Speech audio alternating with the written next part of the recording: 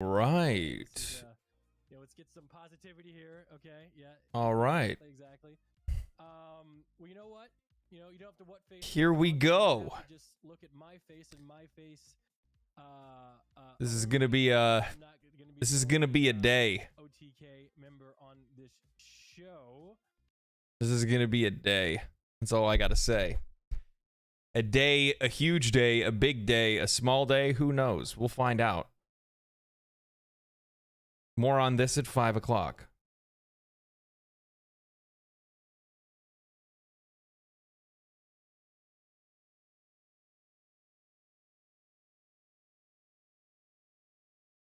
Oh, good afternoon or good noon.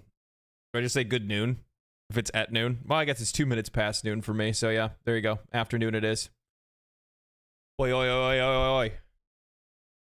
So you guys know, I'll say something about it later. I'll let everybody kind of like file in. I'll let everybody kind of file in a little bit. Man, I look bright today. I look bright.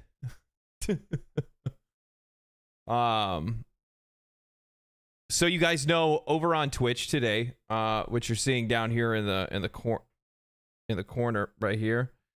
This is OTK's top streamer. So a couple months ago, I think they had put out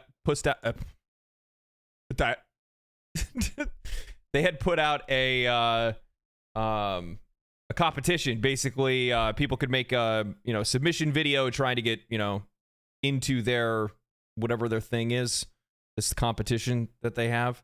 And this competition is pitting a bunch of would-be content creators, streamers, stuff like that against each other. It's a really good opportunity for exposure. Also really good for growing the stream and stuff like that, which is really nice. And yeah, I submitted a video to OTK's top streamer. I want to say maybe like 2 or 3 months ago or something like that. And we are going to see if I got in. Whether I did or not, that's going to be a completely different thing. So we'll check out some of their submissions and stuff like that, and then and we'll hope to see if I pop up or not. Either way, I mean, today's still going to be like a relatively normal day for the most part. We're still going to do our normal thing. LD in or boycott? Oh, I mean, you don't have to.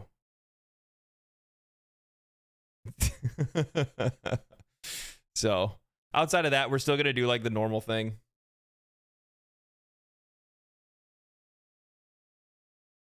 So they're like showing how like the competition's gonna work, where it's like day 1, this is their review applications. They're gonna pick the people that they want to bring in.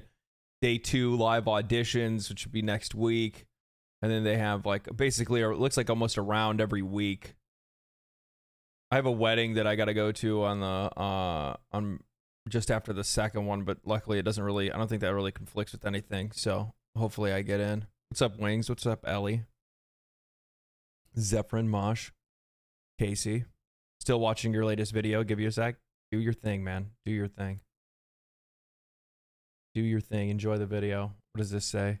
In OTK's top streamer, 30 contestants will compete against one over the course of 4 chapters. Each chapter will last 6 weeks and will involve a variety of challenges that test what it takes to be a streamer.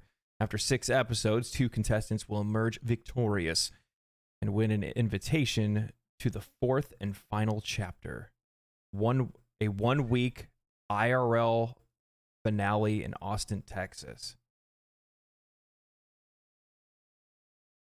IRL? Real life stuff? I don't know, man.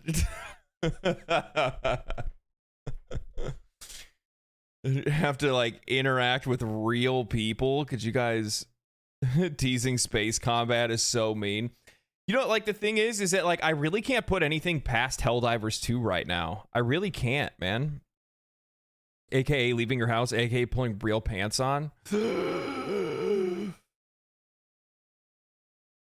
What, pajama pants? I could probably use some sunlight, to be fair. I've been terminally in my house for the last couple of months. Wear a dress so you don't need pants. I don't think that would work functionally. Like, you know, maybe it could work in some ways, but not in all ways, that's for sure.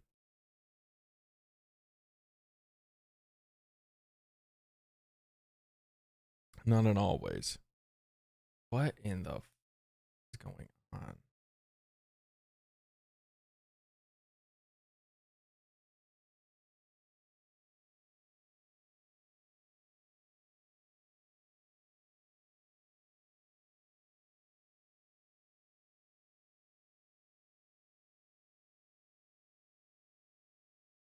I'm going to change it to that.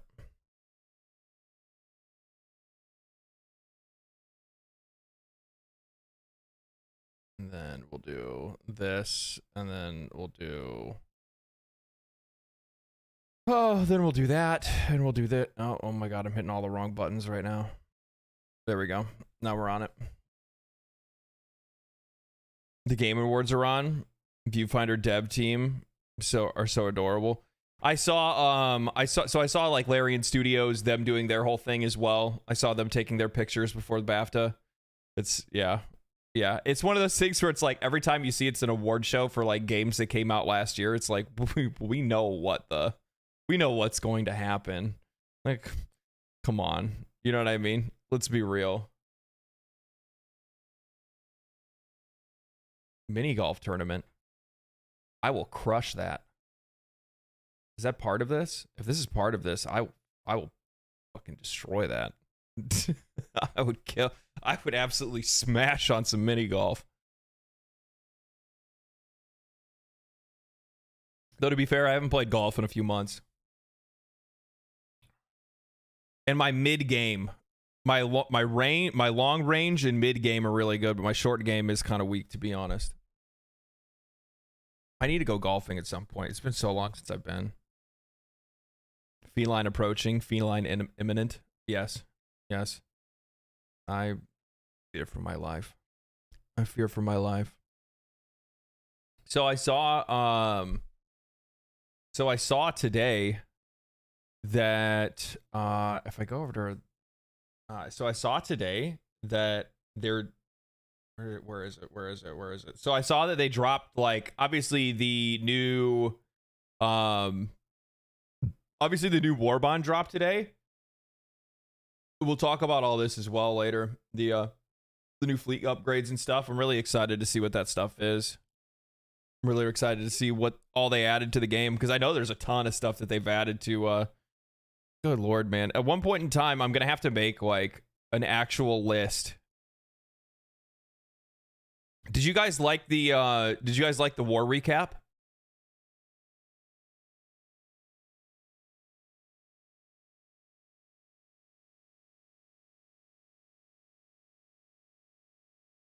I thought it was kind of a cool idea to do. I've seen a couple other people do something similar, but they do it like more on like a weekly basis, and I thought it was kind of a cool idea to kind of recap like everything that's happened all the way up until now. You know what I mean?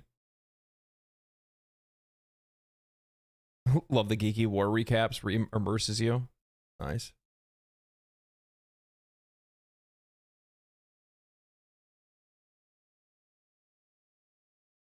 Oh man.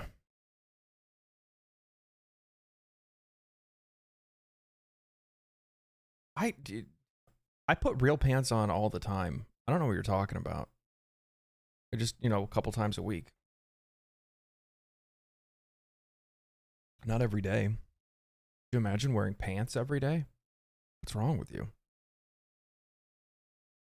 What's wrong with you?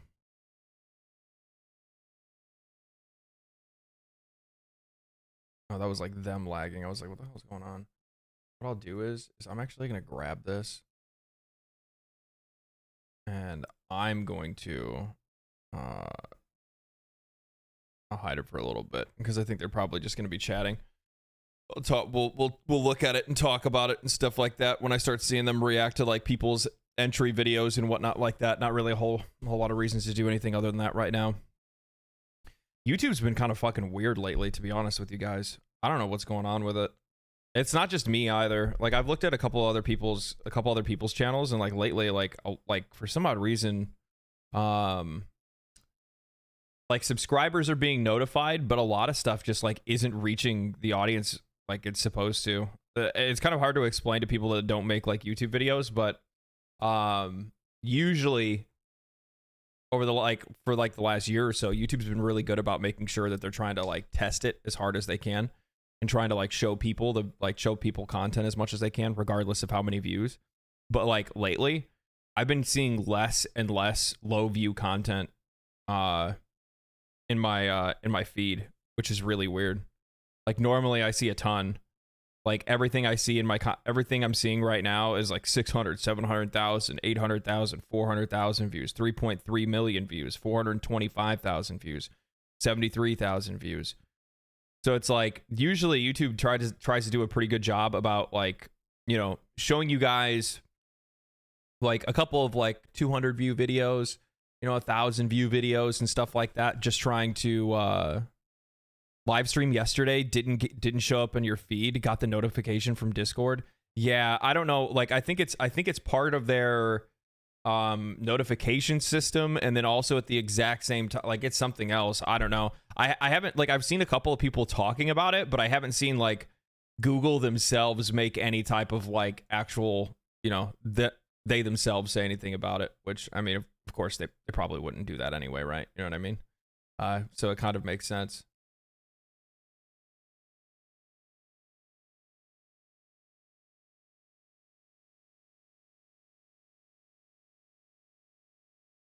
I don't really want to. I don't understand.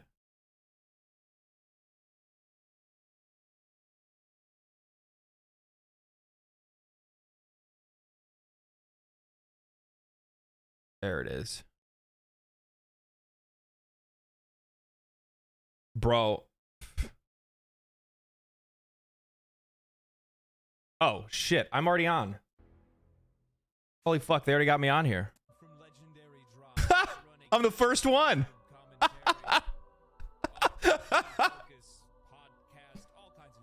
I'm so lame. I'm so cringe. My first year, I reached 40,000 strong on YouTube. Men and mostly men. There's a few women for obvious reasons. I've been featured on Golden Gold TV more than a handful of times. We seem to have a mutually beneficial relationship. Now, with that said, you're asking yourself, how did we get so lucky to have him for OTK top streamer? And it's not necessarily like I should. Ellie, thank you for the gifted subs. Appreciate it. It's obvious I'm here to entertain people. And actually, that's really just it. I just enjoy entertaining people. I like having a good time. I like hanging out with everybody, debating different topics back and forth, trying to see different perspectives on different opinions, on all kinds of different things, whether that's gaming or life. And I get the most enjoyment out of spending time with as many people as I possibly can. And talking is really one of the only skills that I have. So I'm just looking for an opportunity to use it. So yeah, if you guys dig me and dig the vibes, let me know. If not, Cringe equal emotional reaction equal worth watching. Yeah. Okay. Yeah. And now we vote. Oh, hey, we have a little bio. Yeah. Want to read a chance?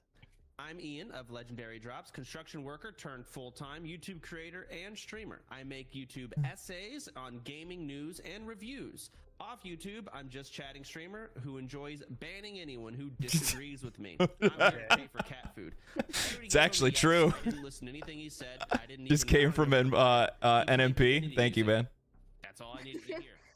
Yeah, I like that he has a variety of things that he likes and a variety of things that he does. I feel like that's important for streamers to kind of put their eggs in a lot of baskets, and also I feel like he's literally Seer and Tectone together. So Yeah. yeah.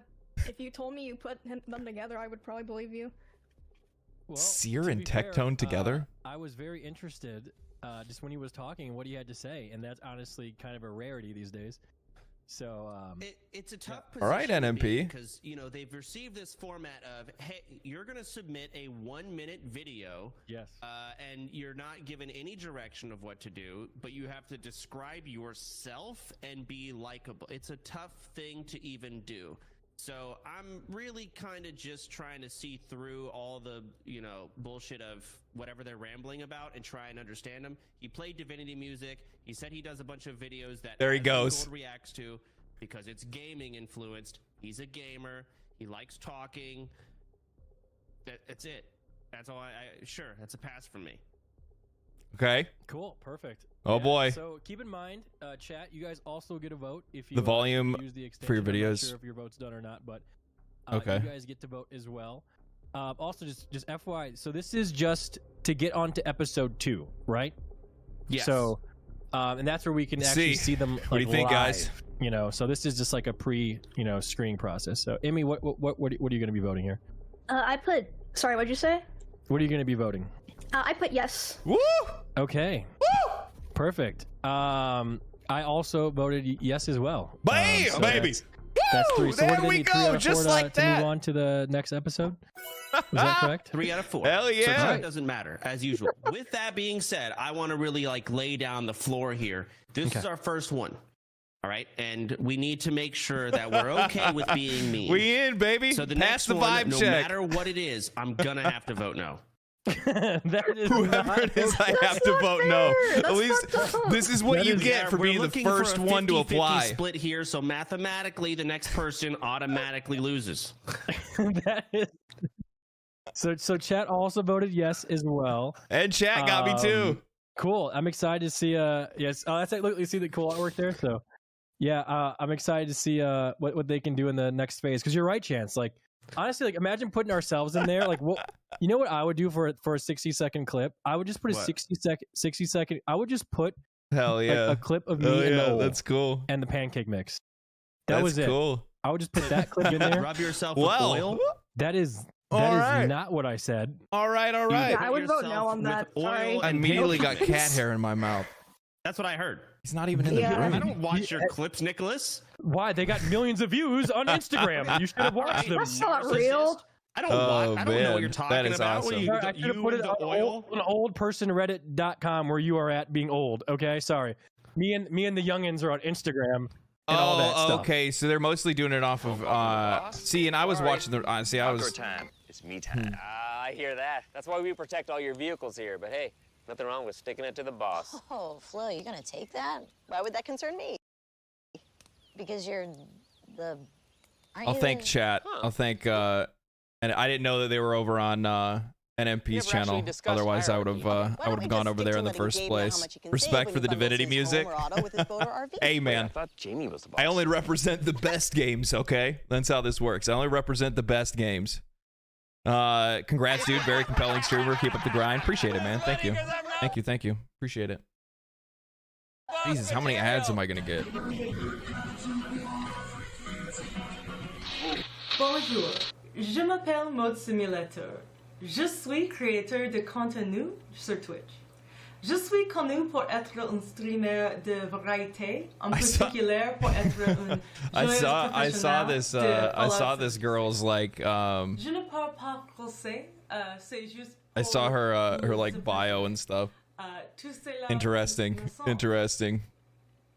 Respect. Yeah. I'm happy that I was the first one, and that makes things really nice.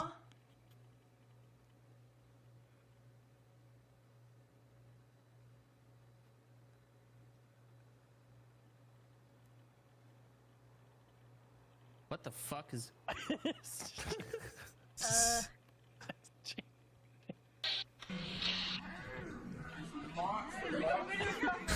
She did a really good job of making this like unsettling, like super unsettling. Oh, all right. All right. I'm down to start. I'll be honest. You gotta read the bio. Read the bio. You're right. Sorry. I'm It's so funny. It's so funny, especially because they former Fallout 76 battle all right, I'll let them go. I can't like You know what the worst part is, guys, is that I know for a fact that they're gonna end up doing like probably like a React content test, and that's gonna be really difficult for me to do because like I don't really do like React stuff very well personally. Like it's just not something that I'm really good at, man. I'm not very good at reacting, not at all. I mean, unless it's like in written form, right? Like I'm really good at like I enjoy reacting to like articles. I enjoy reacting to like tweets and stuff like that. But man, Analog Horror Audition, yeah, that's actually pretty unique. I did like I saw like, so what I did was when I saw like some of the people that were like casted originally, I looked around, checked people's profiles and stuff like that. Update your Twitter link in your bio. You got the wrong Twitter? Bro. I'm selling. Where do I... That's actually... thank you for saying something about that, because it's actually something I have to change, like, now. I can't, like, not have that, because now that I know that I'm going into round 2, how fucking crazy is that? I didn't think that that was going to... I didn't think that was going to happen. Also, thank you everybody for the follows. I just noticed that like a shitload of you guys just followed and for some odd reason didn't do any of the any of the notifications for that. I'm processing right now. Okay. I'm processing. Let's see here. Let me try to find that. Whatever. I'll make a note of it, I guess, because it's gonna take me too long. Like, I'm not really used to Twitch. I'm mostly on YouTube. So, display name, links. Found it. Isn't that the... No, I think it's the right one, isn't it?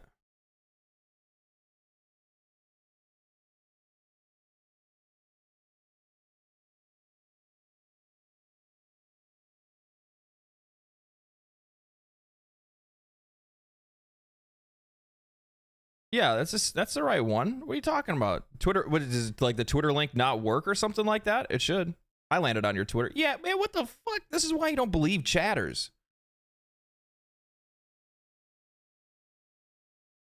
Fucking 9 times out of 10, you guys are gonna lead me down a rabbit hole. Do I need anything else from here? No, not right now. You have 2 Twitter links? The hyperlink panel. Oh, the hyperlink panel. The golden button. Holy shit. What is my I'm going to be honest with you guys. I have no fucking idea. I'll look. Yeah, I guess some people are saying that some of the links don't work. Let me look at my actual channel. Look at this guy. Oh, the hyperlinks don't work. I need to delete all that shit. That's what I need to do. It's also fucking hideous too. That shit's back from when I first started to try to... So, you guys don't know this, okay? So, I'll give you guys a walk down fucking memory lane. So, originally, when I first started streaming, the first thing that I ever did was like, I can do what everybody else does.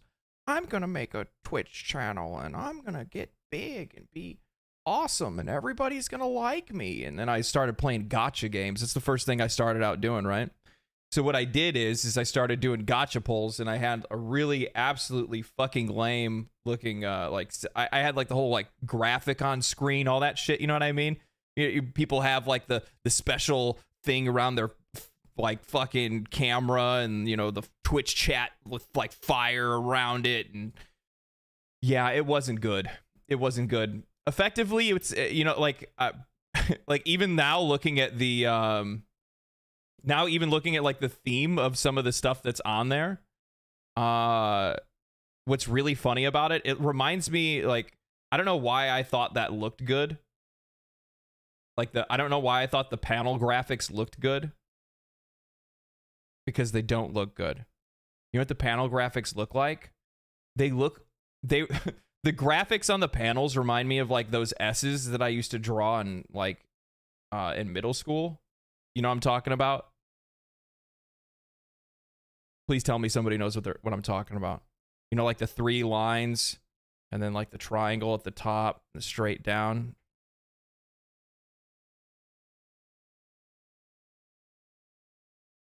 The cool S. It's not cool. It's not cool. It's. I don't know about it being cool. I guess is it actually it's 3 lines, right? I can't remember. It's been a long time since I've drawn that. It's like the graffiti S or something like that. I guess I don't need to remove those. I can leave those. It's not that big of a deal.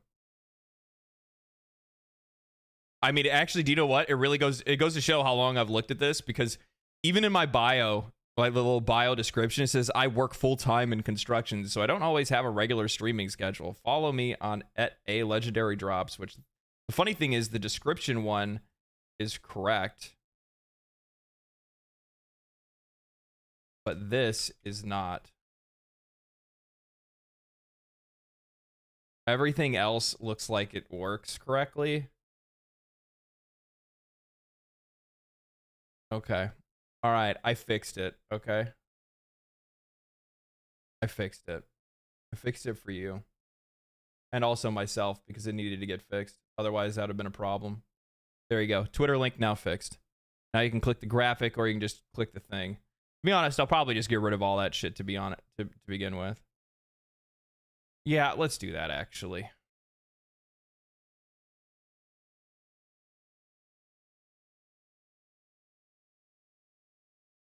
What's this other one? Like, I don't need people like trying to donate.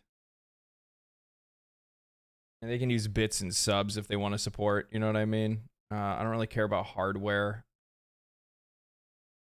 You know what it is? Like, initially when you first start streaming, you just try to mimic what a lot of other people do. And there's nothing wrong with that, because there's a lot of things you can learn from people, but also at the exact same time, the other thing is that like it's so much easier to just try to go grassroots, if you guys know what I mean. Just go grassroots. What's up, Bearbo? Bear.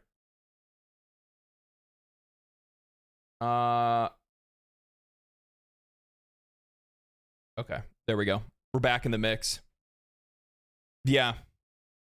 Everyone drew those. Super sick styling S. That is actually what it is, isn't it? It is. Now that I think about it.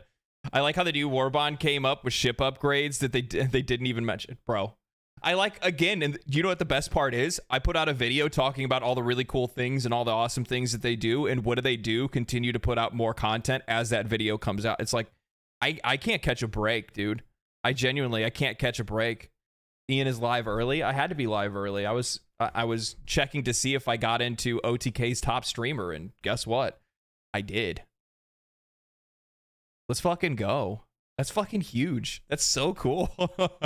I'm like, and the funny thing is, I'm not even like nervous about it, more as I am like excited than anything else. I mean, like, the benefit is that, like, I'm already used to like, this isn't like a flex or anything like that, but I'm already used to being seen by a lot of people all at once. So like, that part doesn't really bother me. You know what I mean? Okay, am I kind of dumb, or who or what is OTK? OTK is the organization that Asmongold owns, and it has a bunch of other streamers. It's like one of the biggest or most profitable like streaming organizations. Basically what it is, it's like a group of streamers that get together and form an organization, and that organization like represents a brand. Like, orgs are kind of a different beast. I wonder if you get insurance if you're with an org. Maybe I should try to get into OTK. I need insurance.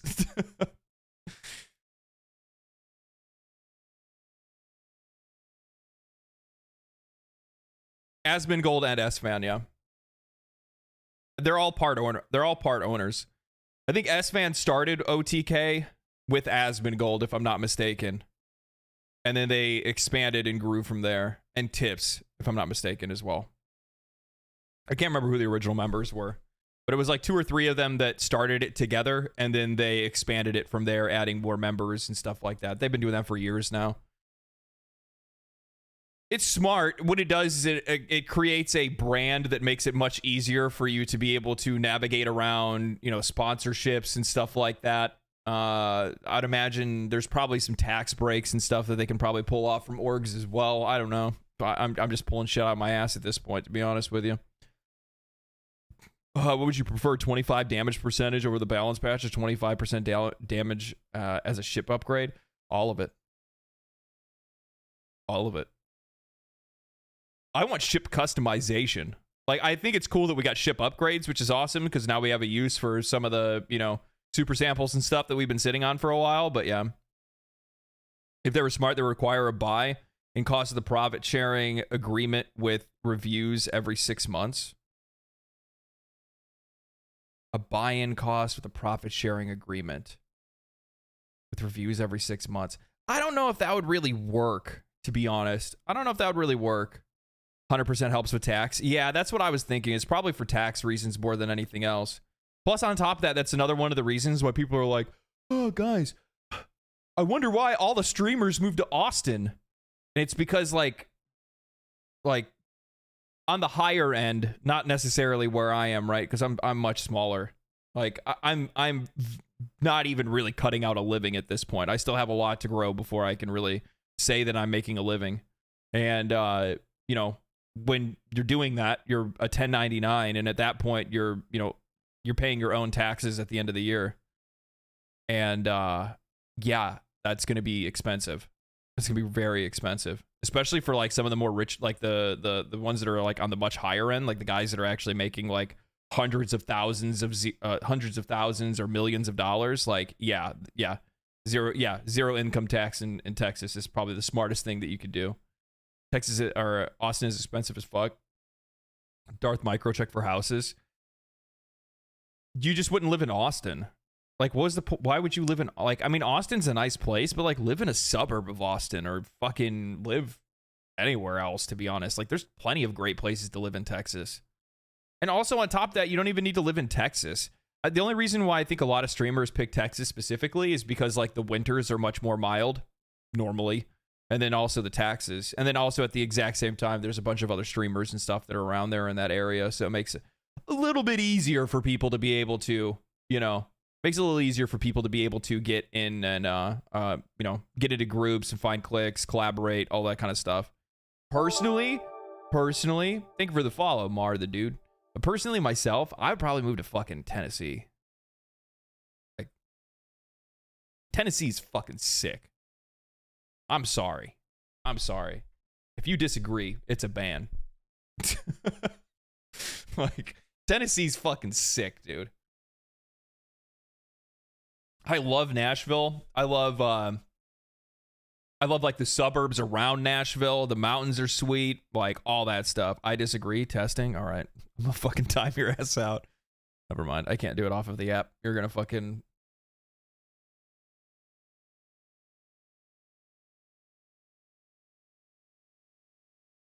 Jesus.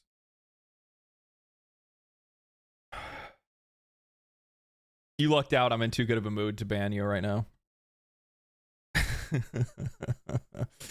Yeah.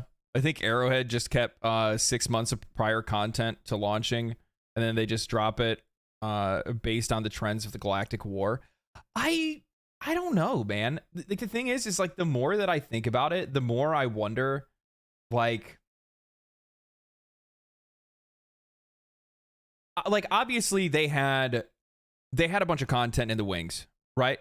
Like they had some content in the wings for sure. There's no way they couldn't have. I mean, let's go ahead and talk about this now. I'm good with that. We can talk about this now.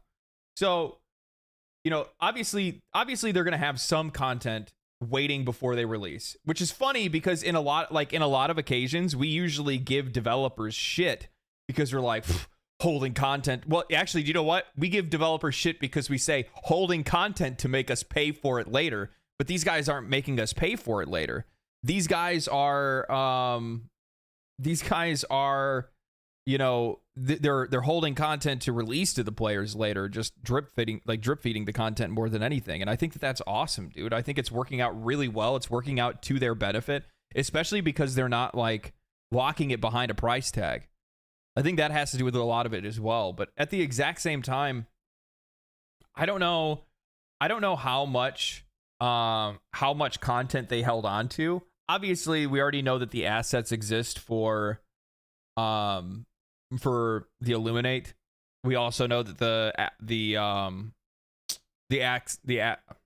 the assets exist also for like faction bosses and whatnot. But some stuff has genuinely been added that has been unable to be data mined. Like the Shriekers. Shriekers came out of nowhere. Shriekers came out of nowhere. They were not in the files initially. So it's crazy to see that they somehow, you know, like they're building content on the side and also feeding that stuff in with whatever they had held before the release of the game as well. Not to mention at the exact same time, you know, they've been actively hiring. I don't know how many people they've hired, but I mean, it's crazy. Like, there's been people that have been making videos that have talked about like, Helldivers is dying. It doesn't have 450,000 players anymore. It's dead. It's dead. Meanwhile, all of the most played live service games usually sit around like 60 to 70,000 concurrent players at any given time on Steam, right? The number, you know, inflates when you start adding in the consoles and whatnot like that. It just blows my mind that people think that somehow the game is on a fucking downtrend. It's like, it has over 200,000 players. And to be honest, like, we don't really get anything from always playing it. That's the crazy thing is that like a lot of these games, it makes sense that you're playing it all the time because, you know, maybe it's competitive. So as a competitive game, it's a different experience every single time you're playing it because you're competing against other players. Or maybe because it has some type of infinite run at progression, whether that's like rank progression or whatever it might be. But like Helldivers 2 is just like, go kill bugs, go kill bots. You know what I mean? Like, we're really just there specifically. Just to, you know, like follow along with the story more than anything else. There is no like crazy amount of progression that's like holding the game together or anything like that. Like, it's just genuine people loving how, oh my God, mixed my words there.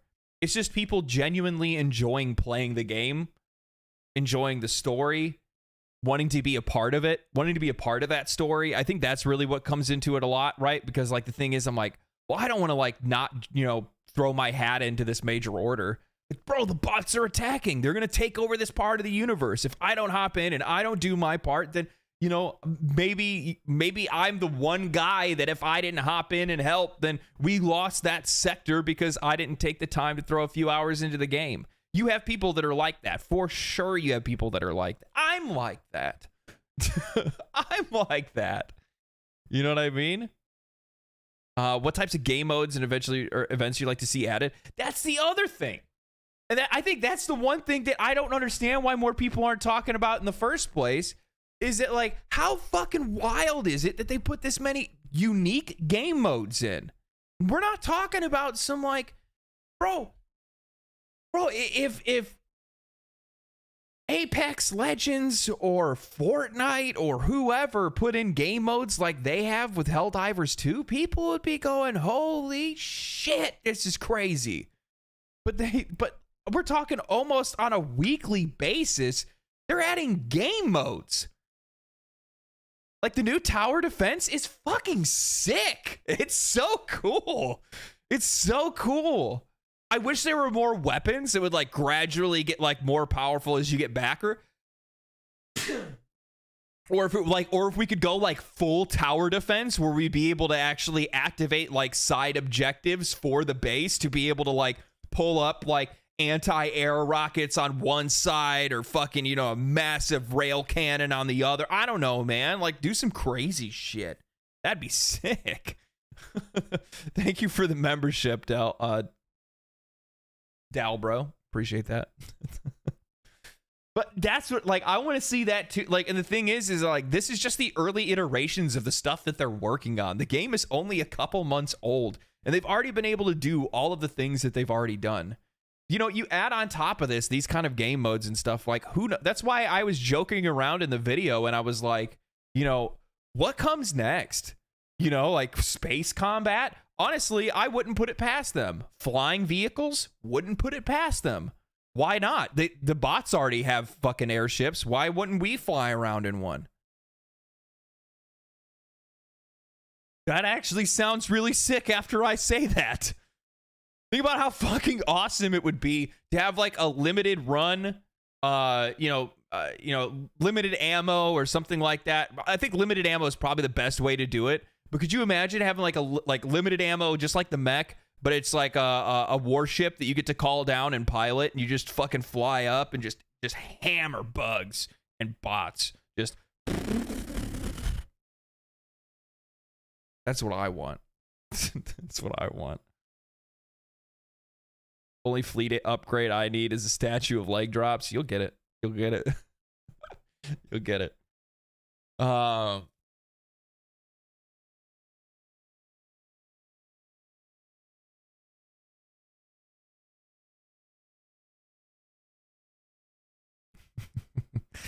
As a Swede who has friends in the gaming industry, it's so funny to see this decade's new Mojang, who is consistently updating Minecraft, and the difference between Swedish and American gaming studios. That's true too, man. That's true too. Yeah. God, I haven't played Minecraft in I don't even know how long. I fucking love Minecraft. I fucking love that game. AC-130 and Helldivers. God damn it, that sounds so good, dude. It sounds so good. You can't tell me it doesn't. You can't tell me it doesn't. Like, that shit would be so much fun. You should look up the Bastion from Helldivers 1.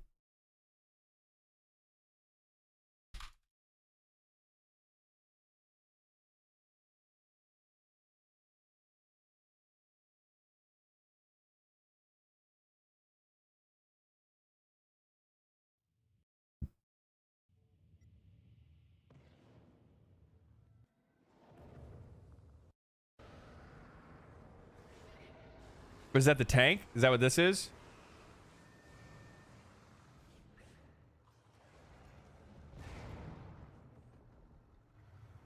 Right? The Bastion's just a tank, isn't it? Yeah, it's just a tank. Yeah. I've used it. I've been in this. Like, I mean, tanks are cool, don't get me wrong. Like, I'm totally down for tanks, and obviously we'll get tanks of our own in Helldivers. But at the same time, well, I mean, like, this one's really cool. I think that the armored vehicle's cooler, though. Because, like, the armored vehicle, I mean, like, this actually has, like, a tank, or, like, what is it actually? Does it? Oh, I see what he's doing. He's just healing the vehicle. That's smart.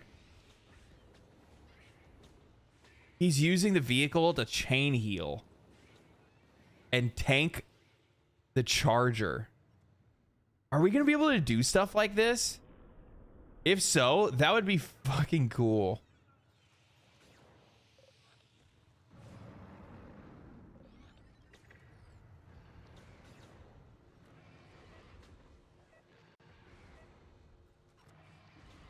Okay, also I'm going to say the charger variant, is it a charger variant, or is it a charger variant, or is it a spewer variant? One of the two has, like, so in Helldivers 1, it's either a charger or a spewer that can, like, shove its face into the ground, and then these tentacles come up out of the ground around you. That stuff is going to be fucking terrifying. That stuff is going to be terrifying in Helldivers 2. Can you imagine? Could you imagine? Grassroots streaming? Yeah.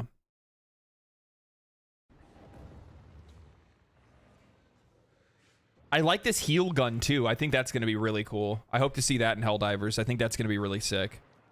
I don't know how that's going to work though, but also at the same time, like, we had, like, Helldivers 1 had a lot more survivability. You know what I mean? Helldivers 1 had a lot more survivability. The Termicide is still cooking, but sure. Oh.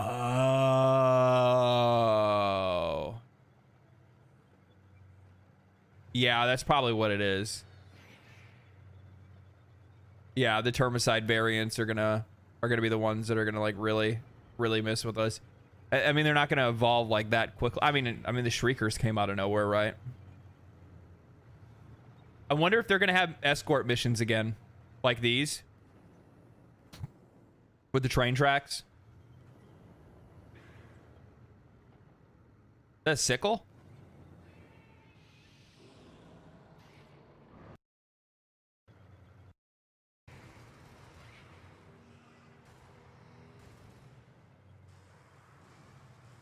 To just run him over. This is an escort mission. God, could you guys imagine having to do an escort mission over this amount of distance? What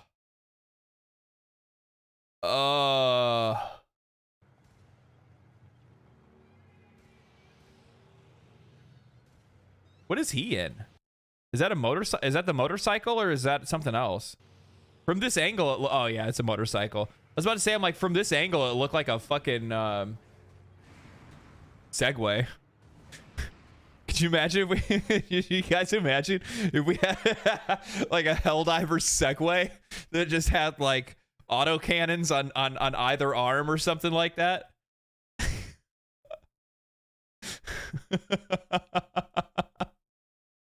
Wait, is that Helldivers 1? Yeah. Yeah, I'm just looking at somebody's video of Helldivers 1 right now. What do we play? What if we played Helldivers 1 today? Maybe not today. Maybe we'll, there's a bunch of stuff in Helldivers that I want to do. But I want to do, maybe we should play Helldivers 1 this week. Helldivers 1 was a great experience. I advise people to try it out. Great cooperative experience. Windwalker, thank you for the $20. I really appreciate that. Super generous. I appreciate that. A Vespa? Yeah. Mountable pistols? Yeah. Segway with a frontal mounted laser, with a fronted mounted laser cannon? That sounds like something that Dr. Evil would drive around in.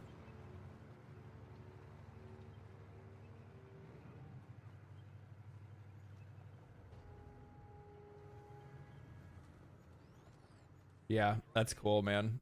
That's cool. 2 tanks now. Now you're rolling. Now you're rolling.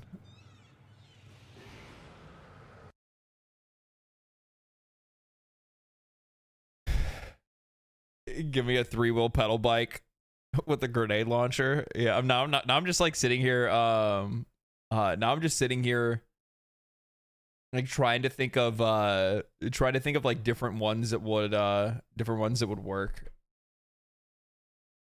Different dumbass vehicles, or like a trike or something like that. I would love to play some Helldivers 1 sometime. Okay, well then maybe we'll do Helldivers 1 prog stream, because I have to prog the game first, right? Like I haven't unlocked anything. I haven't unlocked a lot of stuff in the game yet. And the other problem is too is that I haven't had players that I could communicate with.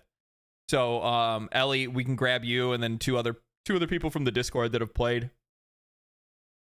And we'll hop in voice chat. We'll knock it out. There's a motorcycle, the sidecar. Yeah, we'll do that. So tomorrow, I think I'm probably gonna try to record a video.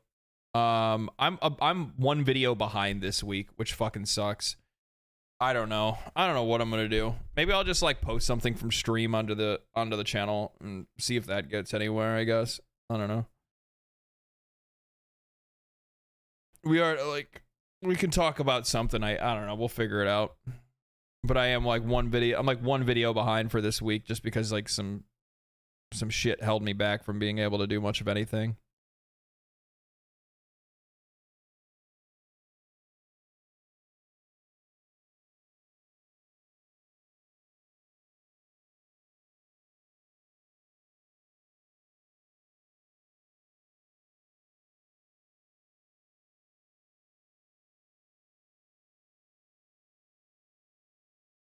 Damn, of course I have to be at work. It's all okay. Hey, Ultima, it's all good, dude. I was the first person on, and I was the first person in. I was the first person in, baby. Early bird gets that worm. Early bird gets that worm.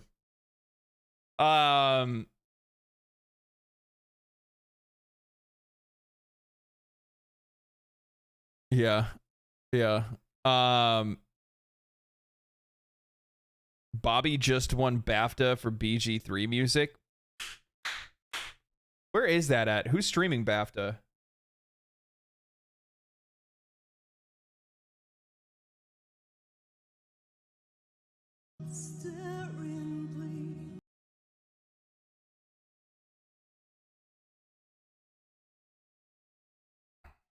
How do we think Helldivers 2 will do the same? I think that Helldivers 2, like, the funny thing is, I've seen a lot of people think the opposite, I guess. I'm not really too sure. But I've seen a lot of people that don't, for some odd reason, believe that Helldivers 2 is going to, like, sweep next year, or sweep this year. I think it's going to. I mean, like, look, Dragon's Dogma 2 was supposed to be the darling. It didn't turn into the darling.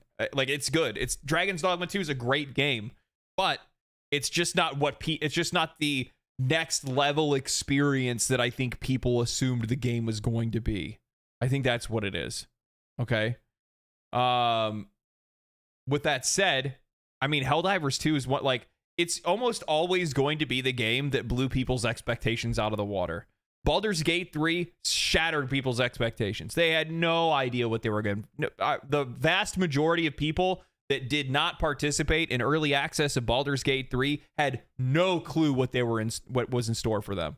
I did, okay? I was on the bandwagon well before anybody else hopped on, okay? I was driving that fucking bandwagon, okay? Drunk driving. Off into a ditch, then back out onto the road. I was making sure we were getting where we needed to go. I was making videos about Baldur's Gate 3 before you guys even fucking knew what it was.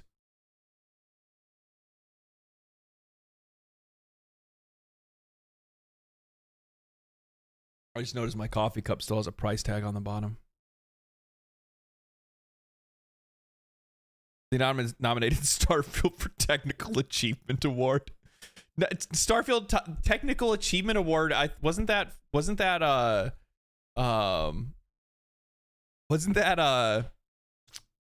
Steam or something stupid like that? I forgot, like, who got it. I was playing Baldur's Gate before you were born.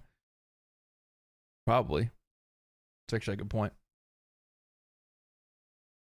It's actually a good point. LT just dropped the get off my lawn. That's right. Yeah, that's right. Oh man. Oh man. That was the Stream Awards where people were trolling. Why were people trolling? Oh yeah, because Red Dead 2 had Labor of Love Award. I forgot about that. That shit's fucking gold. I think that was supposed to be a stab at them for what is it? Didn't they like release like a basically not even a remaster or anything like that? Just they called it a remaster, but it's literally just the Xbox version of it and put it on PlayStation. Oh man.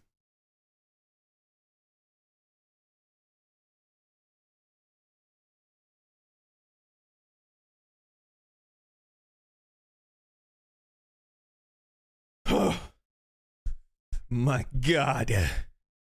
My God. All right, so let's go back to our Helldivers stuff. We got distracted for long enough. So, let's see here. We got stratagems. Okay. We got what else? We got more stratagems. Fire damage increase for flamethrower, incendiary mines. Bro, I might be pulling out the flamethrower today. We're fighting bots though. Flamethrower kind of sucks on bots, right?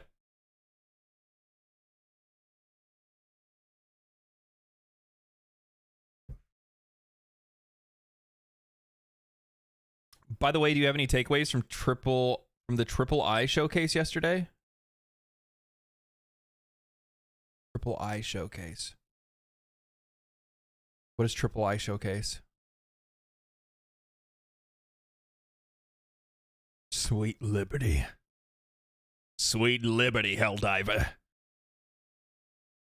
Yeah, flamethrower probably not going to work out all that way. Napalm strike could be pretty good though. Sentries take 50% less damage from explosions. Holy, that's going to be really nice. I don't know what that is. Triple I initiator? What is that?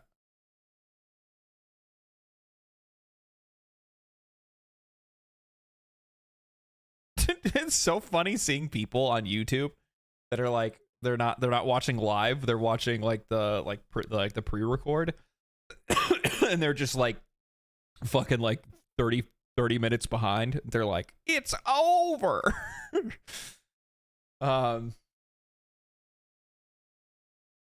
Initiate triple.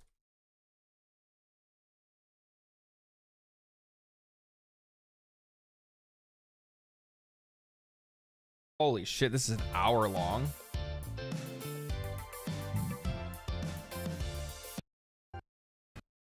No, the intro is.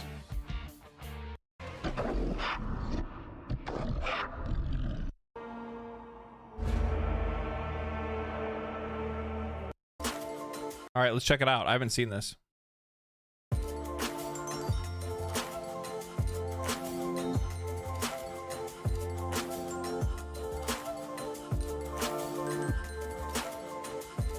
Exclusive gameplay and much, much more. Sit down, relax, and enjoy. Oh, I will. Yeah, this is like gonna fucking trigger epilepsy. World premiere. Are these indie games or what are they?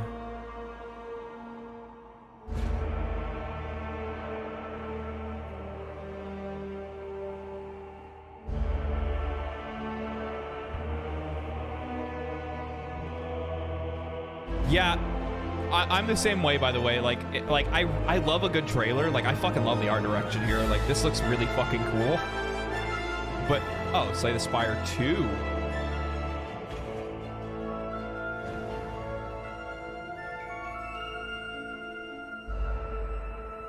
I have a confession. I've never played Slay the Spire.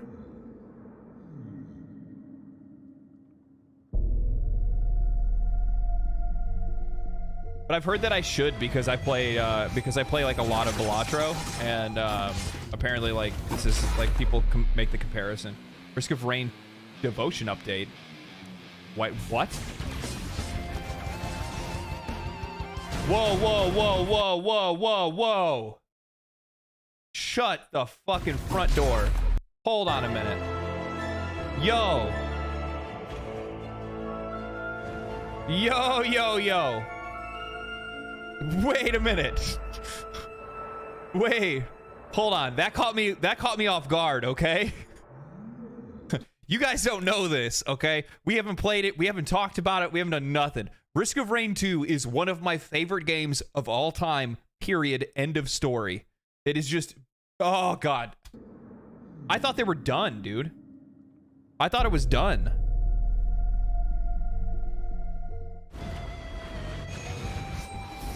It's so funny because initially I looked at this and I'm like, hey, this kind of looks like Risk of Rain. The Prisoner. Free the Prisoner. Devotion update. Coming soon. New stage, Verdant Falls. This looks really cool. I like the color. New artifact, Devotion.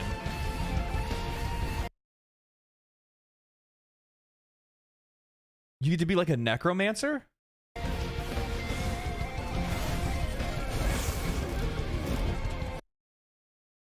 New artifact, Delusion.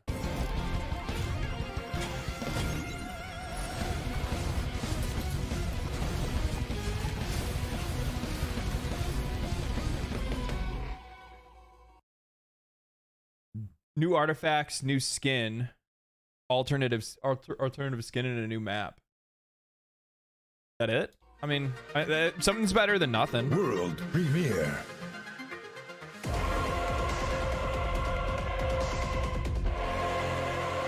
Kill Knight. Place below hell itself. Enter if you dare, Knight. And revel in the carnage.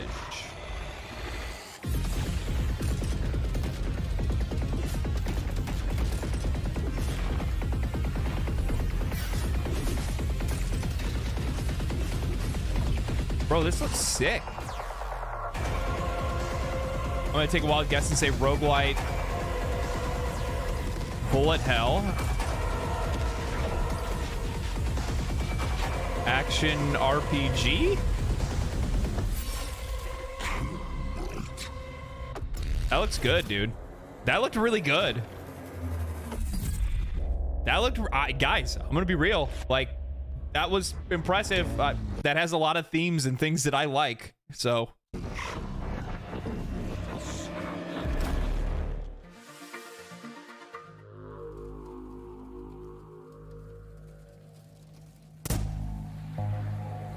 This city's got it all. Bartenders, debt collectors, doctors, waiters.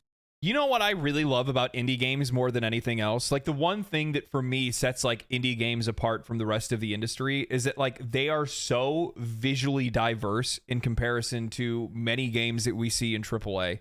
Many of the games that are in like the top level, the top upper echelons of like the gaming industry, like all this stuff is starting to look really homogenized and very much the same.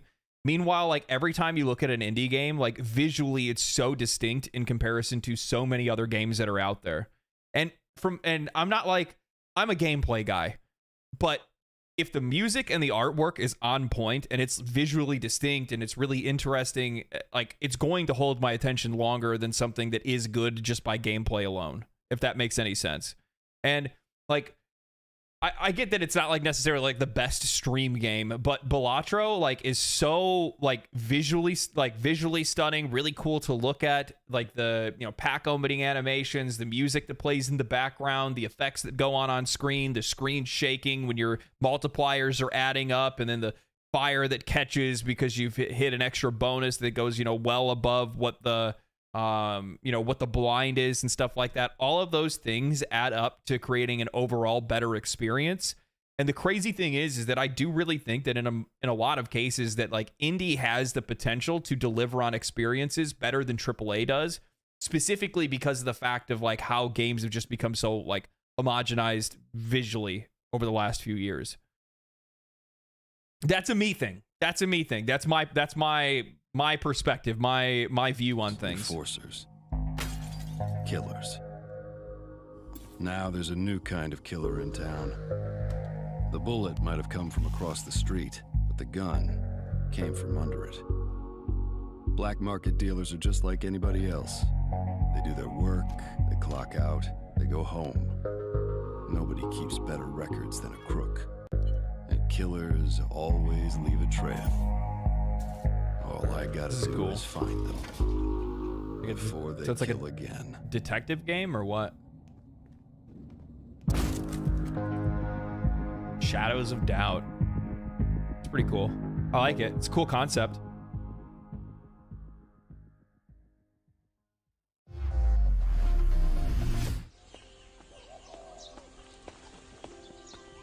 Farm Simulator.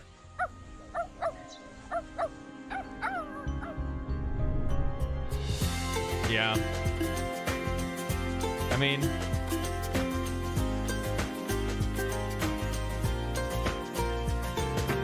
okay.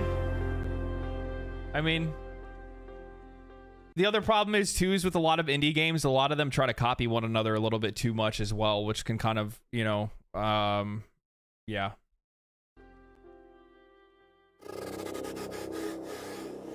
I do think that like indie will create a genre and that genre will be really cool, and then the rest of like indie developers sometimes will enjoy it, like that. And it's not like they're just making it, some are probably trying to make it to like try to ride the success of like one game, but you really do need to try to like iterate and improve upon whatever that first, you know, whatever that first game is. Could get any worse. The days are coming. Okay. You, a lord of England, must tame the land. Establish a thriving village and keep it supplied as it grows. Construct fortifications and build a mighty castle. Is this like a tower defense? I don't understand. Prepare to man the ramparts, for our enemies have harnessed an ancient terror. What? In this world of steel and scale, only the bravest leaders. What? The ones who can defend their strongholds. The ones who can raise an army. Hell? The ones who can fight. As I say it, somebody does it like totally left field. Together. Like when he was like, they've raised ancient horrors, and I'm like, oh, okay, it's gonna be like somebody with like a dragon or some black magic. Homie just comes out riding a fucking T-Rex. Like, okay. Will be known as Dino Lord. Dude, I'm in. I'm sorry. I am one of those guys that is just a basic like 16-year-old kid mentally sometimes, where it's just like dinosaurs, sick. Raptors, sick. T-Rexes, I'm in. Like, yeah. Dinosaurs and swords immediately equals cool. Wishlist now on Steam.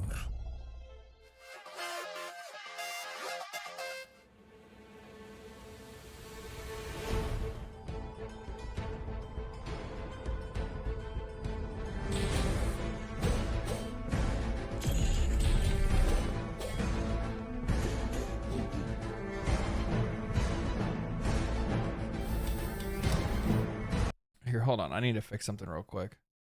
For some odd reason, my display capture is like messed up. You know what? We'll leave it, and then we'll just do this. I want to fix this. Sorry, guys.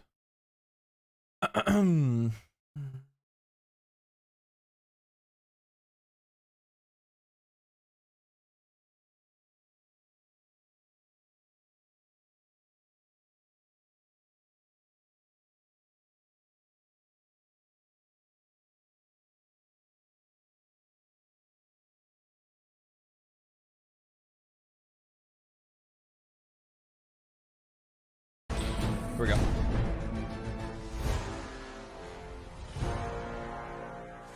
Metroidvania? Yeah. Skill trees? Daddy likes. Style looks cool.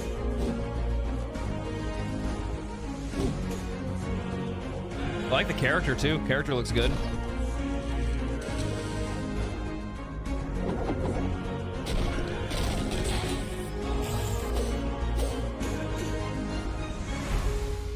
Is it based on like alchemy or something? Steam and Cinder. Ooh, okay, so it's like more steampunk. I like it. I dig it. Hell yeah. Take your risk. Hold on to your butts. Vampire Survivors on PlayStation. Vampire Survivors is coming to PlayStation. The game people have described as the most fun I've ever had with one hand. You can play as a dog. There are no vampires in this game. You get the right build and just delete a whole screen of enemies. The garlic looks like balls. I love how they to PlayStation. I love how they like I really love the humor of the marketing team behind Vampire Survivors.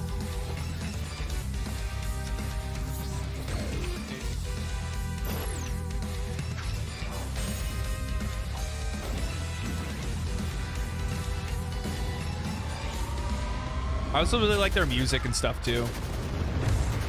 Yeah, I know. I love their anime ads. Contra?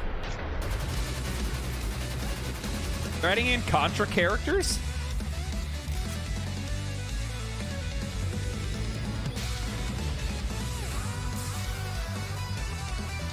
Bro, this bangs.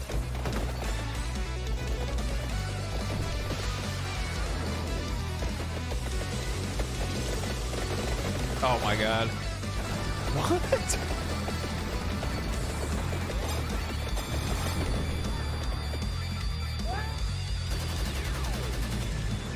I'm so in. Vampire Survivors is just one of those games that I personally think is just like impossible not to like. What's this?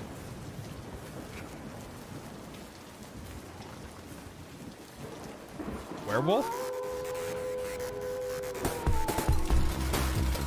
With a gun? Also featuring Brad Fang from Contra Hardcore. Hell yeah, dude. Hell yeah. I love that crossover. Hell yeah. Flintlock. Composed Vengeance. My name is Eric Hillman, and I am the composer for Flintlock. Audio's good, right? I would describe the world of Flintlock as this beautiful mixture of dust and dirt and grime with magic and gods and wonder. My main focus for the music in Flintlock was trying to achieve a sound that felt unique to this world and unique to this setting, unique to these enemies, unique to these characters. For the idea of combat in this game, I wanted it to feel very specific and specifically small. For the gods, I went completely in the other direction. I really wanted it to I don't know, man. I'm gonna be honest with you. Like, even though this, like, I don't know. Like, this one's not really doing it for me. I don't know what it is. Like, it's just not up against something awesome and something epic. It kind of goes back to what I was talking about before about like being like visually distinct. You know what I mean? Like, I don't really see that here.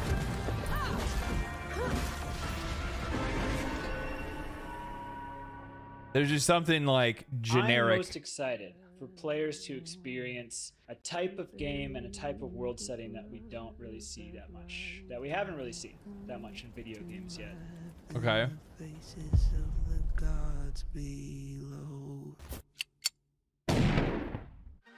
I don't understand, like, I don't know.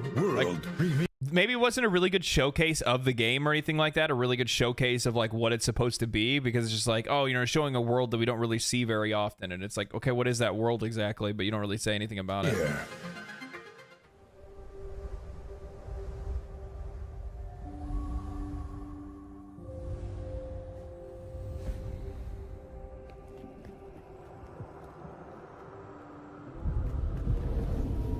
Like, is it like, am I wrong to say that like this game already within like 2 seconds has more personality than the last game does?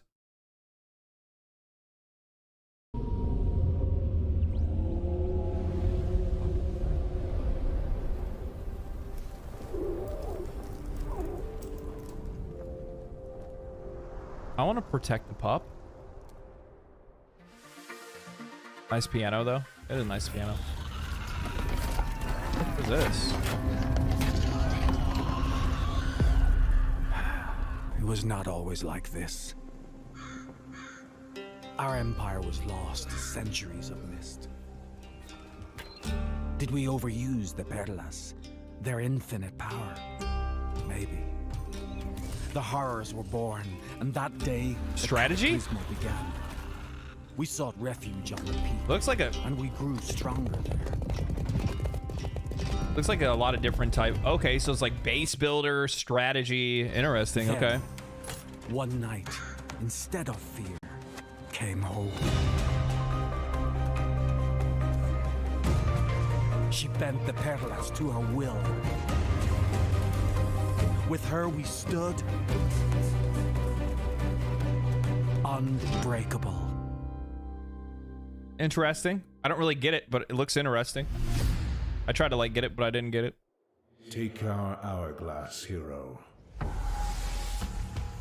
Collect your Calling back to the shadows. Fuck, dude, this game is so good. I had so much fun playing this, by the way. If you guys haven't played this in early access, it's an absolute blast. Mixing Vampire Survivors with a Diablo loot system is just... Oh. Mind.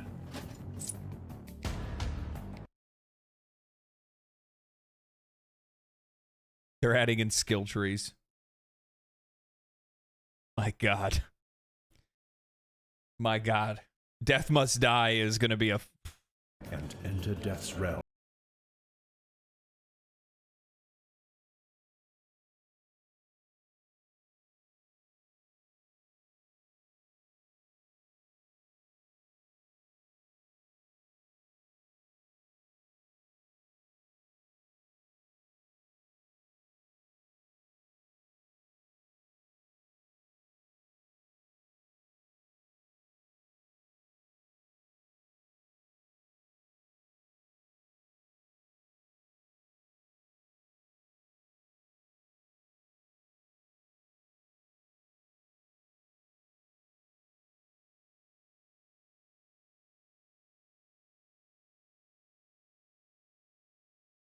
Yeah, Death Must Die is an easy recommend. I mean, if you like Vampire Survivors and you like Diablo, you're gonna like it because it has like Diablo's loot system on top of a you know roguelite.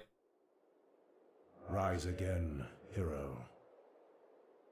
This is not your end. And I'm pretty sure if you like completely clear, then you get to exit, and if you get to exit, that means you get to save the gear, which is really nice. And then you can use that gear on the next character or whatever it might be. Falling footage, early preview version. Okay, what is this? When Earth turns against you, survival is all that matters.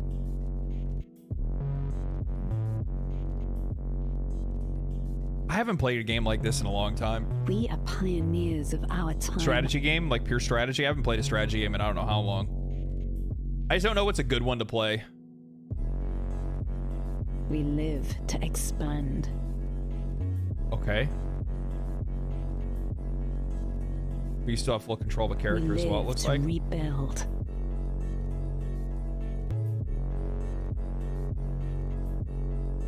Yeah, survivor's a really weird term, yeah. We live to survive. Okay. End Zone 2. Looks good. Looks good. Base Builders used to be your jam. Haven't played one in a while. Yeah, I could use a new survival game, or I need to just go back and play one of my old ones.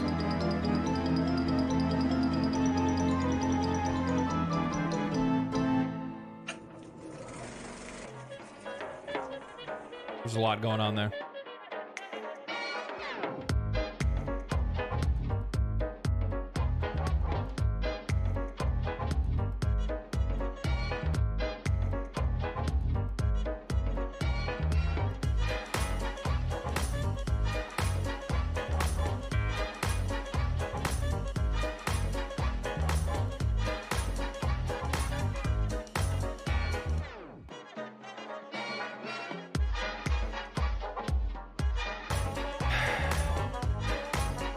Honestly, you know what the funny thing is that like one of the things that like it's probably one of the like I really enjoy the song, but like one of the things that kind of bothers me is that like indies have a really hard time marketing their games. They have a really hard time marketing their games because like I'm not getting any context out of this. Like it's a cool song and it's like okay, but I don't really understand what's going on.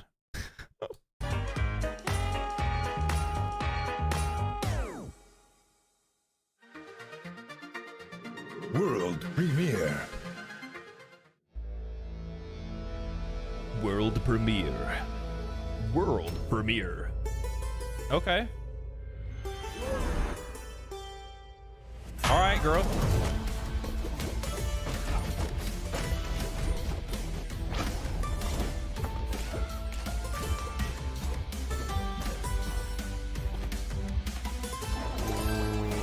Co-op roguelite?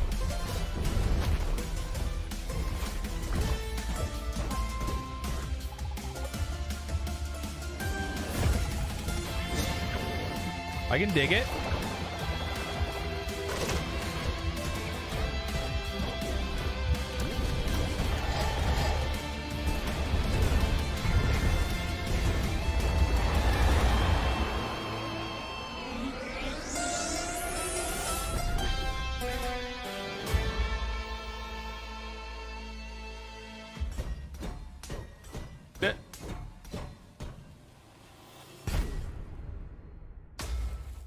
Okay.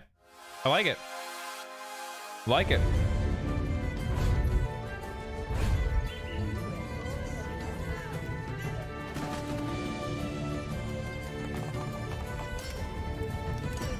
The character models are so goofy looking. Oh god. The city's on fire.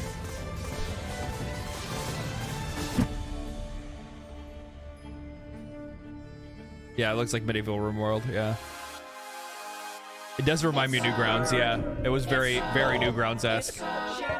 It's just an ordinary game.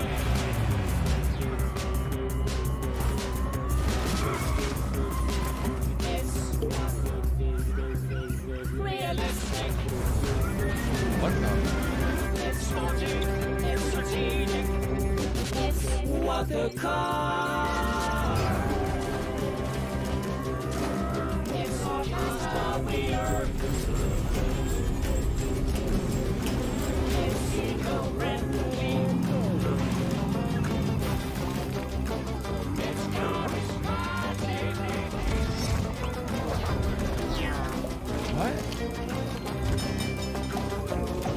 What is this?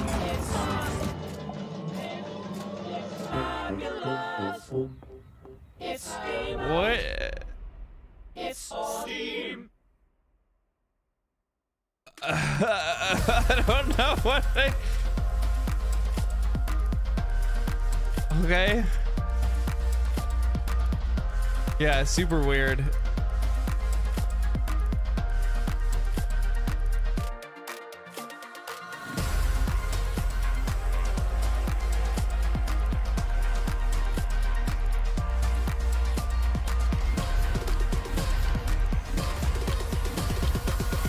Secrets and the whispers brought now to the fore.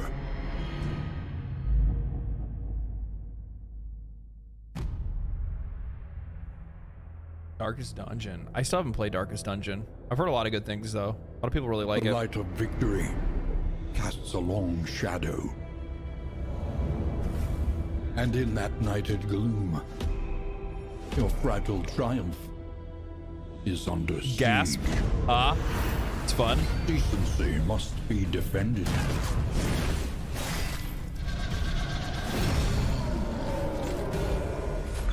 Righteousness reinforced. Yeah, I'm gonna skip their transition scenes if another one comes up. It's like, it's a little bit too much for me. Gotta go home. Catch you later. Yeah, see ya. This realm must stand fast against those who would seek to poison it and bleed it dry. I really like their art style though. So I'm talking about, like, you know, visually distinct. There's something about it that kind of draws you in because it's so unique looking. New game mode called Kingdom. Yours now, okay. And you are bound. Pre-update. Don't you love how these smaller companies do like everything that they can to give back to everything they can to give back to like whatever their community is? Like, you know, oh hey, our game did really well. I'm gonna skip past this weird green screen. You know, oh hey, our game did super well, guys. You know what we want to do? We want to make sure that, like, yeah, we made a ton of money, far more than we probably ever imagined that we were going to make off of this game. It became far more popular than we ever could have imagined.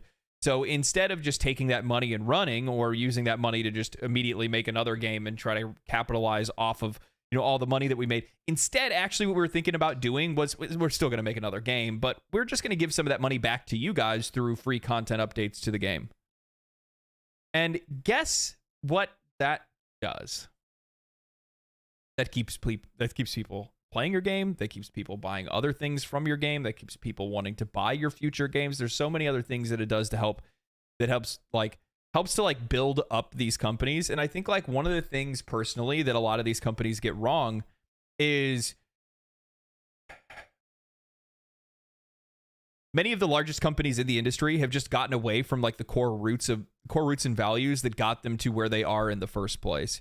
You know, I've talked about it in videos where I said, you know, a lot of these companies are so afraid of risk. They don't want to take risks. They don't want to, you know, waste money or anything like that. But then beyond that, also at the exact same time, the thing is that like they forgot like the core enjoyment that they used to get out of being a company that makes games in the first place. Instead, you have these upper echelons of management that are just there for profit optimization, and that's it. Profit optimization and production. That's the only thing that they give a shit about. And the reason why these smaller studios are striking a chord right now is because like these really commercially repeated, you know, iterations on games that we've had over and over and over again. You know, look how many Call of Duties we've had. Look at how many, you know, FIFAs, Maddens. There's a ton of like even, you know, The Last of Us used to be heralded as a game that was like really innovative and interesting and really cool at the time. However, look how many remakes, remasters that they've done over there. You know what I mean? Slop. Yeah. They're literally just trying to sell us the exact same thing over and over and over again because that's just what they've gotten comfortable doing for so long now. And the reason why these indie companies are starting to take a lot of attention away is I think it's a two-part thing. It's one, because we've quite literally been eating slop for years. So here they come to serve us a steak dinner and we're like, "Oh man, this is delicious." You know what I mean? Like, we've been eating gruel for years, so of course anything different that tastes good is going to taste amazing because our, you know, we've lost our sense of taste over the last couple decades. It feels like, or at least over the last decade, I'd probably say. Not to say that there haven't been some awesome games that came out in between those times. There definitely has been, but I'm talking about like the vast majority of games that have come out from like a huge, you know, from the bigger companies. The other thing is too, at the exact same time, is that like, when I'm talking about like core values, like the reason that, you know, these indie companies do what they do is because it's the smartest decision for them to make as a business.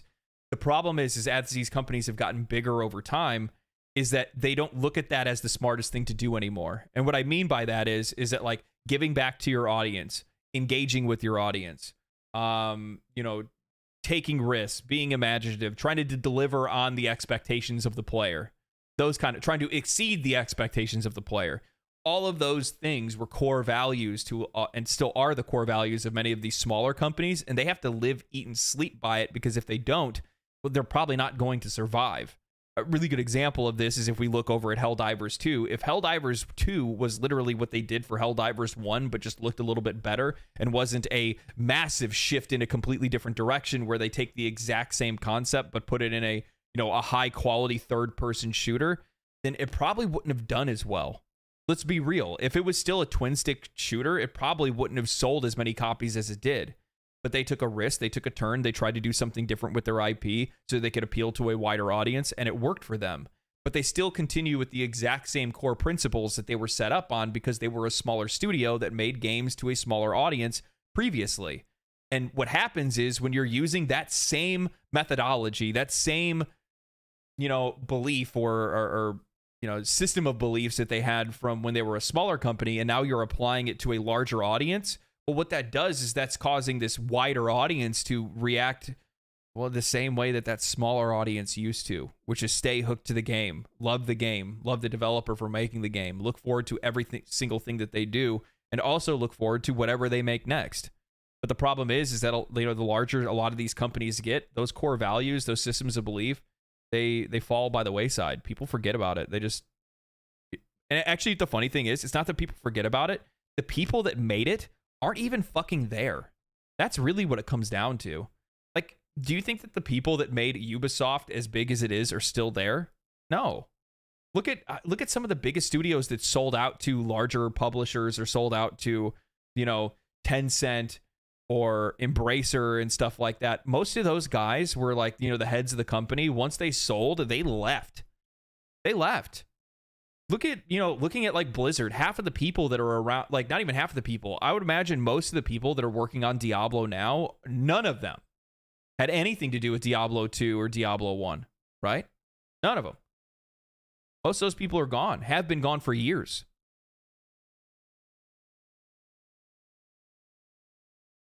Helldivers 1 is still fun.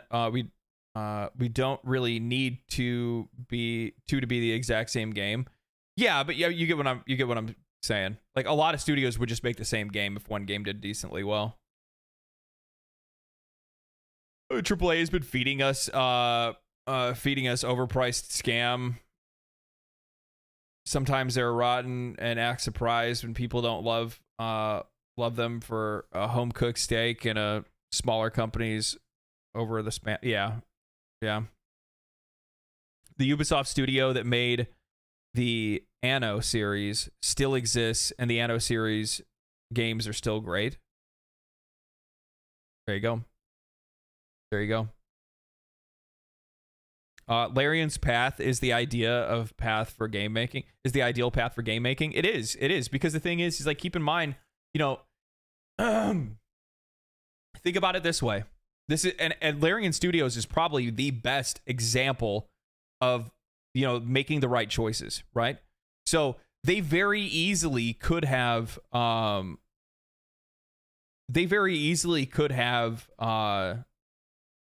just made expansions. They could have made DLC. They could have done all the things that normal companies do when they see that they had, you know, one game that became a massive smash hit.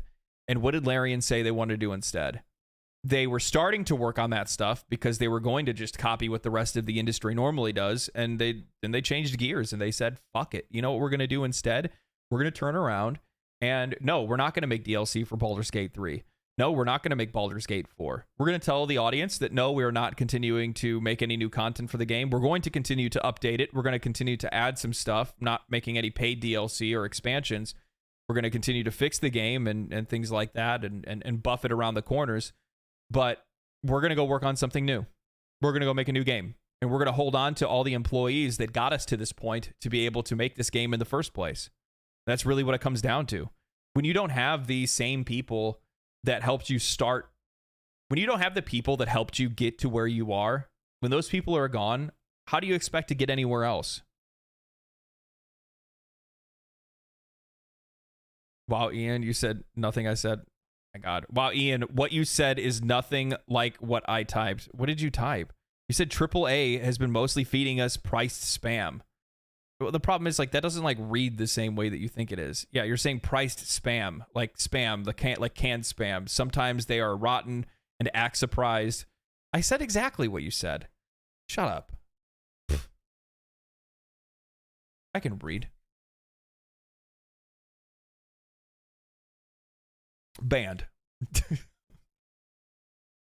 Money corrupts. Once people start making enough money, they lose their drive, and it shows. Yeah, and the other thing is too, like, think about this as well. Like,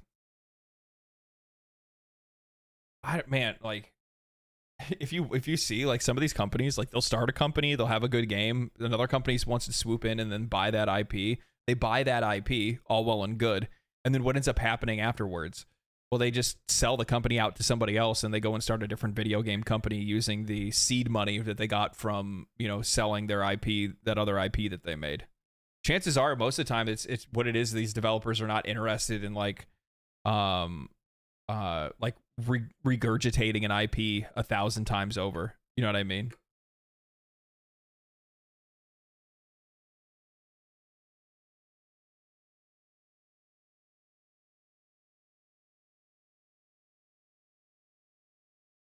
How much is left in this? A little over 15 minutes. All right, we'll finish it. Rakugaki. This is the first project we have created together as a team, and we are very proud to be both published by Gearbox Publishing and also included as part of Riot Games underrepresented Founders Cybergate 4. Now, here's a first look. World premiere.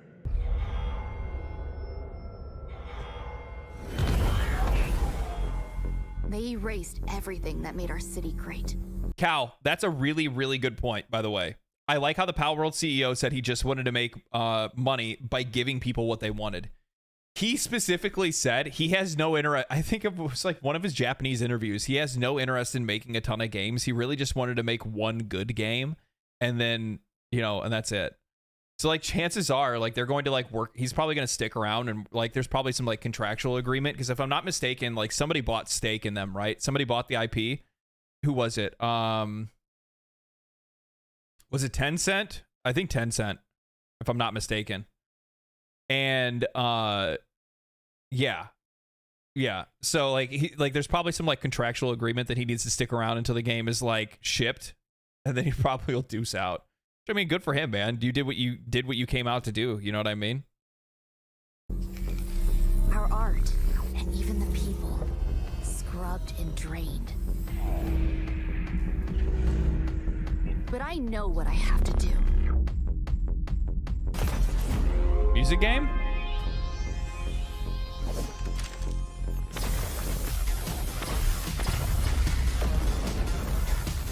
Jet Set? The only way to resist, to get our voices back, is with Rakugaki. Okay, I don't understand what it is.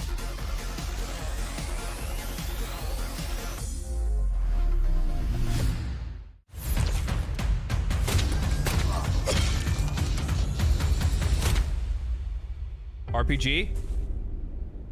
Post-apocalyptic Broken Roads RPG. is a post-apocalyptic, narrative-driven RPG set in the desolate beauty of the vast Australian outback.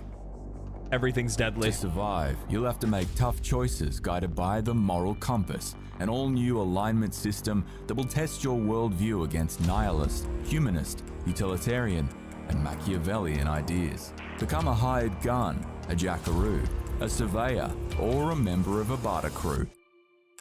Okay. And discover their unique... I'm gonna be honest, I really like game trailers where they fully explain exactly what the game is.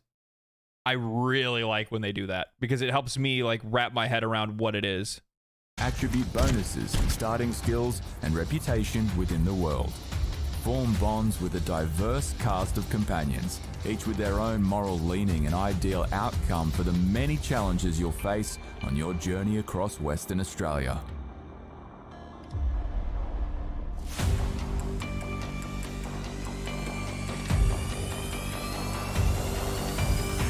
Okay. Broken Roads is available now. Nice. There you go. It's already out. Might have to take a peek at that one. See how it did. Avalon has been reduced. Post-apocalyptic Australia, current day Australia. It does feel like current day. Nightmares have breached the last standing bastion of reverie. When I see like the roots and stuff like that, it kind of reminds me of like it kind of reminds me of like Code Vein. I really enjoyed that game. It's probably one of the better like Souls-like games.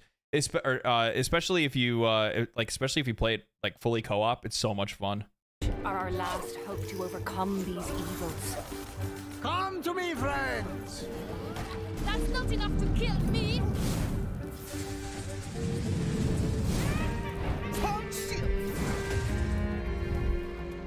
Raven's Watch, heed my call.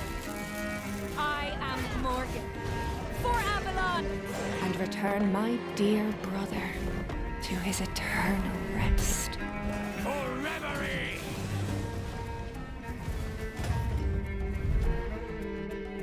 I fear a darker menace lurks deep within the shadows.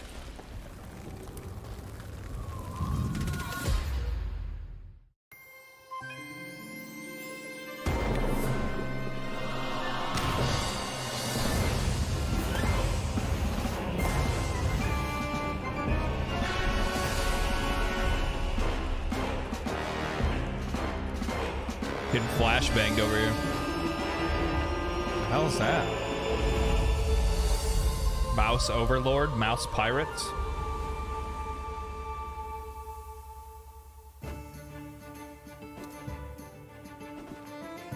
Alright. I always give points to games when I'm like seeing something that like I haven't, like an art style or something that I haven't seen before, like original concept. The Chosen Cat. Cats vs. mice. My cat will love this game. Better than Skull and Bones. Yeah. Rattopia. I like Cattopia. Okay, it kind of looks like Risk of Rain a little bit. Haunting Waste.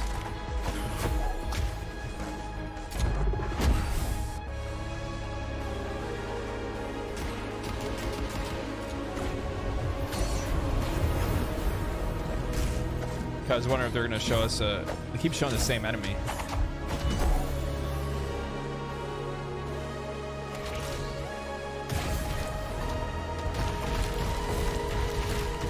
There we go. This is a different one. Hyper Light Breaker. Okay.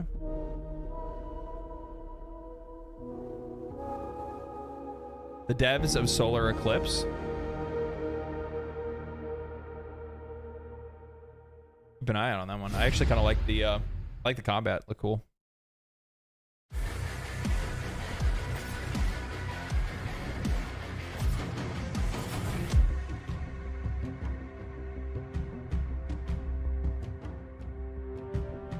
I don't know what this is. It's getting new DLC, new maps.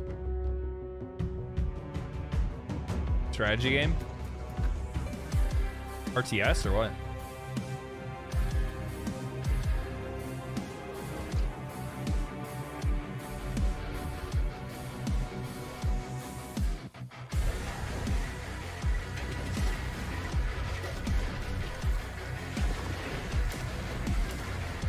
Is this a phone game?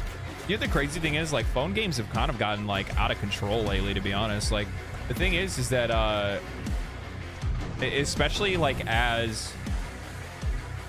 as like streaming technology is getting better, like XPlay, what's the other one? XPlay, Nvidia Now, all that kind of stuff. Like, as that stuff gets better, like, you're honestly just now at the point where you can just go ahead and play whatever you want. You know what I mean? You can play whatever you want on your phone. But the latency is ass. It's just gonna get better. Right now it sucks, but in the next few years, it's gonna improve. Like, as an example, like, more people are starting to get fiber, so with fiber becoming more available in more places, like, everybody's internet quality, everybody's streaming quality, internet quality goes up. Things just in general get a lot easier. It'll never change. Okay. I don't know about that. I don't know about all that. Look how much video games have changed. Just look how much video game technology's changed just over the last decade.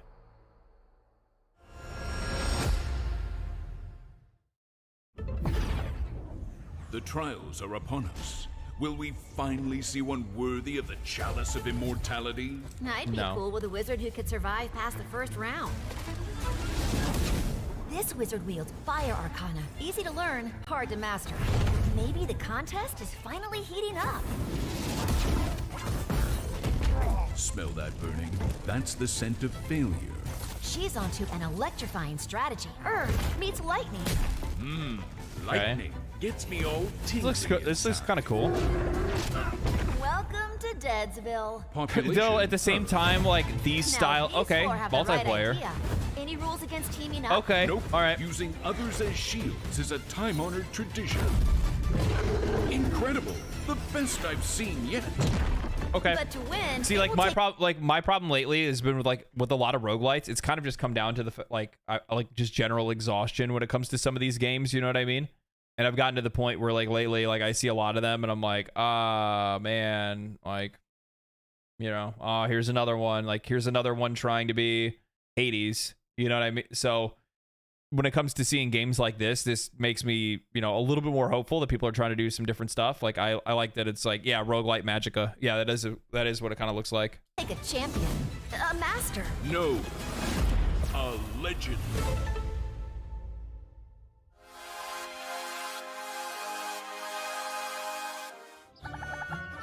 Xbox indies hit hard. Xbox has cut their indie money, so now that should actually read indies hit hard by Xbox, because like, Xbox was putting out money to sponsor indie games for Xbox Game Pass, but I guess there was a recent developer interview where they were talking about it, and they took away the money from it, so they're not going to be doing that anymore. So all that money that was helping to fund a lot of these indie projects through Game Pass is gone. So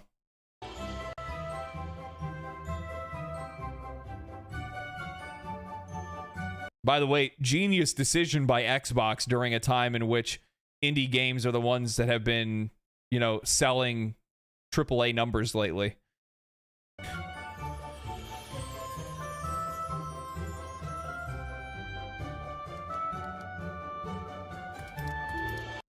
They don't see the value in indies. It's not just that. What it is that they, they can only see what's, like, just past their nose, basically. So they're starting to see a trend in the industry where, less people are buying consoles. They're seeing that less people are buying certain games. But the thing is that what it is just, like, less people are buying their games specifically. It has nothing to do with the fact that, like, there's no, like, personally, I'm not an industry expert or an economist, but at the same time, I'm looking around the industry, and when you're telling me that the industry's concerning lack of growth. Like, what growth are you talking about? Like, they're saying that like less people are buying games. How, dude? Like, looking at some of the games that have been purchased lately, or some of the games that have popped off lately, you're seeing like smaller and smaller games blowing up. That's not less people buying games. It's games reaching a wider audience, far wider than a lot of games have in the past. What it is that a lot of people are staying more loyal to the live service games that they've been playing. And the biggest problem that many of these companies are facing right now is that they've been stuck in the wheel of trend chasing for so long that they're having a hard time pulling out. That's really what it is. They're having a hard time pulling out. Less people are buying trash games. Yes, it's exactly what it is. Like, using this as an example, like I saw a report on, basically saying that people are playing more older games than newer games, which is probably true because a lot of the people are stuck on the live service games that they've been playing for years now, and they remain loyal to it. You're looking at games like Fortnite, Valorant, whatever else, like people play those and they stick to them and they just don't leave them because they're invested in those games. They have time in those games. And also, there's not a lot of games that have, delivered on a better experience than that game. And you have a whole lot of other studios that are out there right now that are trying to make the same thing that somebody else made, and they're not making anything better than what they made. And as a result, nobody's going to leave. Nobody's going to do anything. What's going on right now is you have a lot of games that are around that are just making new audiences. You know what I mean? Like Helldivers 2 is, they cut out a path for themselves. Palworld cut out a path for themselves. Hell, even Enshrouded, which, I mean, the game didn't get like massive recognition, but for a game like that to reach over like 100 or 200,000 concurrent players on its first day, that's carving out your own audience, especially when we're talking about genres that are oversaturated in the first place. Survival craft games, there's a ton of them. First person shooters, there's a ton of them. Third person shooters, there's a ton of them. You know what I mean? Last Epoch's another great example of that.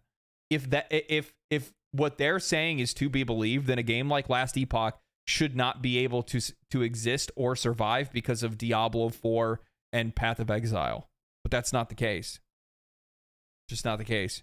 There are plenty of audiences that are out there that are looking for new and fresh experiences. Problem is that these companies are not delivering on new and fresh. That's just they're delivering on new version of the same thing they've already made.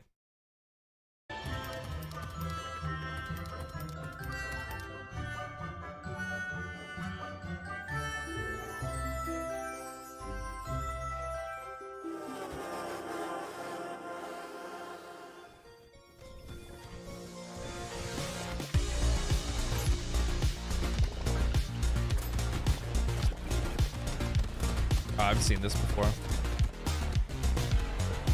What else do they got? Anything good?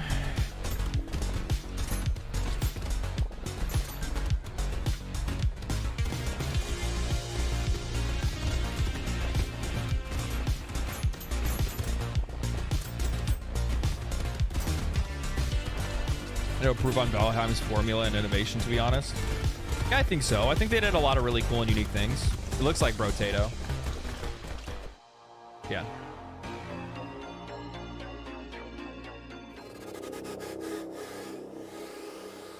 Man, these screens are getting annoying.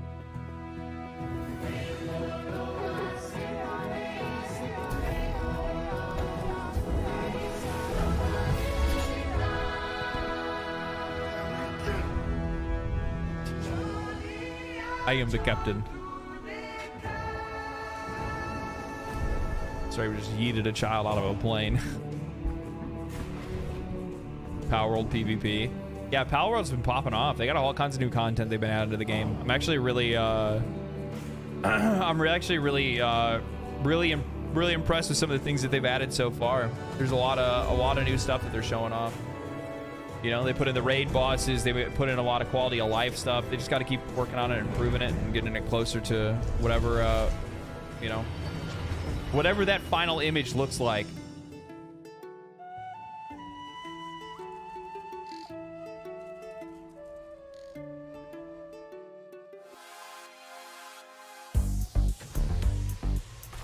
Grand Theft Auto 2.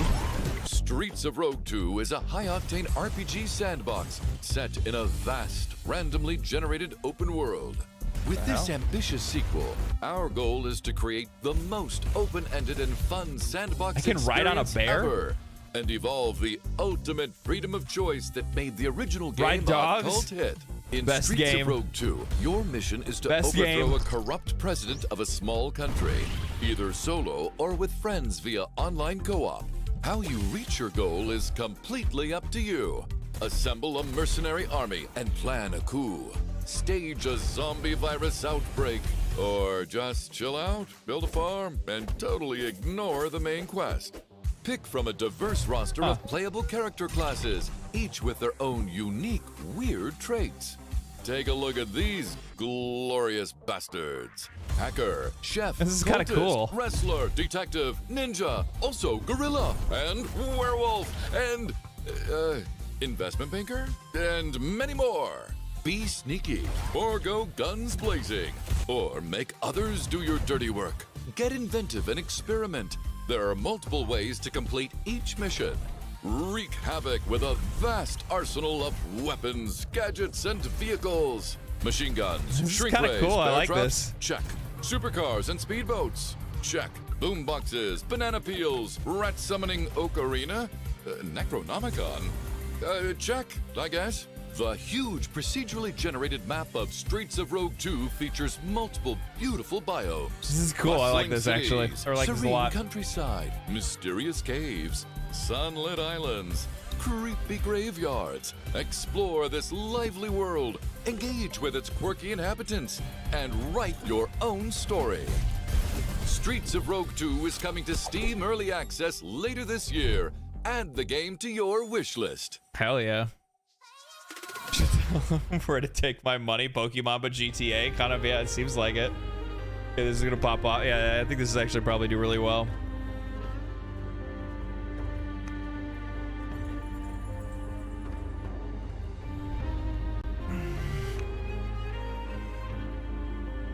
I don't know, man, like world strategy games just never really done it for me, man. I was never really like into these kind of games.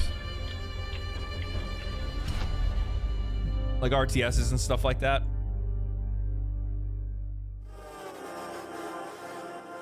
Mid, honestly. Oh boy. It's coming to Nintendo Switch. No. Did you guys imagine?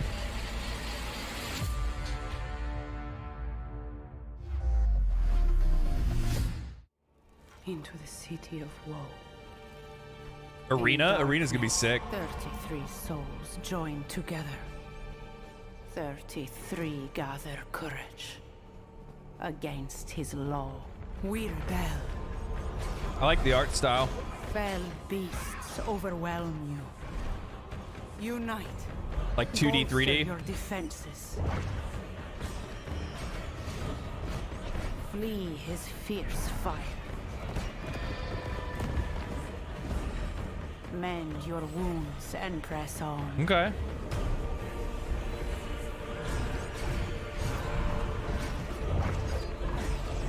Though fiends seek to consume you, the fallen may yet be saved.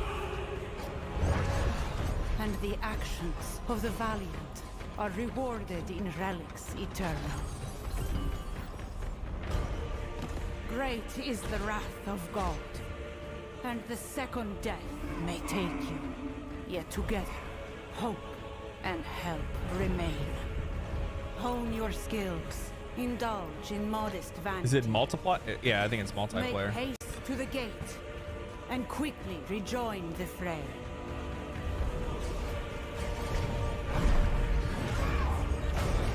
Is it 33 massive multiplayer? sinners, God, like there's a lot of 33 players.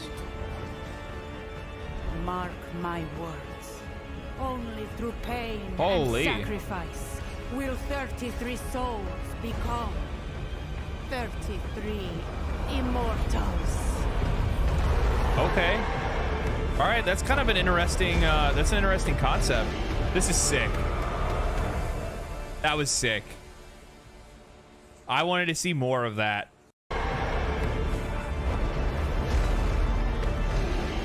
Like, I like the cartoon style. I like the cartoon style. That's cool. This is a 33-player co-op game. That's crazy. You can sign up for their beta now. That's kind of cool. An announcement to make.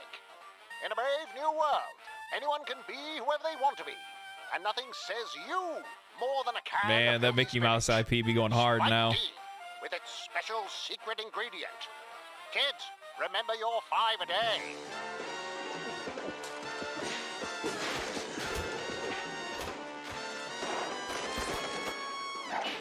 I like this.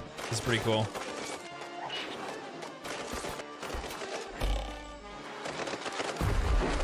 The tentacle thing, like pulling himself to places, kind of reminds me of Darkness.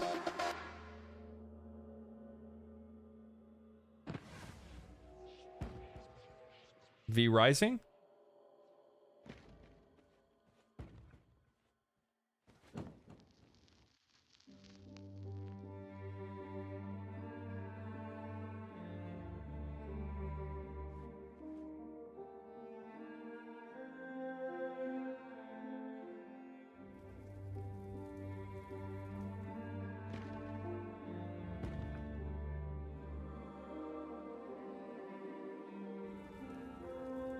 I think that's what this is.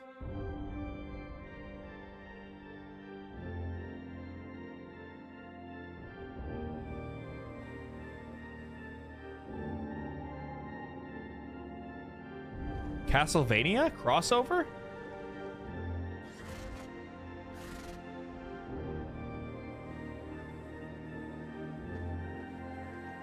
That's Alucard.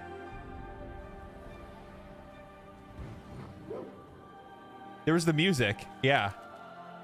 I heard the music. I will show you the might of the House Belmont. Oh, no. But that's just like, here's a boss you're just going to die against.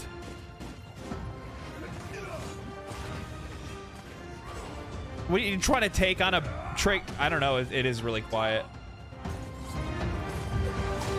Taste the fury of a Belmont. You're not going to take on a Belmont.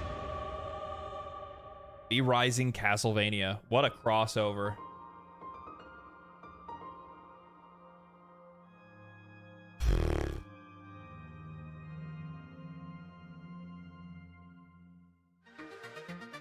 Premium pack. World premiere. Yeah, I like that. I like that a lot. It's been a long time. It's been a long time since no, I turned it down. It should be okay. Trevor Belmont, cool boss. Yeah.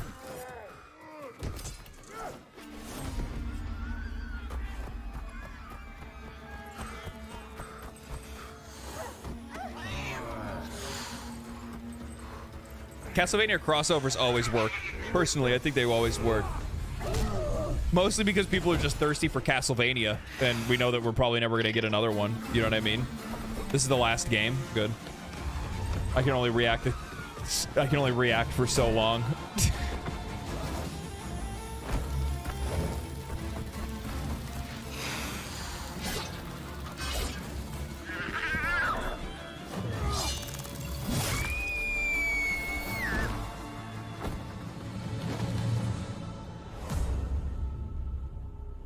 A zombie?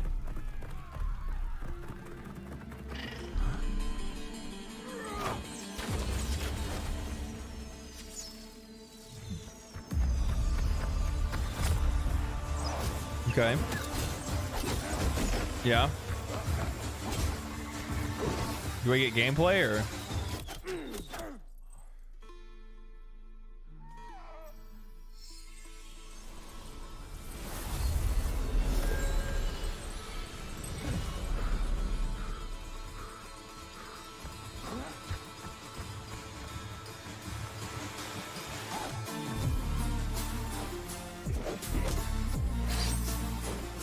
Song's banging.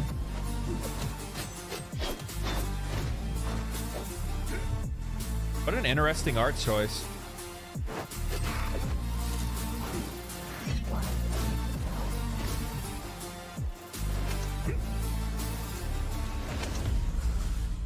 It is Prince of Persia. The Rogue. There's like a roguelite or something like that, maybe. Steam early access, May 14th. They just better not overcharge for it. That's like one of the things that okay, that's it for it. Yeah, I think some of these are really good, man. I mean, the Risk Your Rain one definitely got me hyped. A couple of these look really good. There's definitely some stuff that's in there that's worth wish listing. There's some pretty good stuff in there for sure.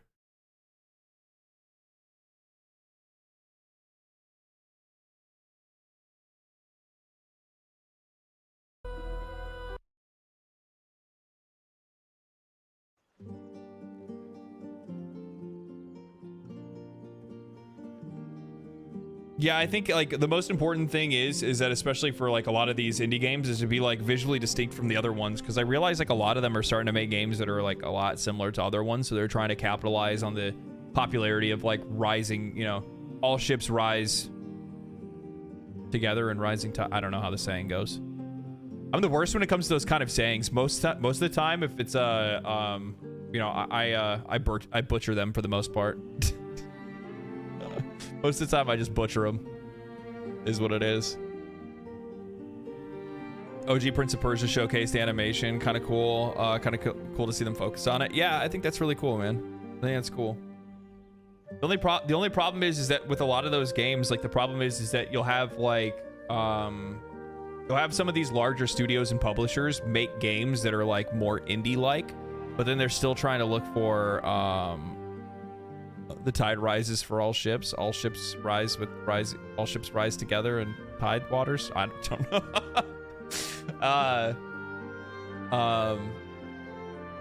The problem is they still try to charge the price above an indie game, which is like, dude, you can't do that. Like, what are you doing? I think fair pricing has a lot to do with games today, man. Like, I think that's one of the things that I think is getting overlooked. While like I realize that like players, like, you know, people want to talk about inflation and stuff like that, and they want to say, oh well, video game prices haven't been, you know, haven't rose with inflation and yada yada yada. Like, I don't give a fuck about that. The problem is that like the minute that you stamp on a new price tag to a game, I'm going to expect a level of quality for that price tag that's on it. Contextually, $70 doesn't mean more or less to me than it always has. You know what I mean? $70 is still $70. That's still expensive. That's not cheap. That's not cheap at all, you know? That's why people look at a game like, you know, even like Baldur's Gate 3. Baldur's Gate 3 was $60, dude. $60, and like you look at that and you're like, that's a fucking $60 game. And it's worth more than the $70 games that we've been fed over the last couple of years to begin with as well. And then you think about all ships rise with the tide. That's what it was. Yeah. And then like tell me you guys don't think that the $40 price tag tell me that you don't think that the $40 price tag has nothing to do with the success of Helldivers 2. Making your game more accessible to a wider audience is going to make it more successful. But the problem is that like maybe that's what the problem is. Maybe that's what the problem is.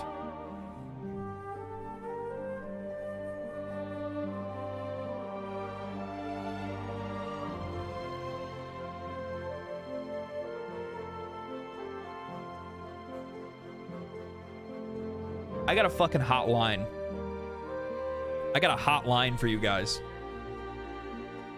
Games want to make themselves more accessible to a wider audience through design rather than price.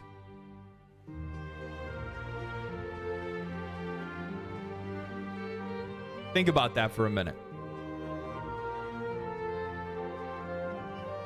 So many games today are so focused on inclusivity and diversity and all kinds of different things, right? They're like so focused on trying to make sure that this game can appeal to a wider audience because they're trying to capture more people. But what they don't realize is that the one thing that's really limiting their games more than anything is by the fact that they're not selling their games for a fair price. That's what the biggest problem is. Like, if you want to focus on casting a wider net, make your game more financially affordable for more people, and then more people are going to buy your game. Stop looking inward and look outward. And like I think there's a lot of head cases going on with some of these games as well. Like they're trying to, oh man, there's something that internally is wrong with our game and our design or something like that. We need to completely foundationally change everything we've ever done. We need to retcon our characters. We need to we need to retcon, race swap, gender swap. We need to do all of these different things. Maybe that's what it is. We're not appealing to this wider audience. Look at these Twitter comments. These Twitter comments say that we're bigots. This must be the problem. This is the reason why we're not getting more sales than we should. When actually it really just comes down to the fact that no, your games are probably just fine, but the problem is that you're doing a lot of things that aren't attractive to customers. And then also at the exact same time, your games are not priced fairly. So you're cutting yourself off and you're limiting yourself from a much wider audience that otherwise would purchase your game if it was affordable, but it's not. It's not affordable. Let's be real. Like, I'm sorry. Am I the only one that realizes that the vast majority of people can't really afford to buy more than, a couple $70 video games a year, let alone even have the time to be even able to play that many games in a year in the first place? They probably have the time, but they don't have the kind of money to be able to invest in those kind of things because let's face it, like the vast majority of people are poor. What the fuck are they smoking?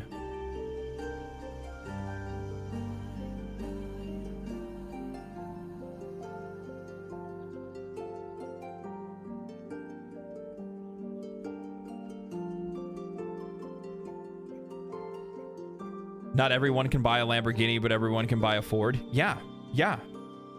And that's like specifically, why do you think that some of these like really well-made free-to-play games pop off? Why do you think that free-to-play games are the most played games that are out there? I mean, still today, I think Fortnite's the one game that I think is still the most played game, if I'm not mistaken. At least in the US, I know it is. And the reason why is because at the end of the day, any misgivings aside, Fortnite is a banger game. It's a good game. It's well made. It looks good. It plays well. It runs well. No performance issues or anything like that. It's a theme that anybody can get behind because it's a battle royale. They have multiple game modes that they've added to the game. They have crossovers with every brand and every IP that you could ever think of and more, and we'll end up even having even more of them in the future. So it makes it even more easily accessible for people because they find something within it that they can resonate with because they find it familiar. And then it's also $0. You want to talk about making your game inclusive? That's how you do it. You make a good game and you price it in a way that makes it approachable for any audience. But the problem is, like, I'm sorry, dude, but like I would probably play Spider-Man. Like, it looks like a fun game. Like, I think Spider-Man's a cool IP. I like Marvel, but I'm not like super into those kind of games. But the reason why I personally don't buy them is because there's no way that I'm going to spend $70 on something that I really don't care that much about. Now, if that game was like $50, I mean, I would probably be a little bit more inclined to probably play it because I'd be like, oh, well, a lot of people are saying they're having a good time with it. $70 is too much of an investment. I'm sorry. Halo? How about when Halo Infinite first came out? When I realized like some people are going to use Game Pass as an excuse, right? But I'm taking that out of it because I don't mess with streaming services or rental services like that. You know what I mean? I don't really personally believe in a lot of that stuff. I don't really want to have to engage with it if I don't have to. Sometimes I will because it is the cheaper option for me, but in most cases, I don't. Like, I don't have Game Pass or Ubisoft Plus or any of that kind of stuff. But if you look at Halo Infinite, its box price when it was released, I think was $70. It wasn't even fucking finished. I don't even think the game even had campaign yet. It didn't have split screen. It didn't have any of the things that they even promised the players that were going to be in the game to begin with. Yet you still want to charge a full box price for that? Like, are you out of your mind? Like, humble yourself for a minute. Figure out exactly what your product is actually worth, and then sell it. I just got to do Warbond and Helldivers for free again. That's the stuff. I'm gonna log in today, and I'm still like, I think I'm still like 150 points off or something like that. I could actually get it. I could actually get it for free probably today if I log in and I progress one of the other war bonds and take advantage of the free stuff from there.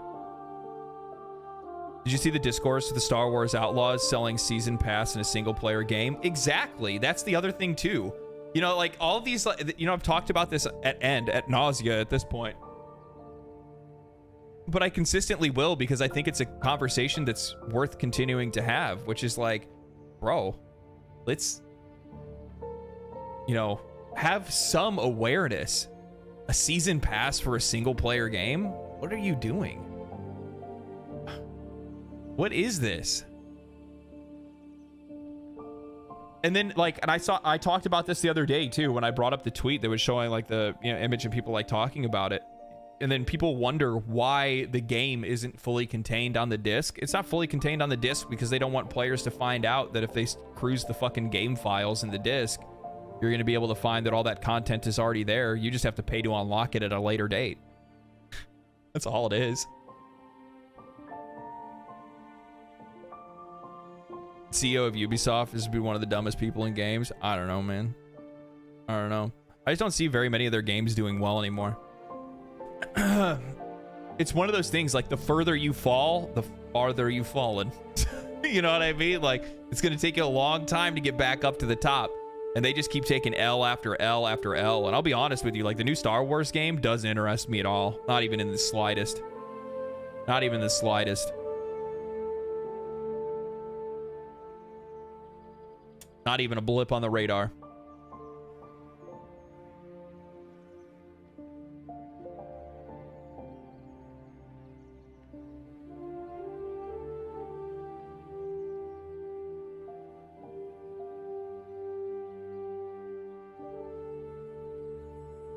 No, the CEO is the smartest alive due to making his wallet bigger and everyone else is smaller.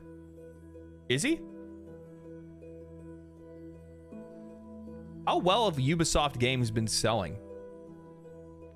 I don't think that they've done all that well, personally.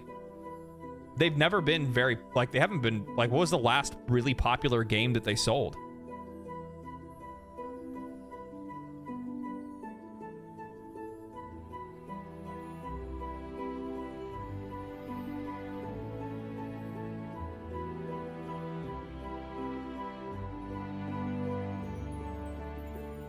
Probably Far Cry 6 if I had to take a guess.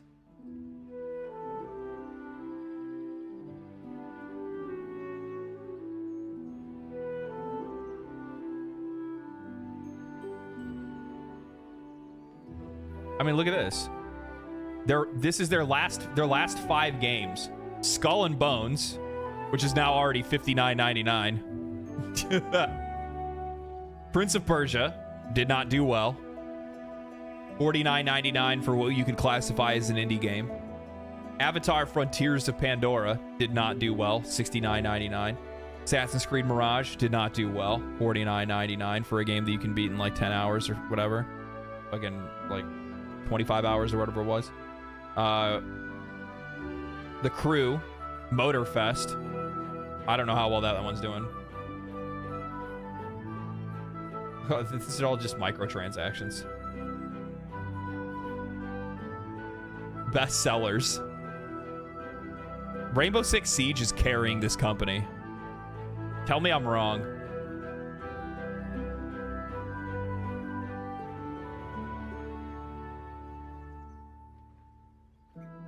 So this is their bestseller list right now on their website. And in 3rd and 4th place is Skull and Bones. And we know that Skull and Bones did not do well. So what does that tell you? I enjoyed For Honor back in the day. Yeah, For Honor was good. It was good.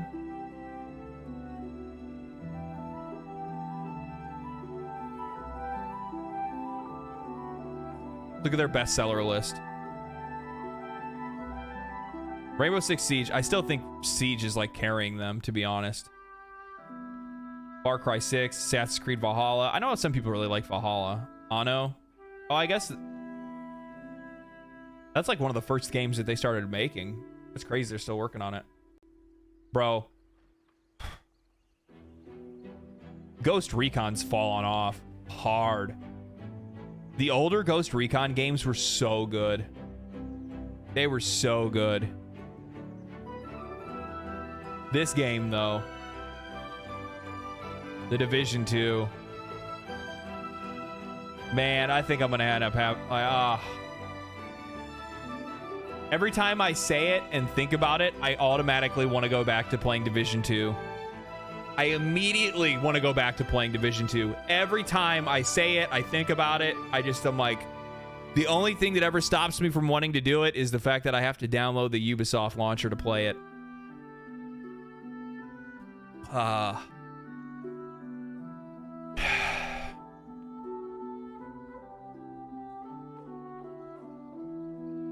Ubisoft is breaking Siege's back at this point, for real. It's like crawling on the ground with them standing on top of it. Ubisoft says you should do it. Yeah, I know. But I think that a lot of that really does just come down to like the individual studios, not necessarily the company itself. The company itself is, Wildlands was fun. Wildlands also sold fucking XP boosters in a single player game. Wildlands had some wild monetization. Wild monetization. Did you enjoy WrestleMania? Like the recent WrestleMania? I didn't watch the recent one. It's been a long time, so I need to watch some wrestling at one point.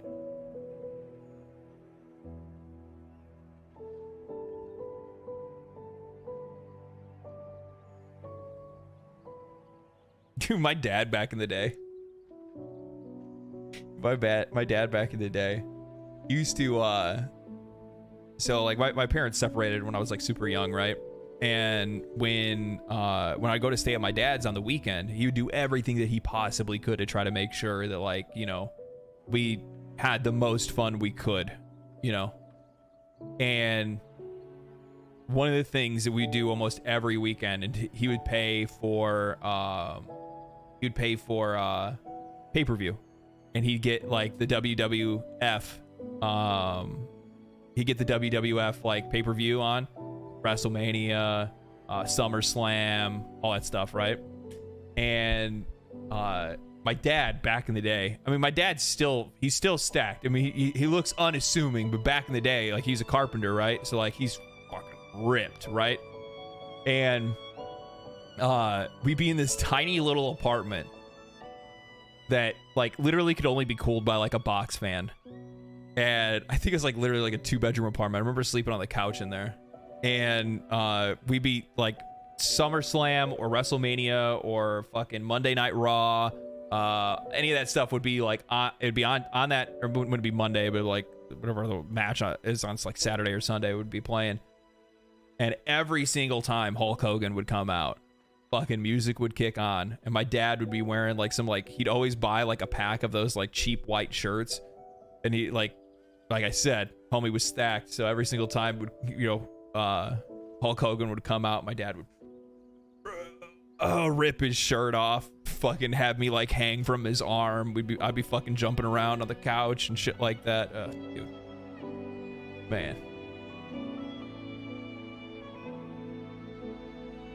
Man, good times. Good times.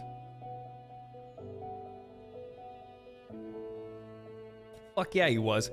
Back then, I mean, I think that largely, wrestling has probably been like the most consistent when it comes to quality out of like television, specifically like premium television.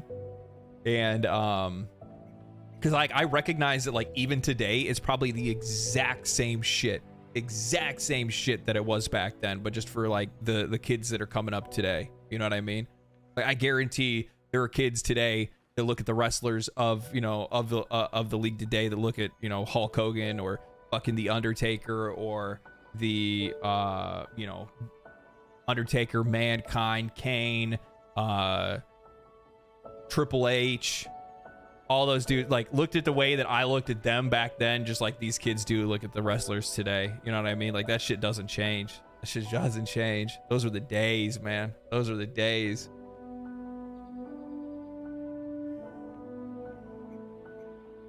I hope Mike Tyson wins against Jack.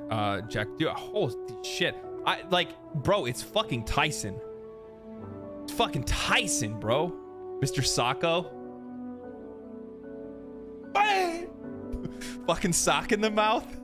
Yes, dude. Yes. We used to, like, every single weekend I'd go over to my dad's. We had, like, me and the neighborhood kids would always get together, and we would do like mock wrestling matches out in the field next to, like, my dad's house. And we'd set up like cardboard boxes. Like, we'd go out into the alleys around the neighborhood and we'd find like refrigerator boxes, and we'd find you know, maybe somebody bought like a new countertop or a TV or whatever. We'd grab those boxes and we'd set them up like we're making an arena for ourselves to fight in. And we'd put them on top of each other like a table. We do all these different stuff, and then we just go to town. We go to town. I grab my little brother. Fucking. I remember we like 3D'd my little brother, like the Dudley boys. Then he cried and ran inside, and I got my ass kicked. Shit was great. Wrestling moves on the trampoline every weekend. We didn't have a trampoline. My neighbors did, but my neighbors did. They didn't like us. Our neighbors didn't like us. I called him the cowboy because he looked like a cowboy. And we'd just go into their backyard without their permission and wrestle on their trampoline until they'd scream at us and tell us to leave. And then we'd get mad and we'd come back to their house late at night. We'd take all their trash cans and put them on the top of their house.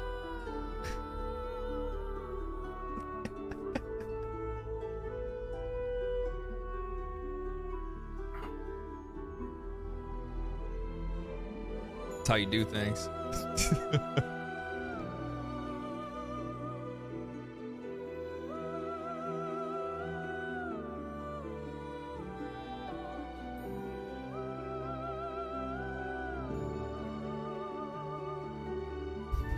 These new ship models in Helldivers 2 are expensive. Are they? Are they bad? Your background music is going to make me go log back into Baldur's Gate 3. Why'd you ever log out?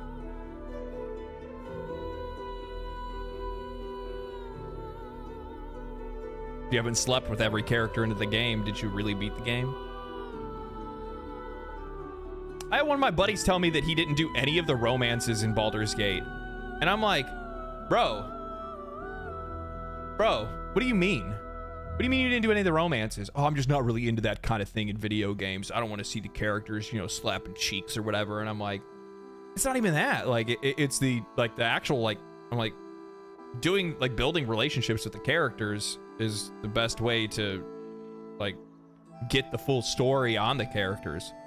Like, if it wasn't for the fact that I did, like, the romance system in Baldur's Gate 3, I wouldn't have known that, like, Lae'zel's, bar none, the most, like, goated character in the game. I mean, she probably has the best backstory and everything. For the longest time, I thought that Shadowheart, like, was the only one with, like, the really cool story. But really, like, I personally, I think Lae'zel's is probably the best.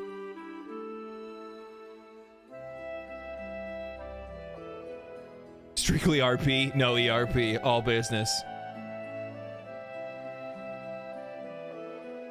Still hasn't finished Baldur's Gate 3. And it's hard to finish the whole game. Though I've beaten it. I guess I've beaten it 3 times now. Though I have like 7 playthroughs. But I only have like a couple hours. Like, I mean, what is it? 500 hours into the game. That's nothing. 500 hours? Rookie numbers. Rookie numbers.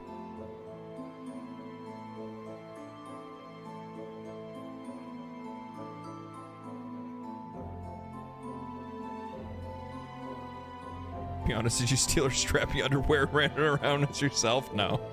No, I did not. I'm struggling to finish one playthrough without wanting to try a new class. That's everybody's problem. That's everybody's problem. Or it's like, it's not even the new class. It's like, I mean, I kind of want to go do this and make this different choice instead.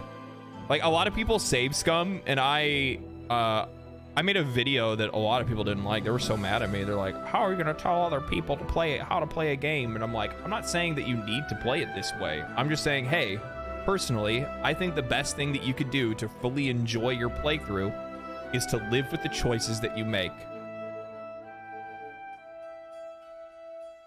Give it a shot. See how you like it. That's why I think personally that honor mode is the best way and the way that you should play Baldur's Gate 3.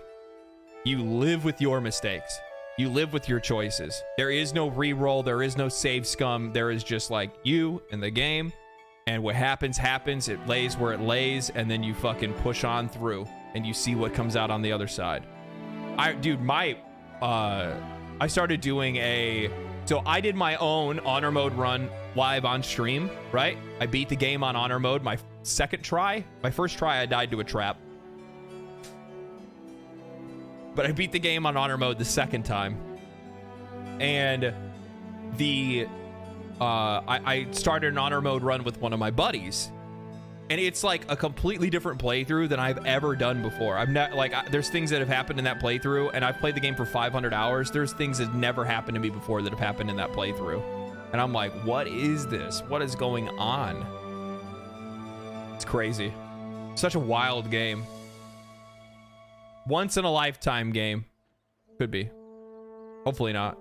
Hopefully there's more games like it. I think there's other stuff that I like. Oh, I saw this too. I saw this. I really like this. I love questions like this. Best demo you've played, hashtag PS5. I wish that they didn't do hashtag PS5 because it's obviously like a PlayStation 5 channel or whatever. Fan channels are so fucking weird. They're so fucking weird. It's just weird. Like, PlayStation's the best, guys.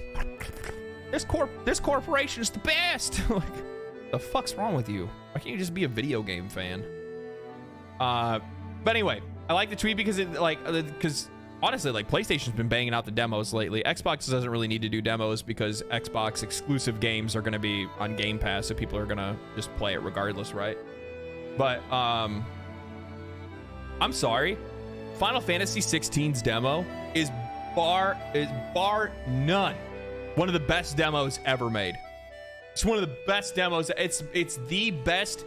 You should like make you want to buy a game demo. Like, not only do you get a really good experience out of just playing and learning how the game plays and seeing whether or not you like it, because you get your fair share of combat, you get your fair share of cutscenes and music and all that good stuff. But then at the end of the demo, they drop an absolute nuke on you. And they're like, you want to learn more? Buy the game. And you're like, I guess I gotta buy it. I need to know what happens next.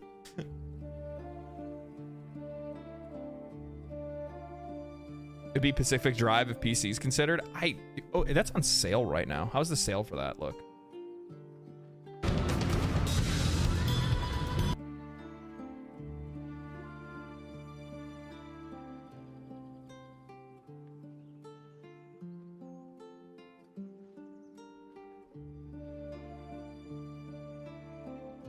$20% off, $23.99 right now. It's not a bad deal. I got an email recently that was like, hey, Pacific Drive's on sale if you'd like to give it a shot. And I was like, well, just so happens I have a lot of things I'm already playing. So no, actually, as much as I would like to.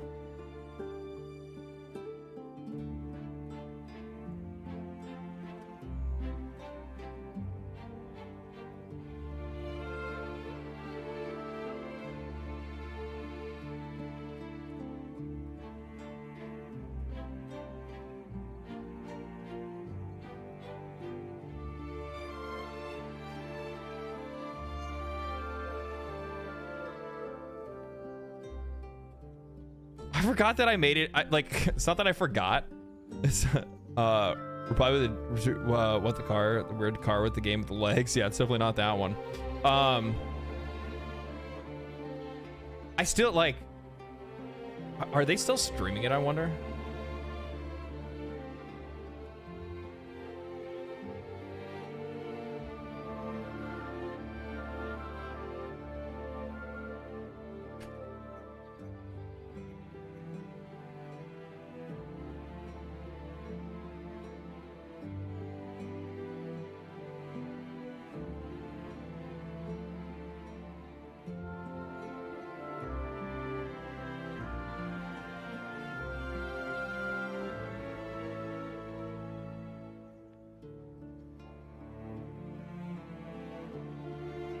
can't believe I still made it in, dude. That's crazy.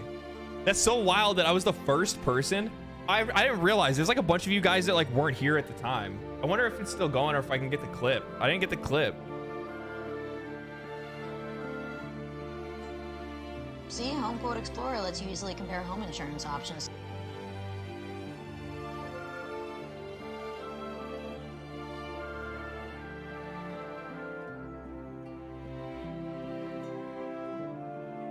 I'll have to check to see. They're still streaming it right now. Fuck, they've been going like 3 hours already.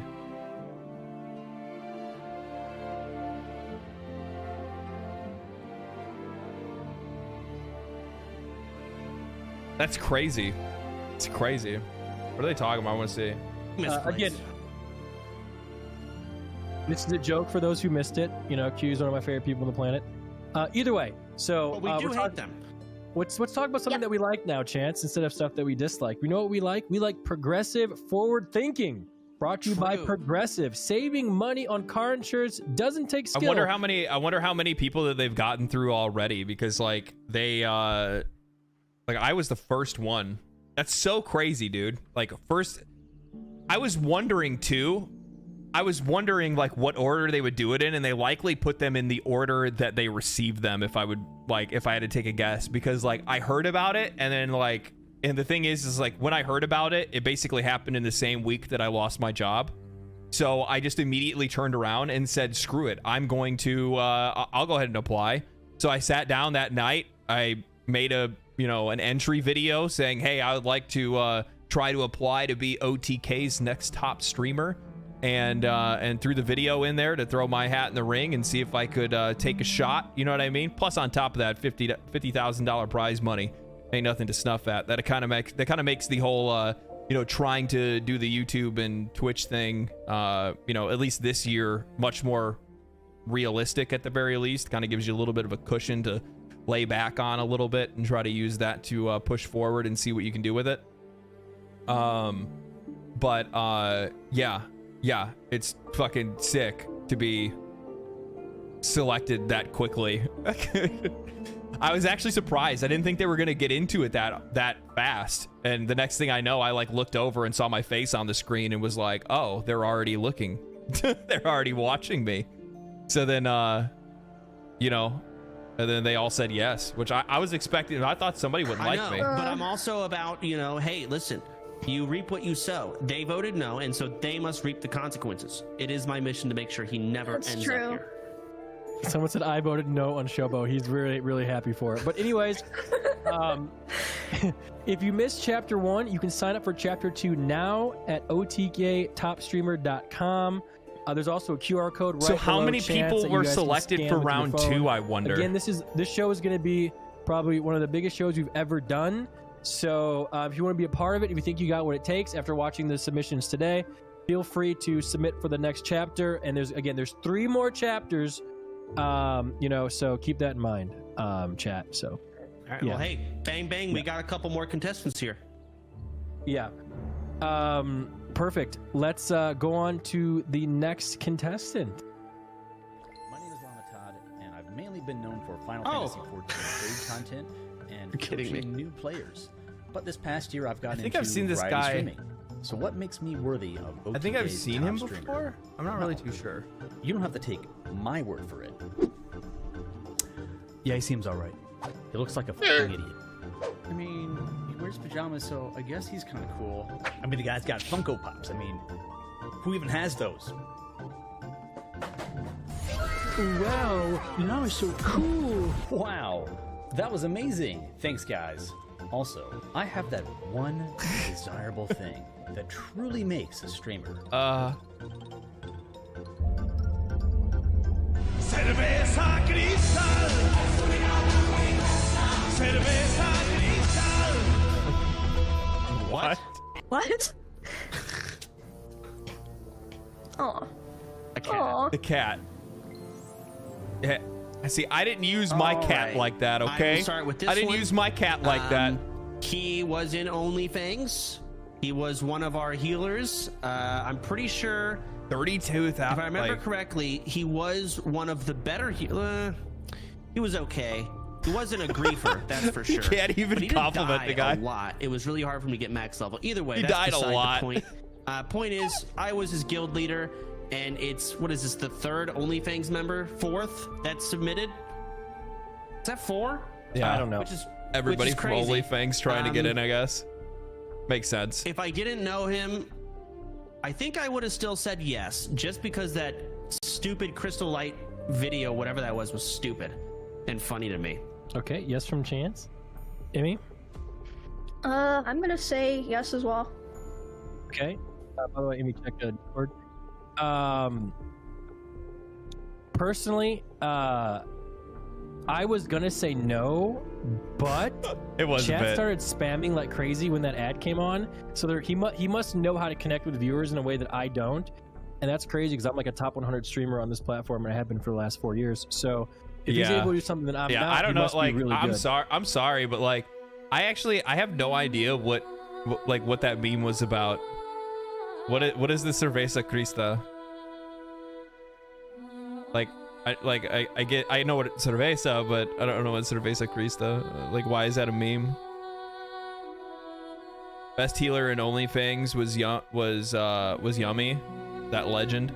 Yeah, you know what the funny thing is? Initially, like, I was actually thinking about getting involved in hardcore when everybody was running it, and then I played hardcore for like, I don't know, like a couple hours or whatever, and then I was like, yeah, I'm good.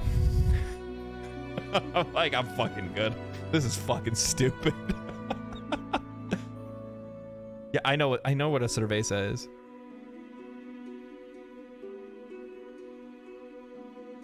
Cerveja? Oh, cerveja in beer is beer in Portuguese, and then cerveza in Espanol. I don't know. I've seen it on Wubby's stream. I don't know.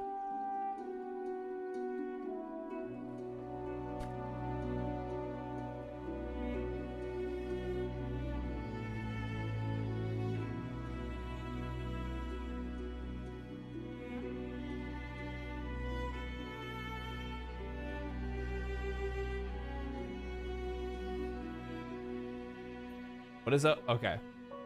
I love that. I fucking love Reddit. I love Reddit. I'm not afraid to say it. It has the answers that I always need. Like, I'm like, this is the greatest sub I've ever seen. Out of the loop. Out of the loop. What a great idea. Out of the loop. Yeah, and it says, what's up with the Cerveza Crista lately? My feed's been filled with memes of Cerveza Crista edits in the genre like Star Wars, Lord of the Rings, and meta memes. How great Cerveza Crista marketing team is doing. What's going on? I haven't seen a beer like this or a meme like this since Corona back in 2020. Answer: some old clip of Star Wars with their ads edited went viral. Apparently, it was actually broadcasted on TV in Chile in 2003 or something. Oh, so that's all it is. It was just a funny meme that went live, or that went viral. Okay, I got it.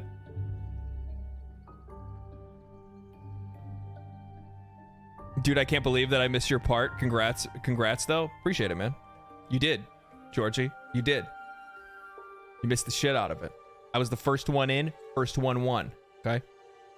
That's how I work. I'm a one and done kind of guy. You know what I mean? I don't mess around.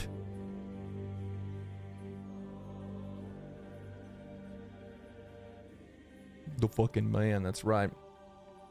Explain It Like I'm 5 is a pretty good subreddit for that stuff too. Yeah, I know. I'm a huge fan. I'm a huge fan of that kind of stuff.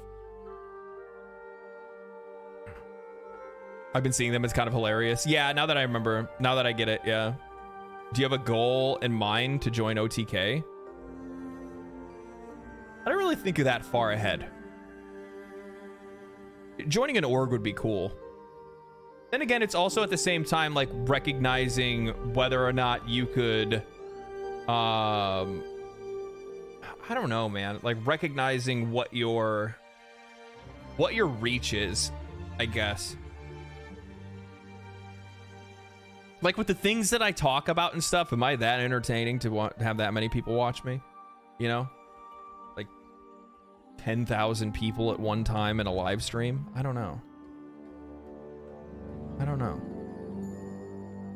Probably. Probably.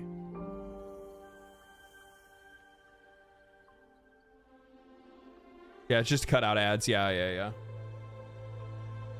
Ask Asmon. Yeah. He's watched me more than a handful of times, that's for sure. That is for sure. What else are we doing today, guys? We've been just like bullshitting for like 3 hours now. We playing Helldivers today? I should probably do some writing. I have a video that I'm working on.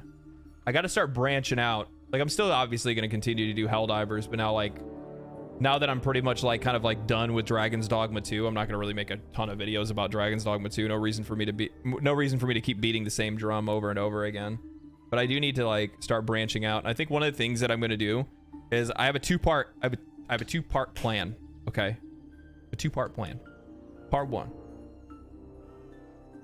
I'm thinking about doing some like retro stuff. Not like retrospective, not retro in general.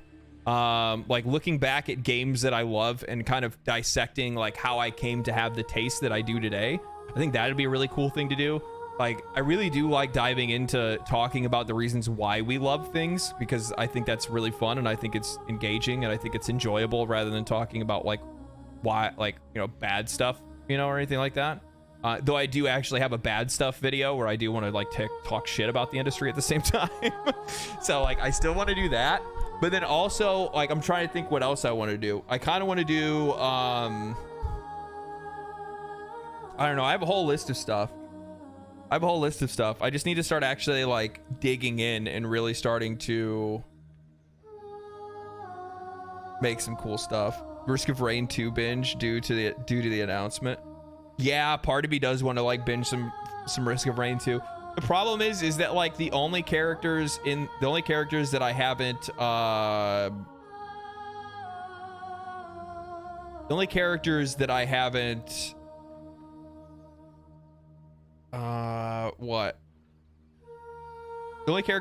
unlocked, like their alternates and their other weapons and stuff, are like the characters that I don't even really like that much, to be honest with you. That's really what it is. I've already unlocked all the stuff that I wanted from the other characters that I already like.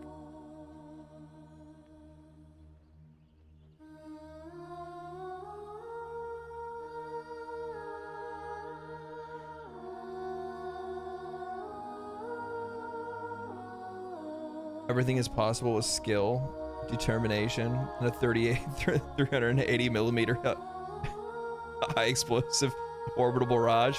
True. Yeah. No, I'm gonna finish the script tomorrow. Maybe I'll actually just record tomorrow and then I'll stream on Saturday, I think. And then I think on Sundays after the podcast, I think I'm gonna start I think after the podcast on Sundays, I'm gonna start streaming, but I might just do like Twitch only. I don't really know exactly how I want to do it yet. like cut the podcast stream, like I don't know if I can even do that, like cut the YouTube stream and then continue the podcast, or continue the whatever.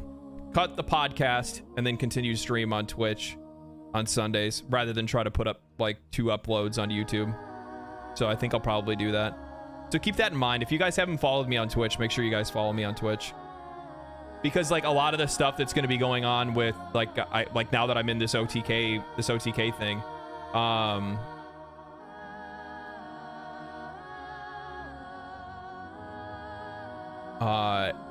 lot of that's going to be very Twitch focused, right? So like there's going to be a lot of more like Twitch things that I'm going to be doing. Risk of Rain 2 is giga fun. Yeah, Risk of Rain 2 is an absolute banger of a game.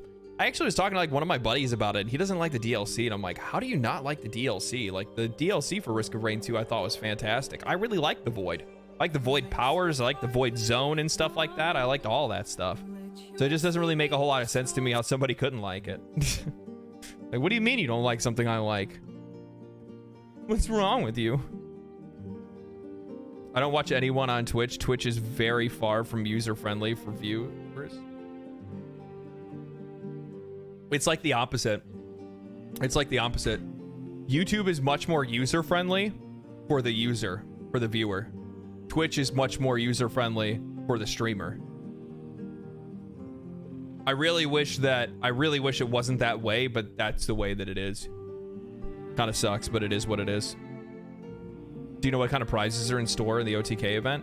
I think it's just if you win at the end, you get 50 grand or something like that for the final part of the competition. You got to do like a 1 week IRL stream in Austin.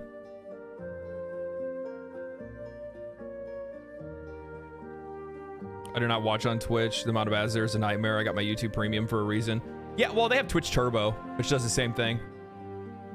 That's only if you're somebody that like watches Twitch a lot. You know what I mean? So I think that's good for the people that like watching Twitch, but I think with YouTube, it's a little bit more all-purpose, if that makes any sense. Because with YouTube Premium, that also gives you access to like YouTube Music as well. You know what I mean? So like I've had YouTube Premium for years. I had it when it's in its beta program. I'm still only paying like $4 a month for it because it grandfathered. So I get YouTube Music and YouTube Premium for free.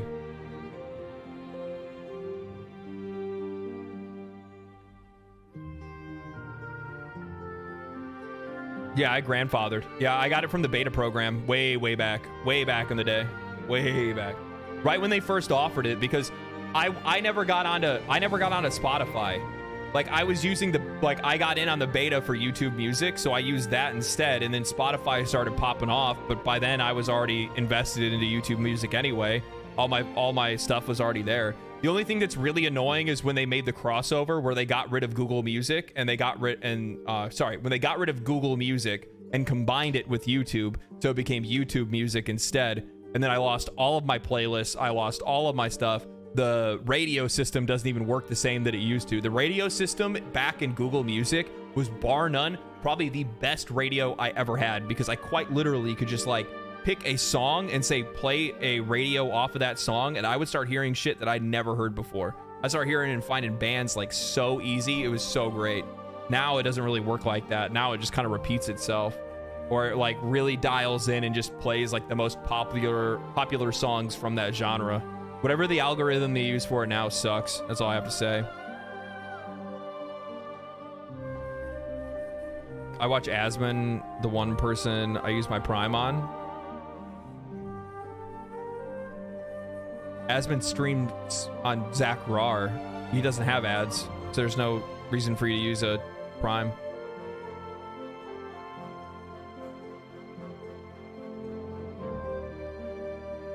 Spotify has a feature now that uses to constantly listen to new stuff. Yeah, I don't know. Maybe I should probably check out Spotify now. But there's no way that I'll ever get rid of YouTube Premium. I use YouTube far too much.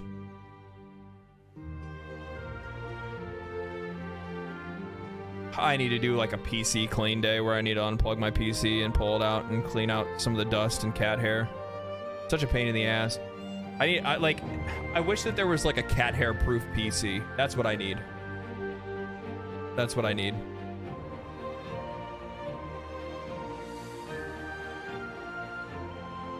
I've been waiting years to vent about Google Music deleting good playlists. I'm glad that somebody else shares my pain in this. I'm glad that somebody else knows what I'm feeling. I wanted to change to YouTube Music, but it doesn't work with Alexa, so I'm stuck with Spotify. It's rough. It's probably a competition between Amazon and Google, so they probably don't want to give you functionality between the two, which is annoying as shit. Asmon costs $2 million a year to Twitch. LOL. Yeah, it's probably more than that, because I think he averaged his viewers on the lower side when they did that estimate. But yeah, it's pretty high. He cost them a lot of money. A lot. A lot.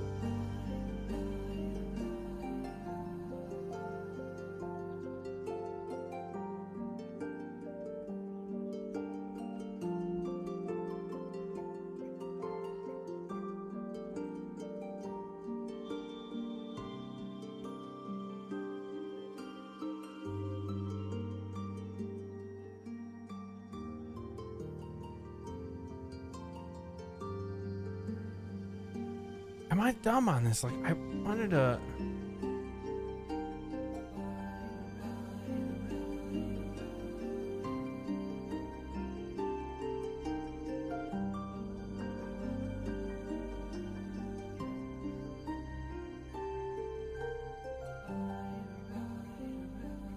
I'm not going to be able to use this.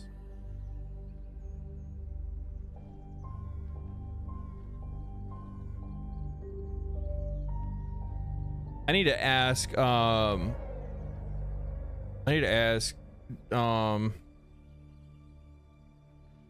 need to try to figure out if I can get a beta key for Once Human. I want to check it out. Like, there's something interesting that's going on there. I don't know if it's just because of the advertising that I'm seeing. It's probably just an advertiser push more than anything else. But I don't know, man. Like, I've watched a lot of people play it, and it actually doesn't look too bad, to be honest. It actually looks like something that might not be too bad. We'll see what they do with it. The problem is, it's like, I think it's NetEase, isn't it, or something like that? So that's kind of hit or miss. Chances are, hopefully, it's just not going to be as pay to win as a lot of these games end up being. Are you ready to fight the cyborgs as well as the automatons in Helldivers 2? Do you think that's what's going to happen? I don't think it's going to be them. Personally, I don't think it's going to be them.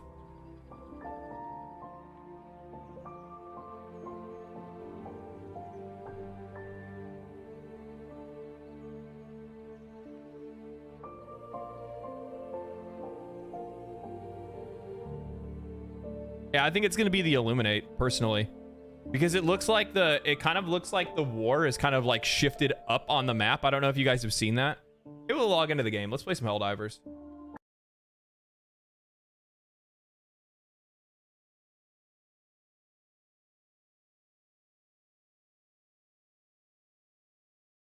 Let's do that.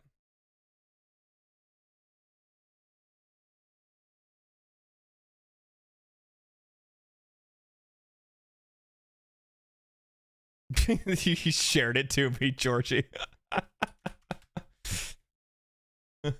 Know your meme page. I'll have to get one of those.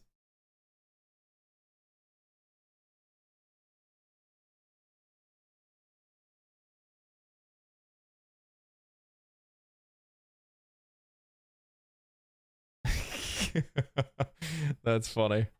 That's funny. Is it okay? Yeah, we already did this. This is all good. I've already seen all this.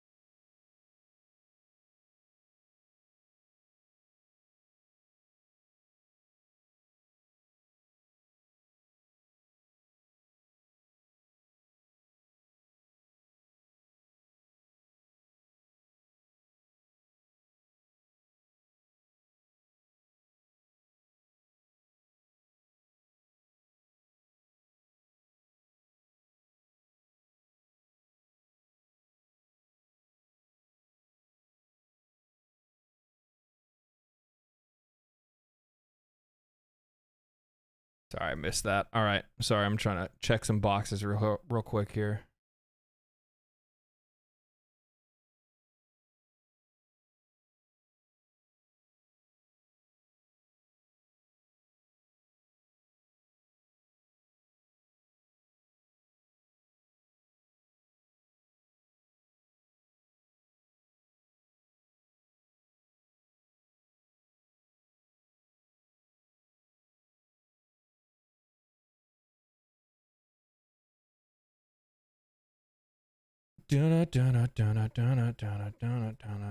Helldivers. Helldivers. Where it be.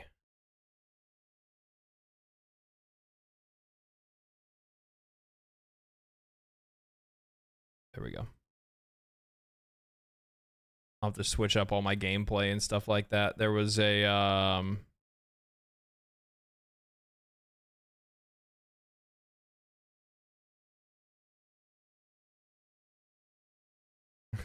Switch to this. Switch back to here. I'll have to switch up a bunch of my stuff because I was like recording gameplay on another game yesterday, so I don't have everything set up for it. Have you seen the new War Bond yet? Arrow to real praise for the new weapons and side grades. Yeah, it's fucking wild. It really is.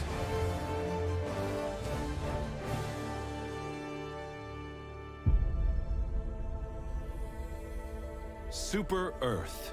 Super Our home. Prosperity. Liberty. Hi there. Democracy. Our way of life. Oh, hello. But it gets me every time. Doesn't come free. I love the intro for this game. I know people say they want them to show something different, but how could you not love this? Look familiar. Look familiar? Scenes like these are happening all over the galaxy right now. You could be next. That is, unless you make the most important decision of your life. Oops. Prove to yourself that you have the strength and the courage to be free. Join the Helldivers. Become part of an elite peacekeeping force. See exotic new life forms. Oh, wait, there he goes. Okay. And spread managed democracy throughout the galaxy. Become a hero. Become a legend. Become a Helldiver. Oh yeah. I really like the addiction to parodies with the intro. Yeah, I've been seeing that. Have you guys seen like the memes that they've done?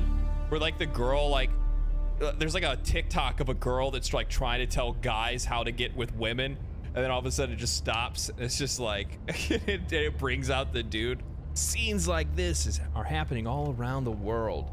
It's time to do your part. Become a Helldiver.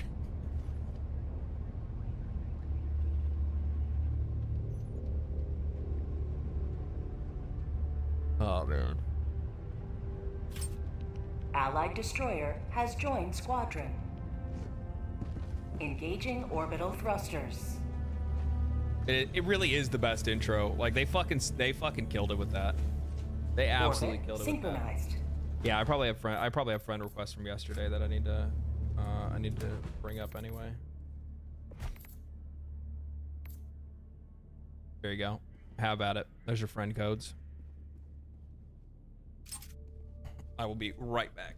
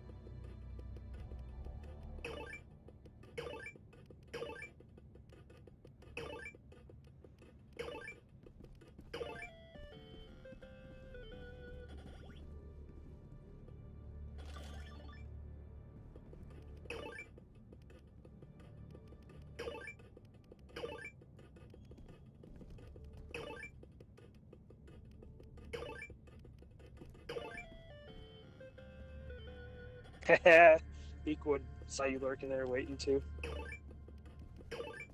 Huh? We were all lurking, waiting to jump on. All right, Helldivers. All right, Helldivers. Accept.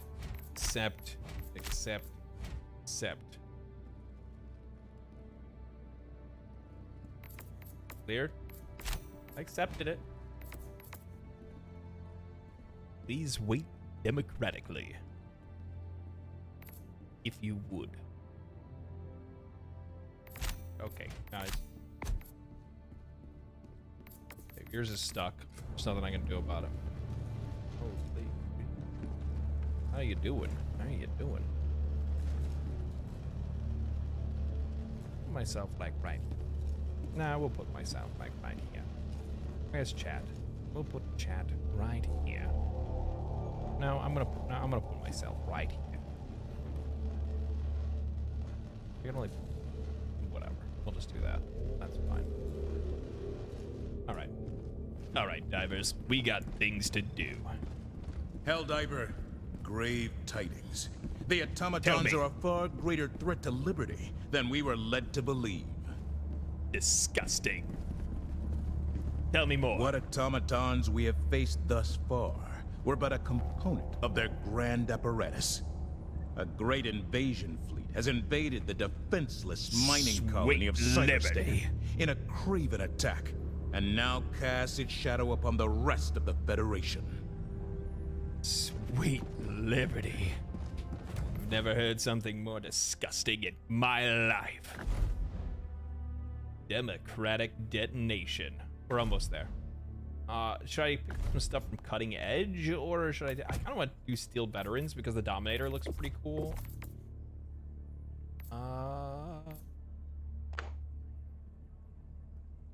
There's 100 super credits. Easy. Let's take a scanner. What's the throwing range and limb health? I do like the way that sounds. Actually, that looks really nice. We'll take that.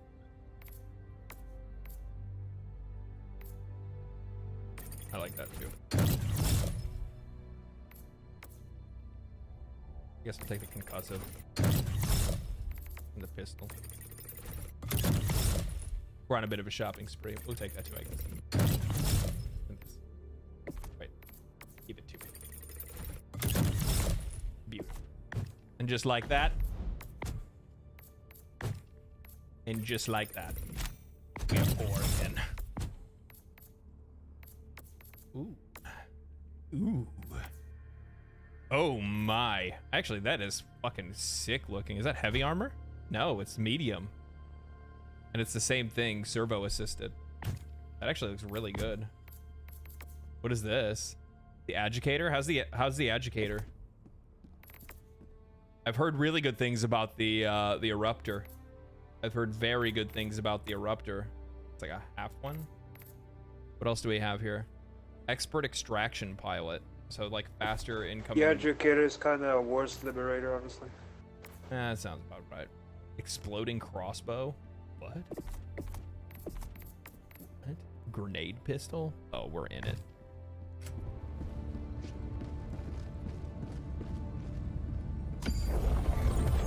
Yeah, I'm eyeing that pistol too. All right, well, we're starting off the day with an evac. Get ready, boys. Thank you for the follow over on Twitch. Speaking of, time to change my status. Here? I am hell diving.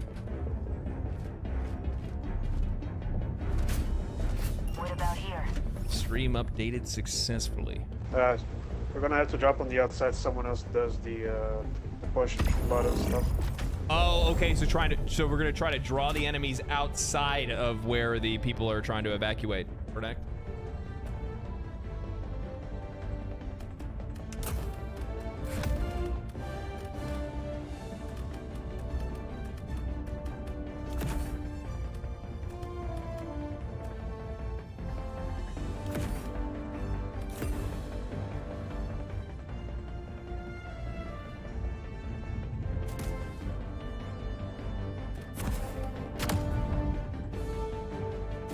All right.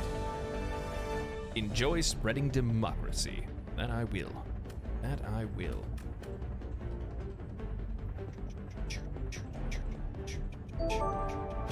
Thank you for the follow over on Twitch. Appreciate that, Singular Bomberman.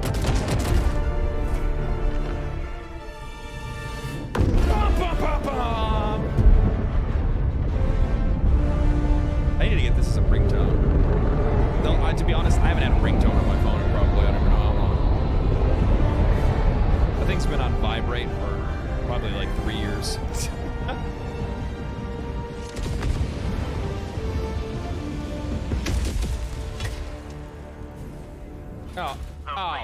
Oh, motherfucker. I'm okay. All right. I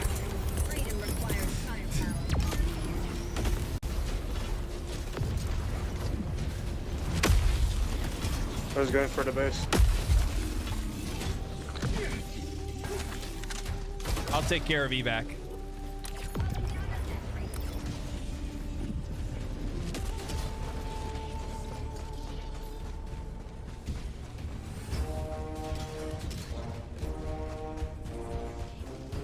It gets better and more democratic every time.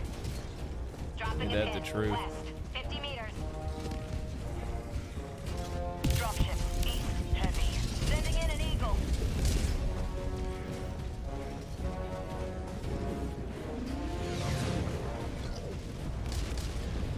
Heavy, northeast, 50 meters.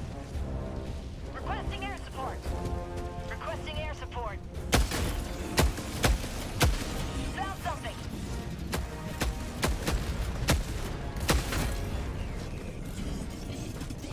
I heard you. Sending in an eagle.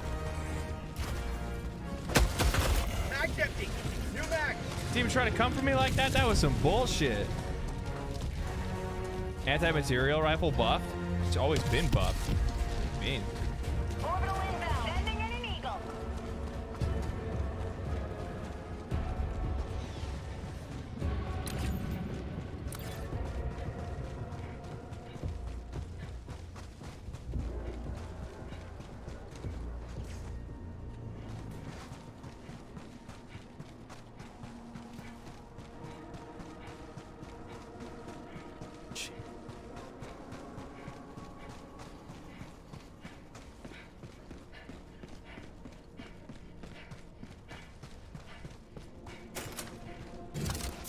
The Helldivers are here.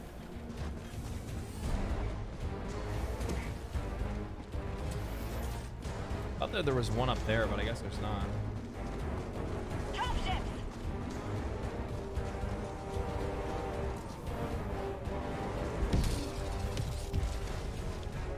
Sending in an eagle.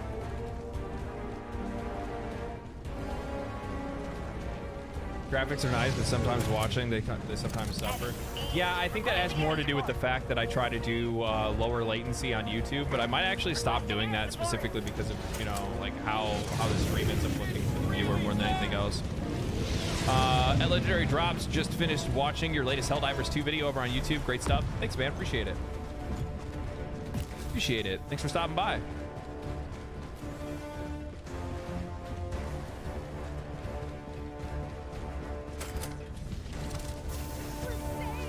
You guys are holding out real strong over there. Heavy, northeast, 50 meters.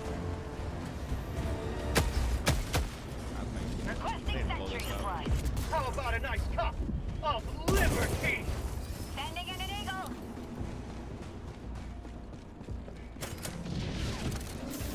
Heavy, east, close. We really don't care. It is what it is. Yeah, well, so like there's two different ways that I can go about doing it, right? So I can do low latency, which makes it where you guys have less delay on YouTube, which means that like you see the video faster. Like if I respond to you, it's like immediately. Or I can increase the quality of the stream so you can see like at better bit rate. But the problem is that if I do that, then you're gonna be at a you know, hate to say it, you're gonna see me much later. Oh fuck.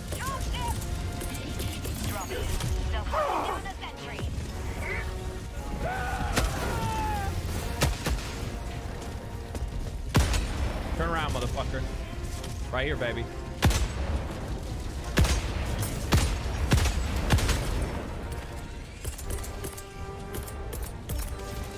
Calling down a sentry. You need help out there, Lex? Requesting sentry. I'll be all right. Heavy, on my position.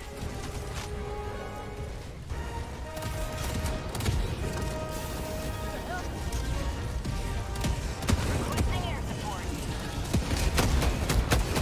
Heavy, east, 100 meters.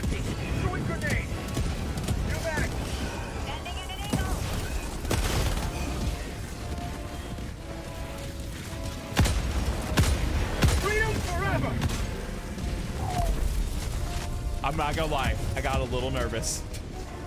Bag's empty. I got a little nervous there. I saw that flamethrower rearing up and I was like, uh-oh. We might be in trouble here.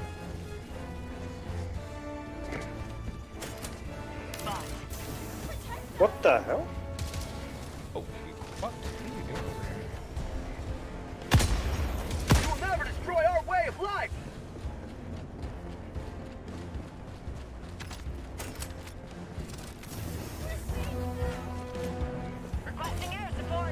Thank you for the follow over on Twitch. Appreciate that. How'd you like to chase all three of?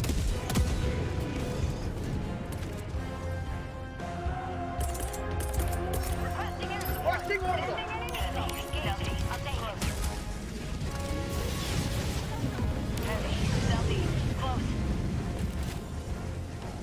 Supplies.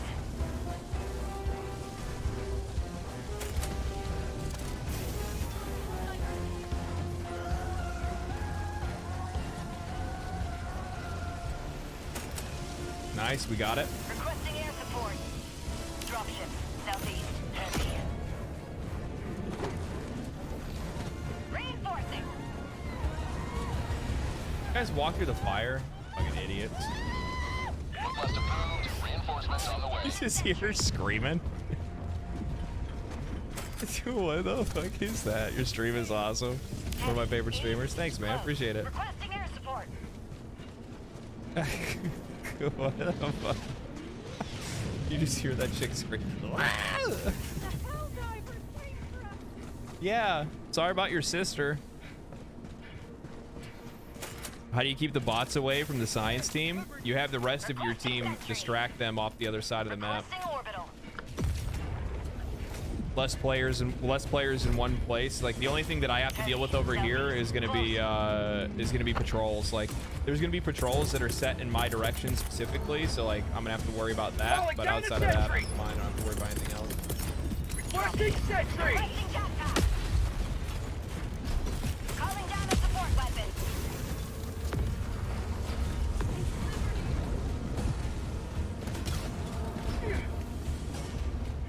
Calling down a sentry. Heavy. Southeast, 50 meters.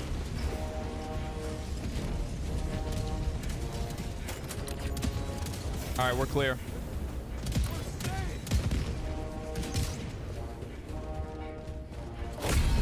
Freedom triumphs over tyranny. Easy peasy. The extraction shuttle awaits your request. Get out of here.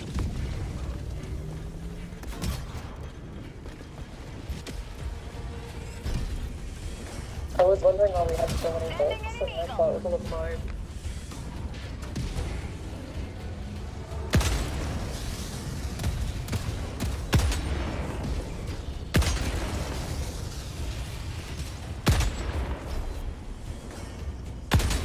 That's where it is. Okay.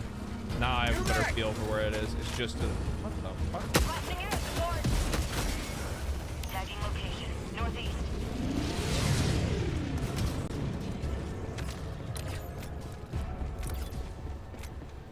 Calling in extraction. Extraction request confirmed. Shuttle inbound. We didn't find the super samples though, did we? We actually need those again. Requesting advanced weaponry.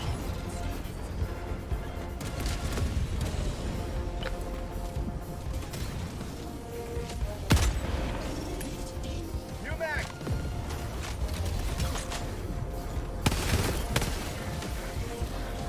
Standing in an eagle. ETA T-minus 1 minute 30 seconds.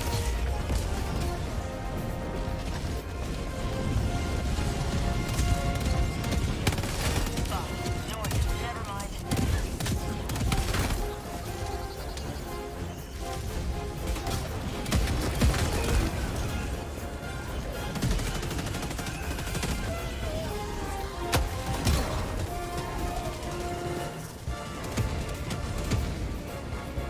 Come on. ETA T-minus 1 minute.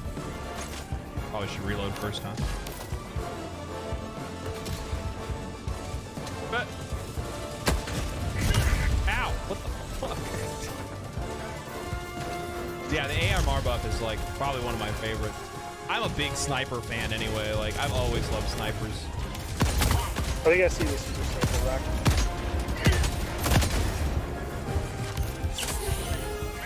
Oh yeah, it's right there.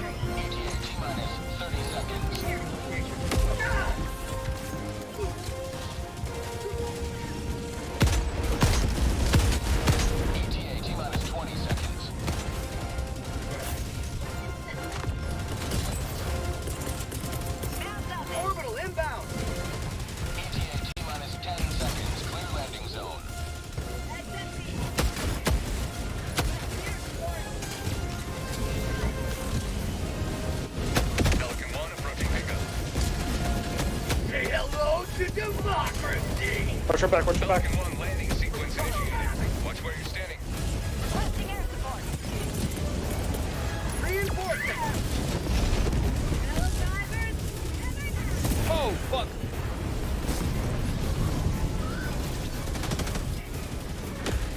Alright, let's get out of here. Countdown initiated. Stand by for takeoff. You can do it, Cal. Get in that motherfucker. I got him. Pelican 1 beginning ascent. Any chance we see you play your guitars? Yeah, sure. Not right now. Our way of life.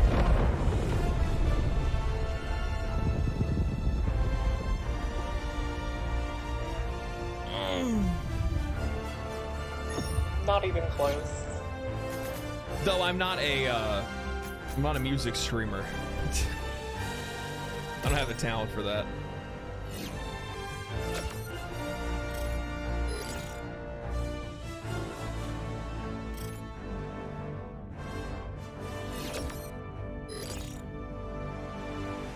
Yep, always trust in the Dick Rock. Always has your back.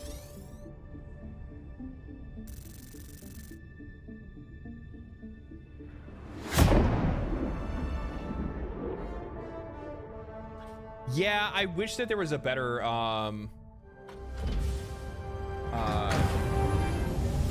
like crosshair for the AMR. It's too bulky. It's probably, and actually, you know what the funny thing is, it probably could be accurate, but the problem is that it's the maybe it's the crosshair that's like causing a problem. It's an unspeakable tragedy, but this mission.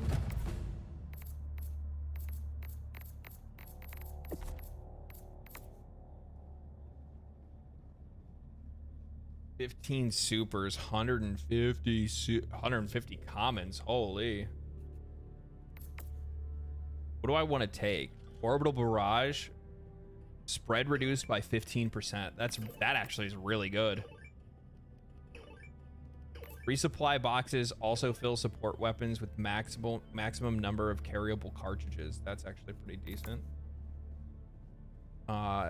Eagle stratagems drop multiple bombs will drop one additional. That's also super nice for Eagle airstrike. I might be going with that one. I don't know why I never took this. Fire damage. Thank you for the follow, Clint. Please shred.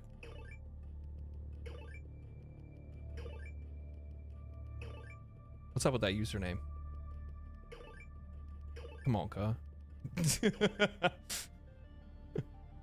100-second reduction in call-in time for placement stratagems. I didn't buy that one either. I didn't buy the cheapies.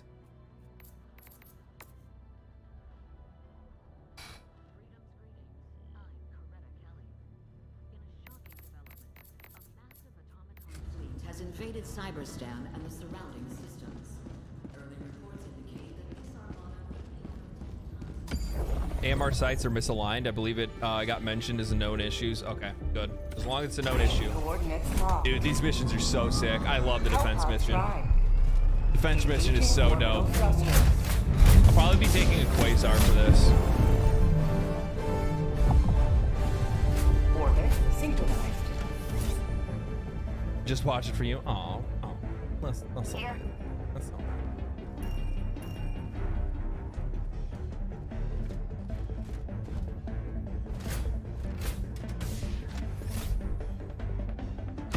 Defense missions are so sick. Man, we look rough.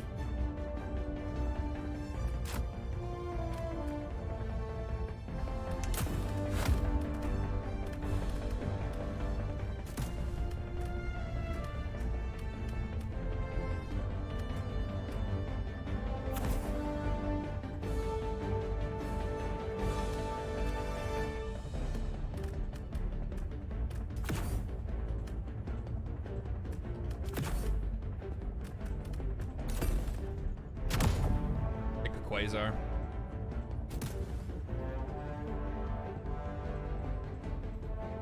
Because we still have to deal with the tanks. Launch initiated. Heavy machine gun and autocannon sentry. Yeah, autocannons are also really good for this too. Autocannons really help out with the tanks and stuff like that, but mortars are just...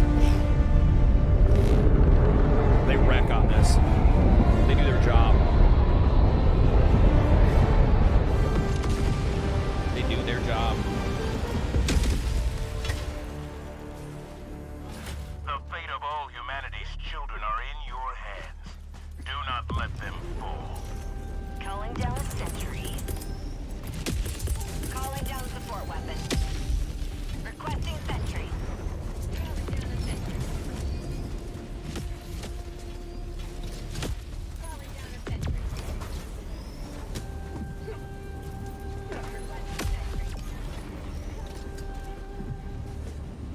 Requesting sentry. Calling down a sentry. Calling down support weapon.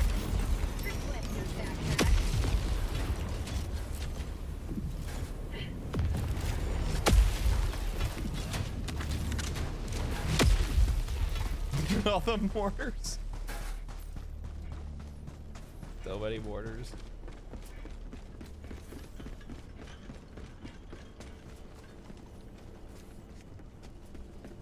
The quiet before the storm.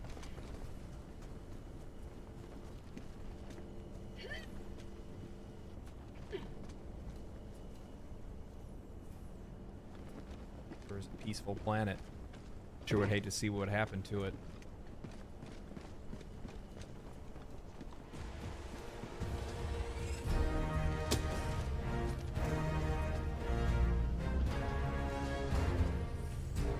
Dropships east. Dropships.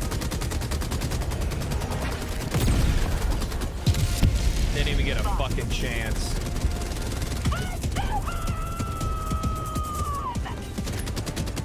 Tracking location. Calling in orbital strike. Sending in an eagle.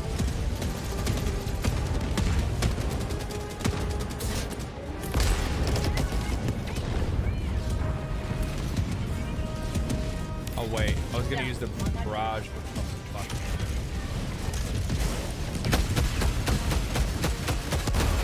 Bag's empty.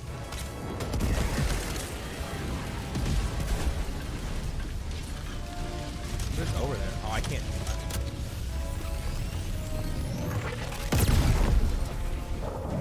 Heavy. Southeast. Close. Come on, recharge.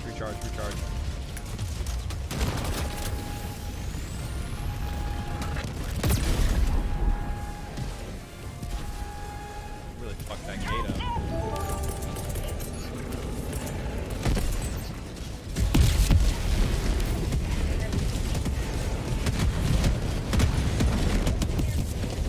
Fucking mortars going to town. So drop the tank inside the base. Gate's broken.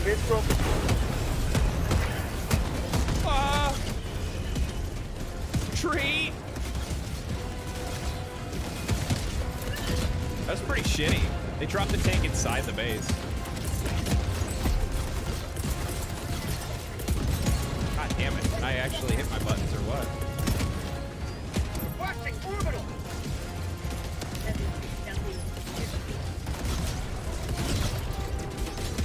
I'm pretty sure that should be good enough range, hopefully.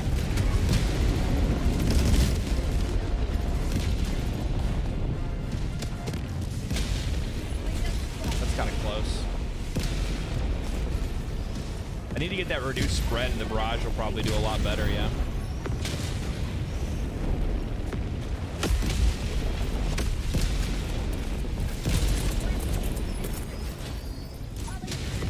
Calling down a sentry. Requesting sentry.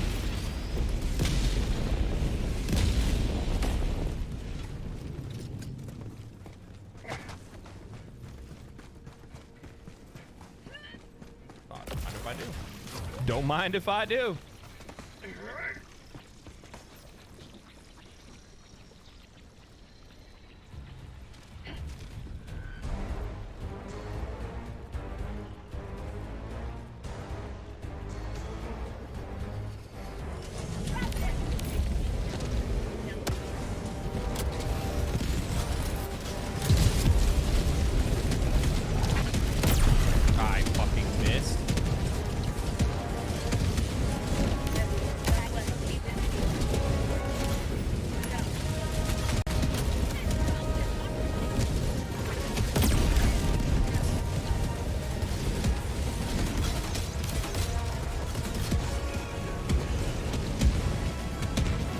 Why does it look like they're dropping them over here?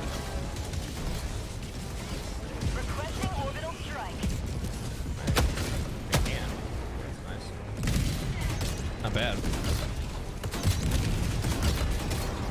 Requesting air support.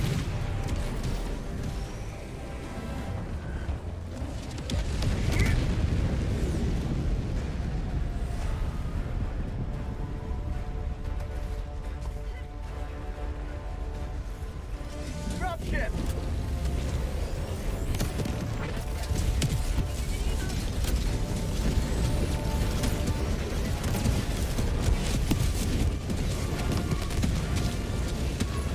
I need to save that for tanks instead.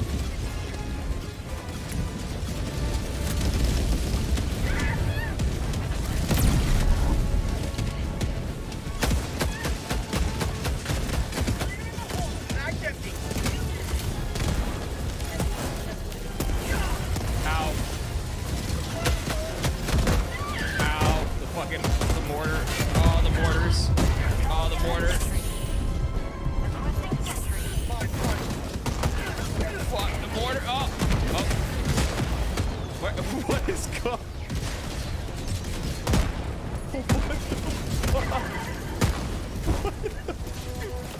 What's that? Fucking mortars just pushed me into the ground. Literally pushed your shit in.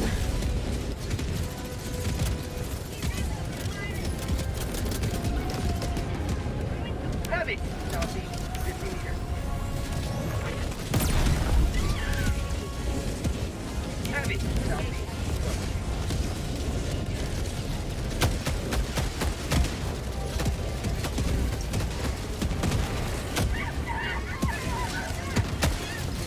Mag's empty!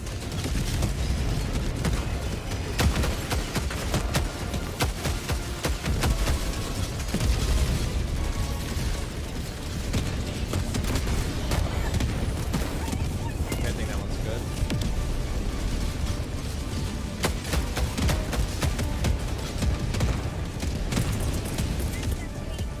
Falling down to sentry! Requesting sentry!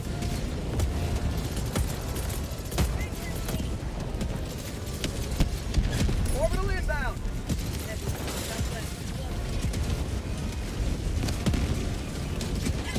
Gates down. Be careful.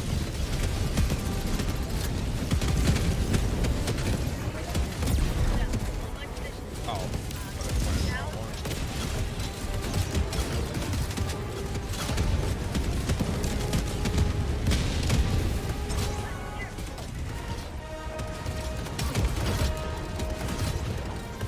I hate this side because we can't see over to the other side. We just basically have to like let them move up here, which sucks. Which I feel it's like it's a little bit too early right now.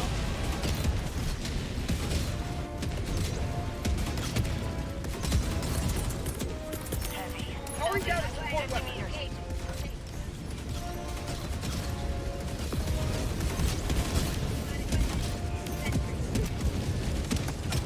Yeah, I'm gonna do the same actually. I already dropped mortars and stuff back here, so I should be okay. Famous last words and all that, but yeah.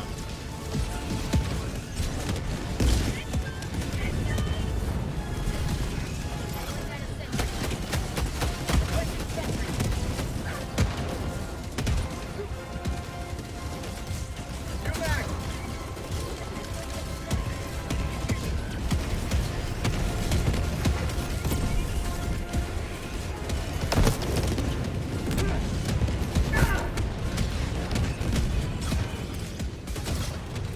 Two minutes on orbital barrage.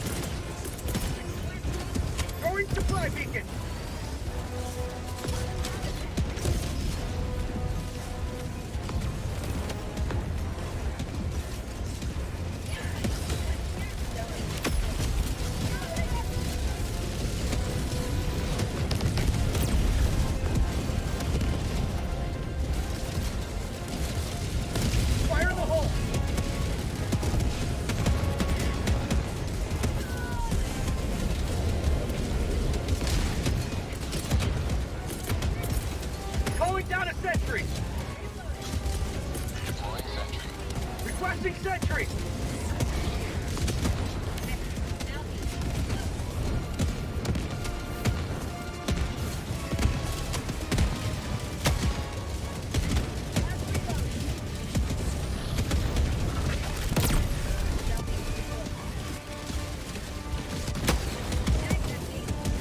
Heavy! No. Mission at 10 minutes remaining.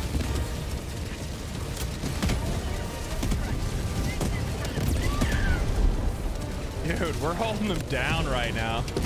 We are holding them down. This is sick.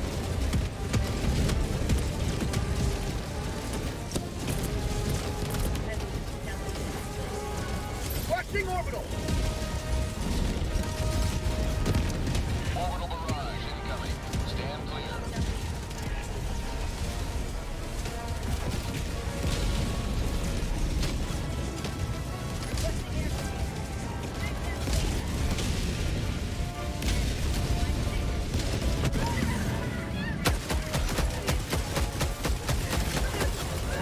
No, no, no.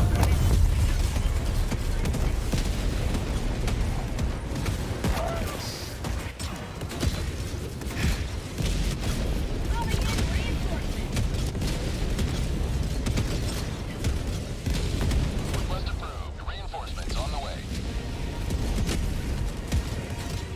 Oh, that was inside, wasn't it?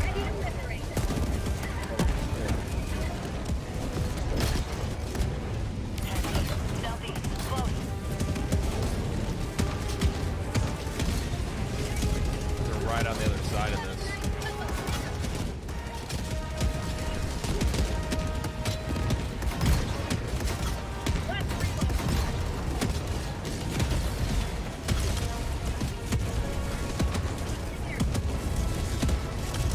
Fucking Ellie's in the shit.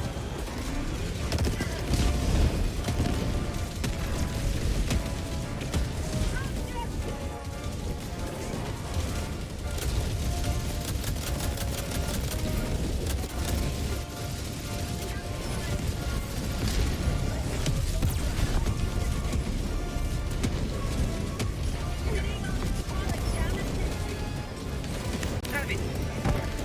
Ow. I don't even know what hit me.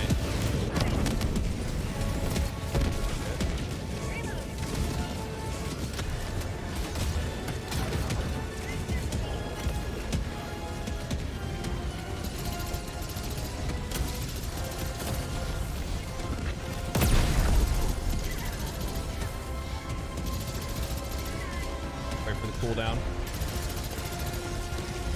What's up, bitch? What, you want to shoot me? Can't touch this. How did I not kill that? Wasn't I killing that before?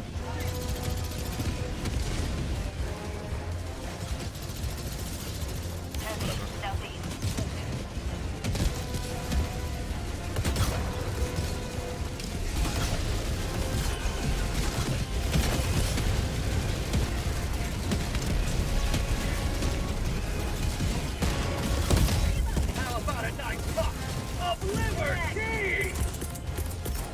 Calling down a sentry! Requesting sentry! Sending down sentry.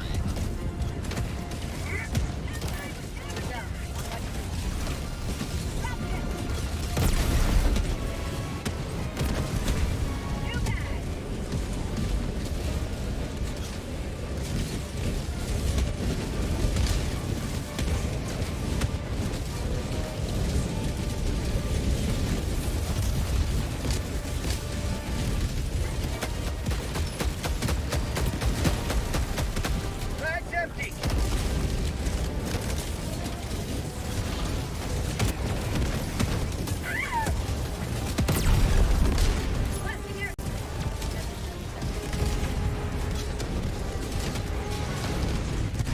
And man, AMR would have been really nice here too. But the problem is that with like the problem is that though like the AMR would be good. There's so much screen shake going on that I don't think it would work.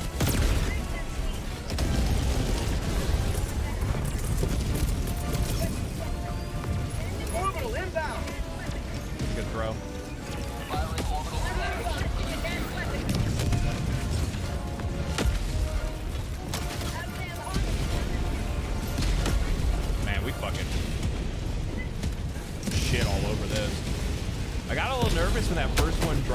so quickly. Another step towards galactic liberation. Democracy. When ready. Fucking democracy. 5 minutes left. Pelican 1 receiving Helldivers. Extraction shuttle inbound. This is Pelican 1, preparing for touchdown.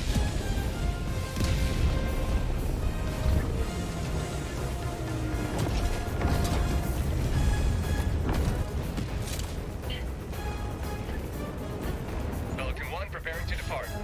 Do you have the screen/camera shake turned off, LOL, or the lowest? No, I do not. Okay. I need to feel the liberty as it drops. Okay.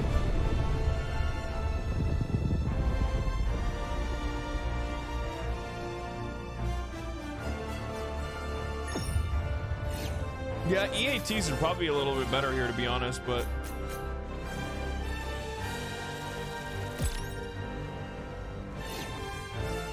Yeah, I can see that.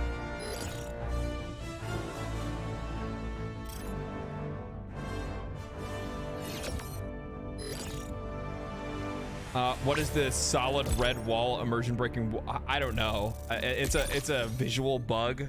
It's a visual like boundary bug that's like showing because they probably loaded in this thing as like a dev test.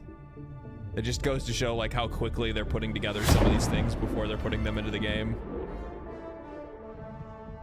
Plug into the controller and turn the vibration on. I do. I have it sitting in my lap.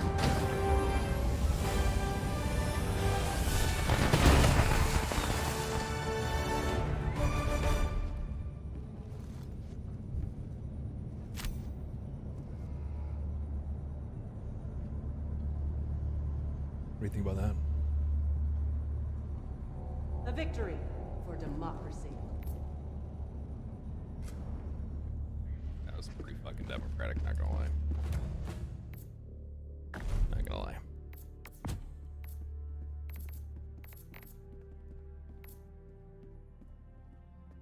Thermite.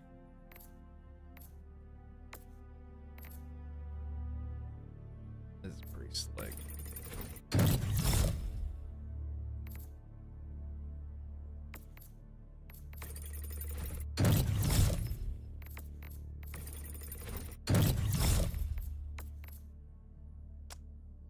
This looks like too much like a hard hat.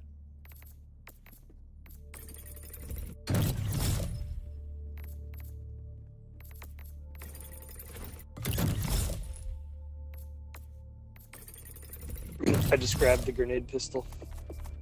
Oh yeah. Yeah, it's really good. Now they just need to release. This is my like, stealth armor, isn't it? No, it's explosive damage. Explosive damage reduction and it reduces recoil when prone.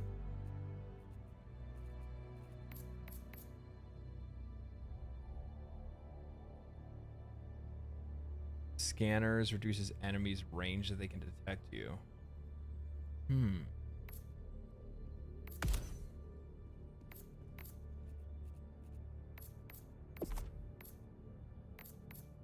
Need a good cape to match.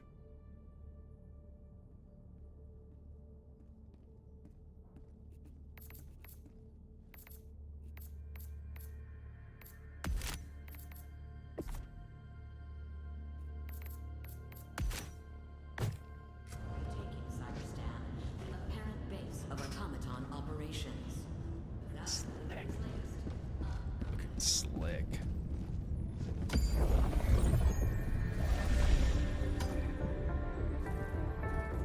Decide upon which battleground you shall spread liberation.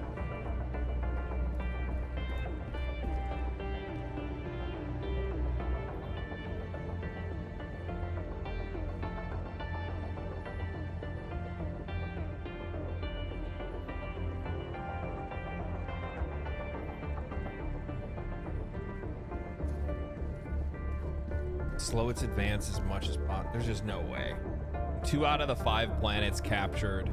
2 out of 5 planets captured at 40% with 13 hours.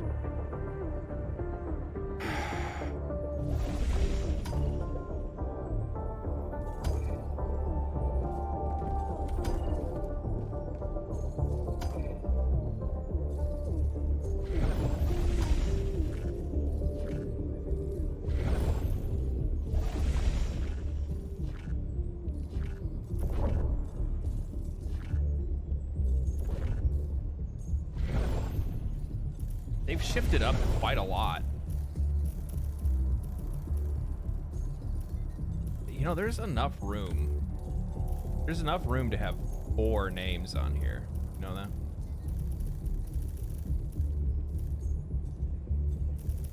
I can see it saying something right here. I can see it saying something right here. You're doing democracy's work.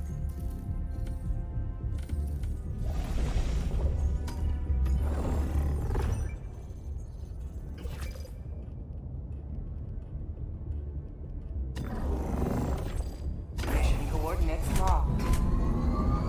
Hellpods Modded Rumble Pack, yeah, exactly. Exactly. What's up, Chris?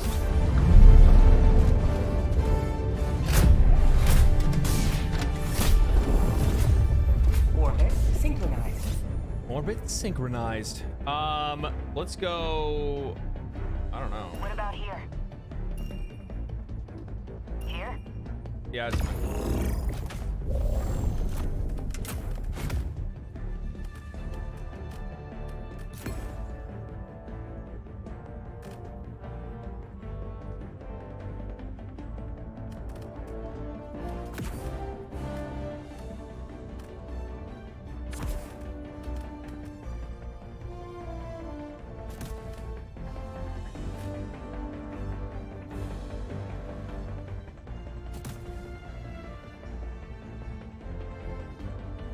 Yo, dude, do you want me to carry your backpack?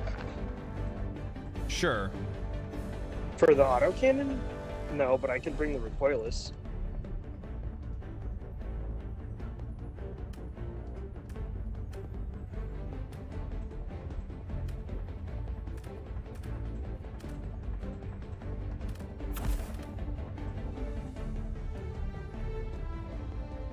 I can carry. I can. Okay.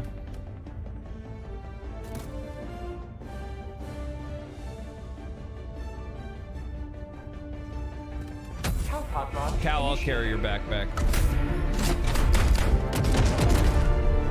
I'm using EATs, so I don't need anything else. Ellie volunteered, but yeah, I mean, I'll call him down. Oh, that's fine. Yeah, Ellie can go ahead and do it then.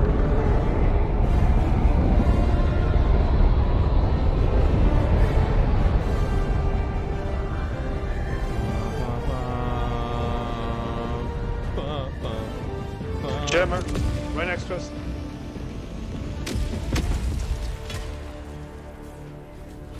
All the galaxy looks to you for salvation. Let nothing stand in the way of liberty. Oh, you landed right on it. There you go.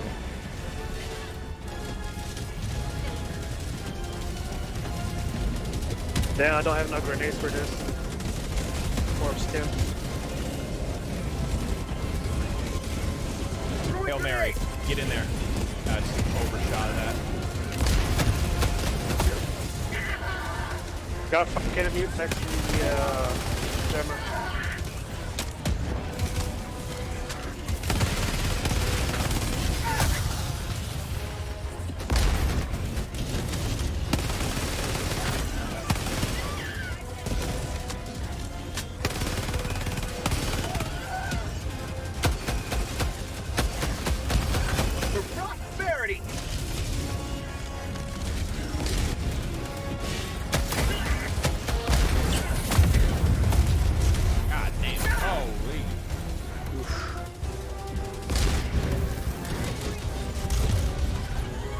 If you reinforce it, I can land on top of the fabricator.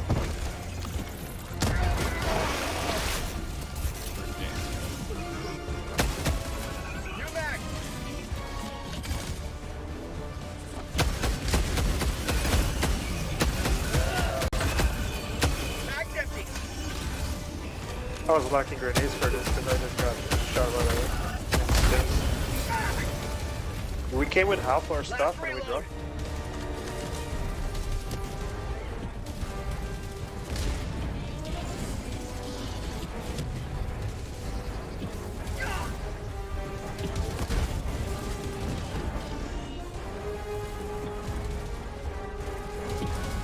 Fire in the hole!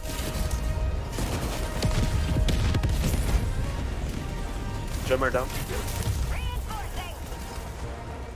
Reload! Request a pile. Reinforcements have been launched.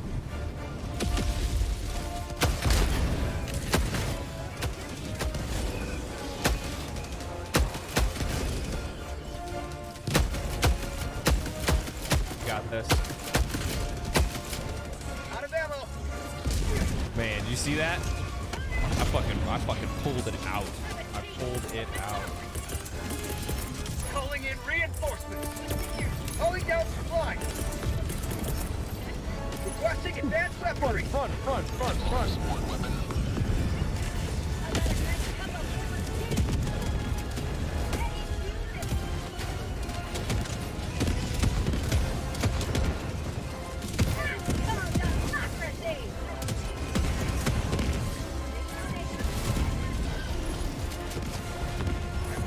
I have my recording session. I can grab the backpack for that.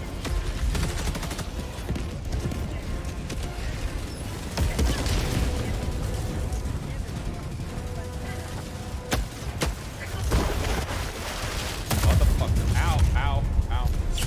Ow, ow. I didn't mean it. You can chill, daddy. Come out!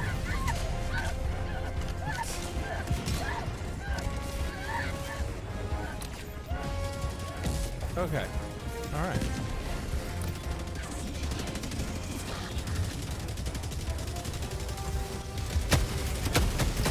Where the fuck did you come from? I'm in the water. You can't burn me if I'm wet. Ow. No. No. Oh, fuck. Ow. I'm gonna get out of here. I tried. Such a wonderful game. It is a wonderful game. Calling in reinforcements. That actually looks really nice. Bolt action. No, I do not want to go there. Democracy has landed! Calling down a support weapon! All right. Dropping a pin. Northwest, 200 meters. Where do we go south? I'm gonna go to this. They'll tell us what everything else is. I'm out! I'm just getting my kills.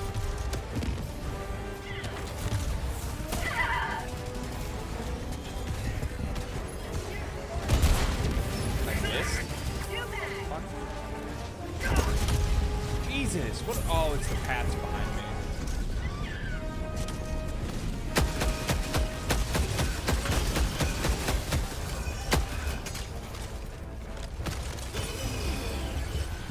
Nice.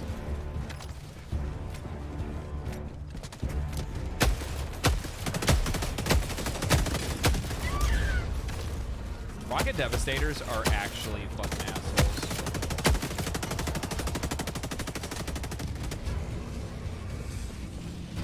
Like, they actually suck.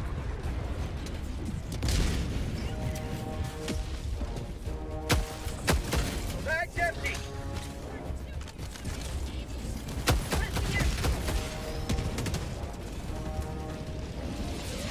Requesting air support. Where the supplies dropped? Someone just dropped them. Somebody mark the supplies. Yeah, because I'm a really heavy. I'll mark for you. Right now. Requesting air support! Southwest. Okay, good.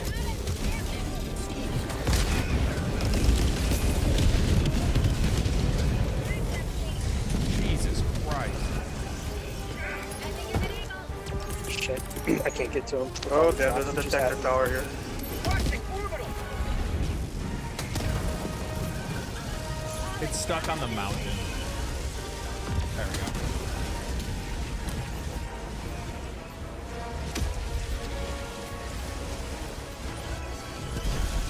Objective located. West.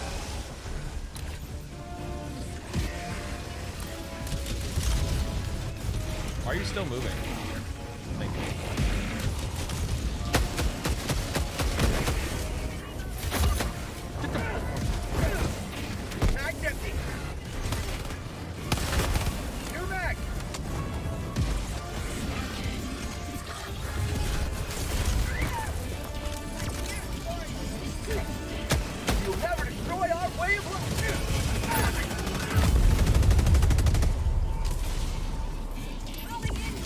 even know what hit me. My body just turned into pieces. Gonna use your latest video as propaganda to recruit more Helldivers? Get at it, man. Calling in a hell bomb. Calling down a sentry. Spawn outpost. Requesting advanced weaponry.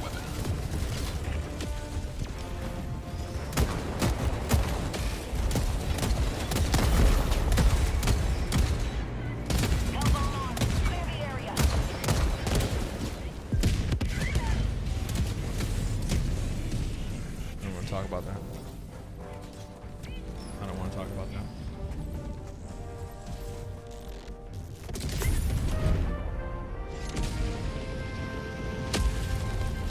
Mission map updated. Ready to liberate.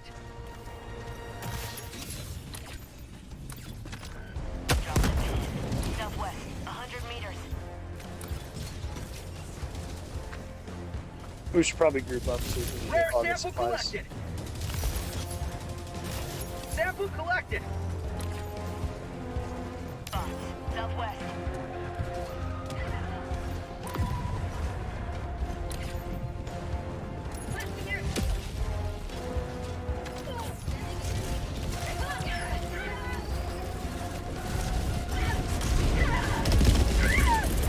Calling down a support weapon.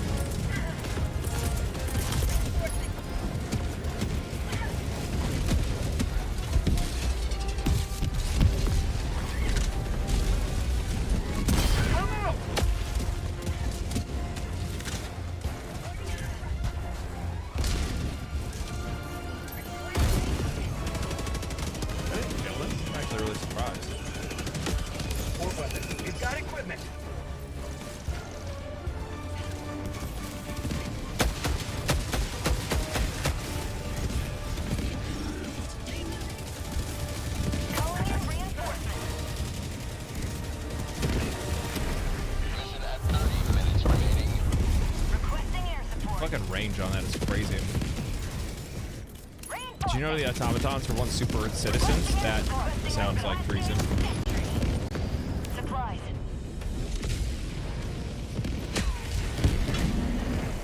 Did that not work? Point me to the enemy. It did not. Thank you.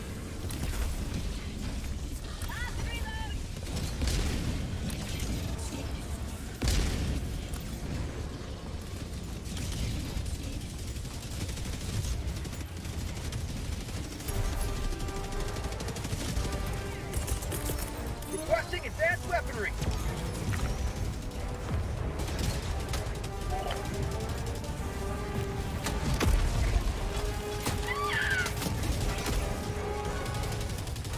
I'm out.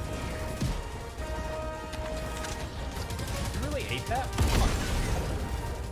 You ate both? Where? Getting cornered for too long, yeah. Yeah, we need to get the fuck out of here.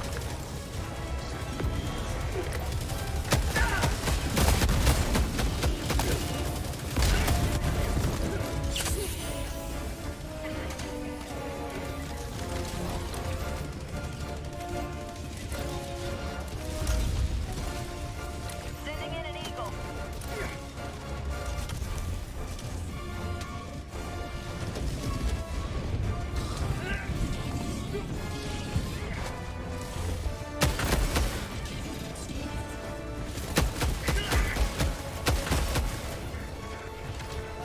Calling down a sentry.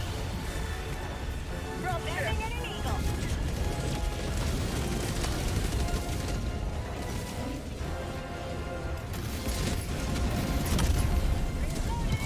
Rare sample collected.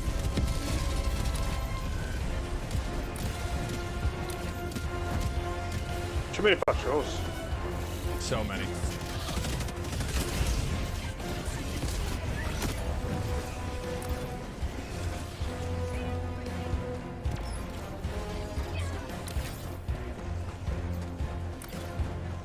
Request approved. Reinforcements on the way. Yeah, they're going down there. It's pretty bad.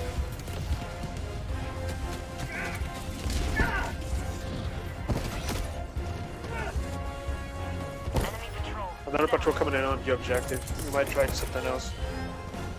Calling down a sentry.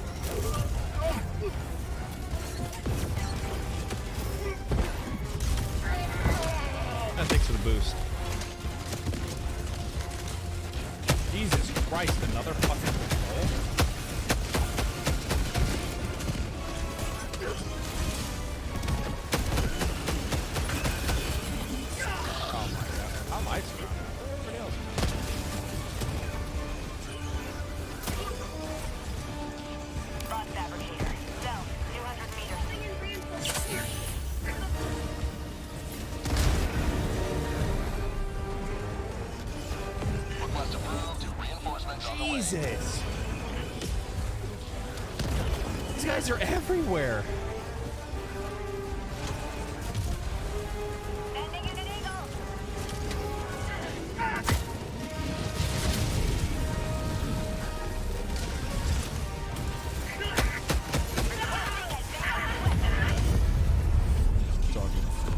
I was lagging behind anyway.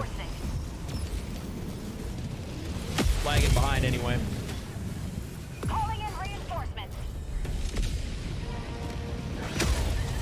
Got it.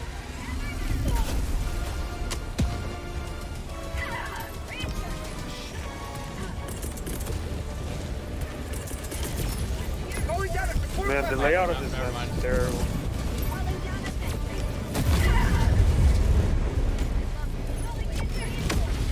I don't know if we're gonna make it through this. Like there's so many spawns. Like we're constantly fighting. Helldivers, reporting to the front.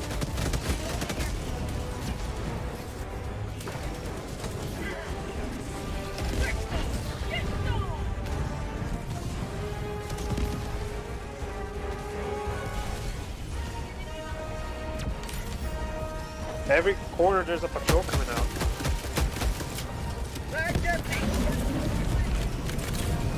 Yeah, I'm just gonna get surrounded.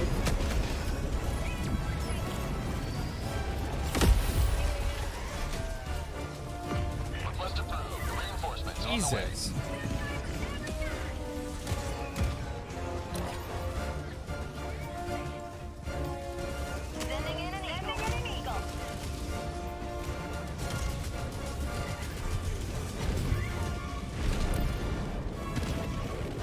I'm gonna split off and see if I can take care of that objective we ran from.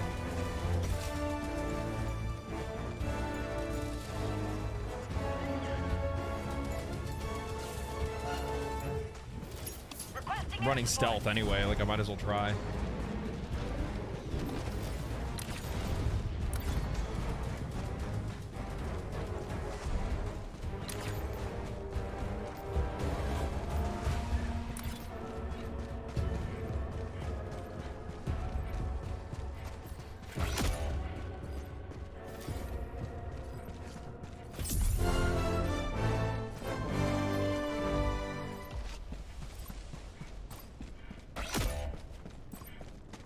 Engaging terminal. Reinforcements.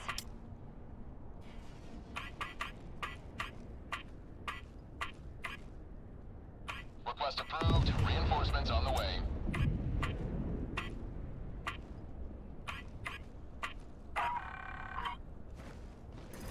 Calling in a hell bomb. I got the terminal. Sentry. Sending in an eagle. I'm on it.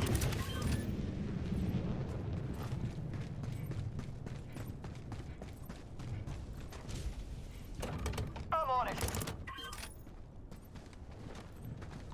Rare sample collected. Hell bomb armed. Clear the area.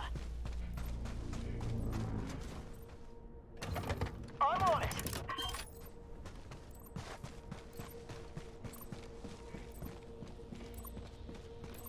Engaging terminal.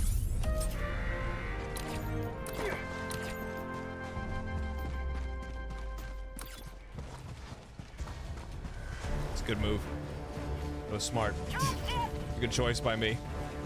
Pat myself on the back for that one.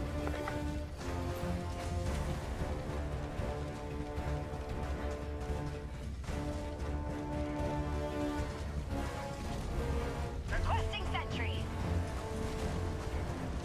Tagging map. Southeast. 50 meters.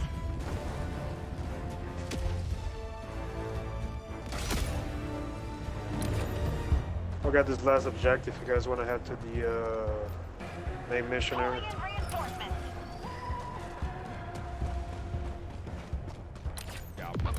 Yeah, I'll go ahead. Yeah, we probably should just try to complete it with only 2 reinforcements left.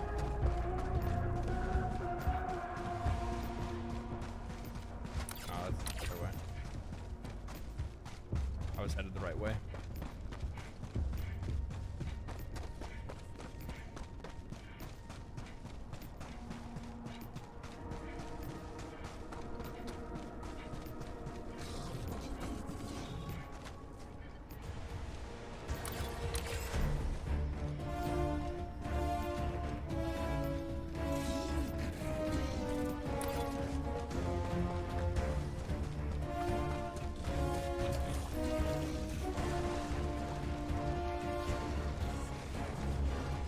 real quiet, chat.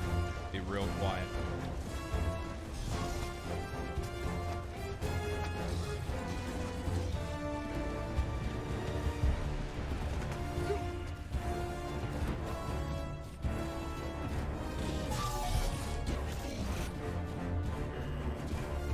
Fire in the hole!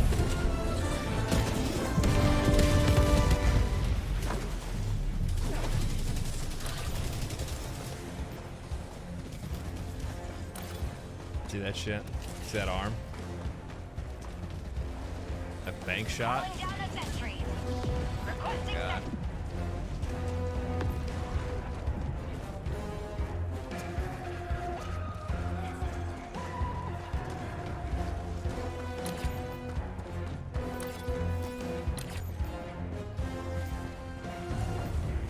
I'm going the wrong way.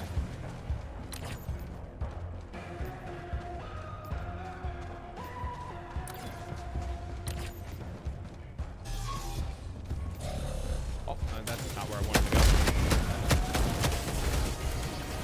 Mag's empty! I looked away for 1 second. Requesting air support! Any air? No, not really. Thanks for the follow over on Twitch. Appreciate that. I don't know.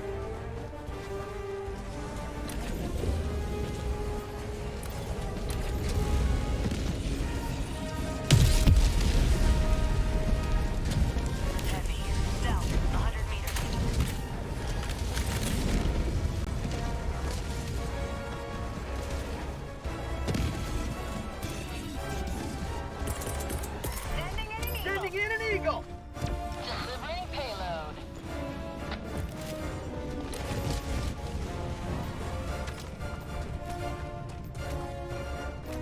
Well. Look at what we have here. I might not be able to survive this. We're gonna fucking try.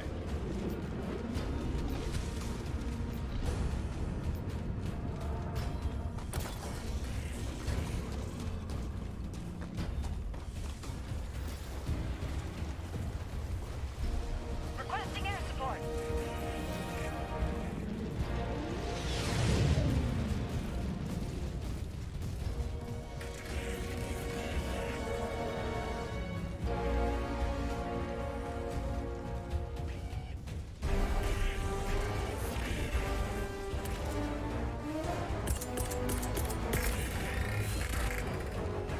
Orbital inbound! Freedom marches upon you. Thanks to you. Requesting air You may support! proceed to extraction. Requesting air support!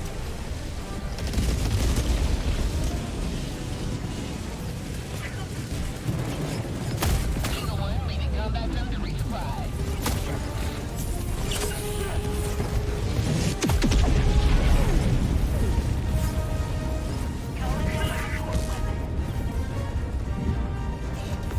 Extraction shuttle inbound.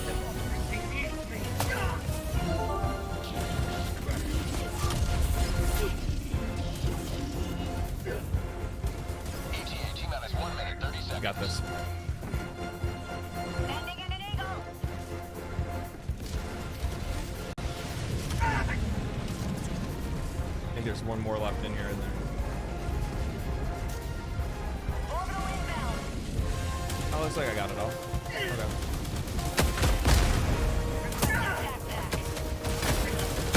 Sending in an eagle! It's all good. I did what I needed to do. Reinforcing it!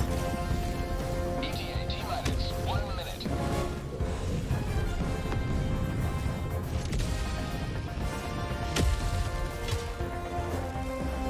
Democracy has landed!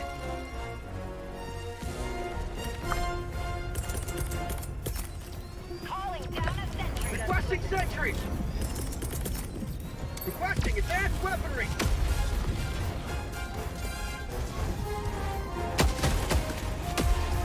ETA T-minus 30 seconds.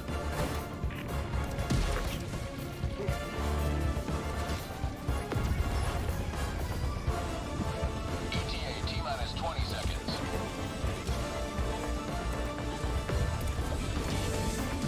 Calling down a support weapon!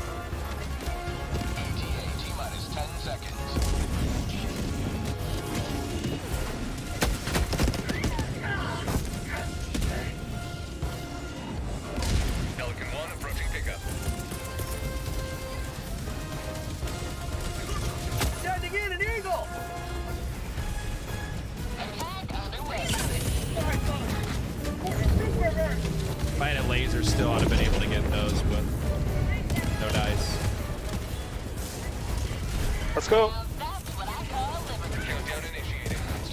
No dice. Oh my god, open the door. The door, he walked right past it.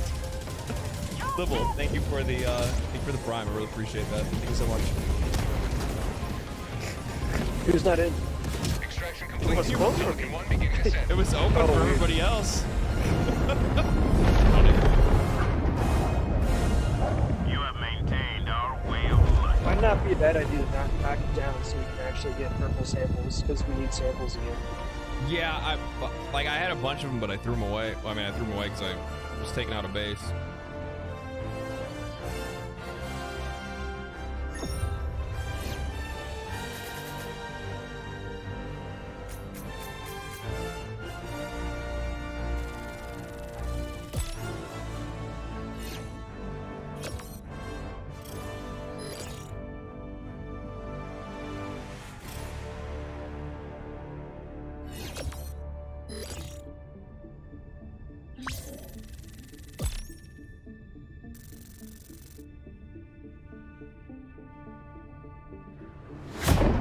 Stalwart works well with what?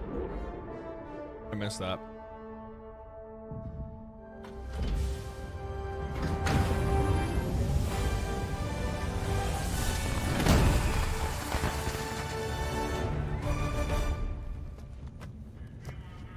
Good shit. I was worried about that one. Spent so rapidly.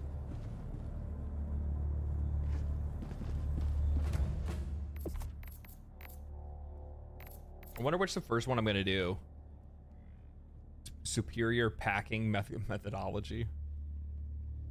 Authorizes an 8-week crew training course in superior packing technology methodology, resulting in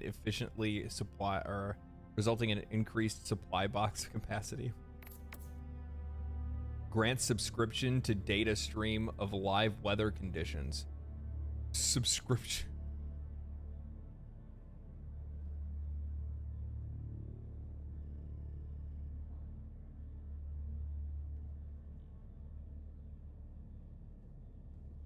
It's not the actual power-up that I give a shit about. The descriptions are what fucking crack me up. Grant subscription to data stream live weather conditions, allowing for increased accuracy in orbital targeting. So instead of like Super Earth giving you everything that you need to be able to, you know, survive, this allows you to join a one-time subscription for live weather data. Further expands Eagle Weapons Bay by removing unnecessary systems such as fire suppression, ejection, and airbags.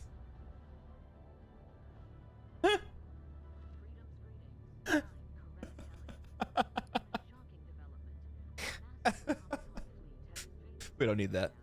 Fire suppression, airbags, ejection. For only $14.99 a month, you can find out what the weather conditions are in our active war campaign. Increases burning temperature of incendiary weapons by lacing fuel with precisely formulated compound of thermite, white phosphorus, 19 other accelerants. Like that one's not as like the other ones are so funny. Circuit expansion augments electrical weaponry by safely connecting multiple interior arc extenders into one long linear chain. Reinforces blast sentries with expanded polystyrene pieces, peanut-shaped variety, and absorbs thermal and blast energy. So they put packing peanuts in our mortars.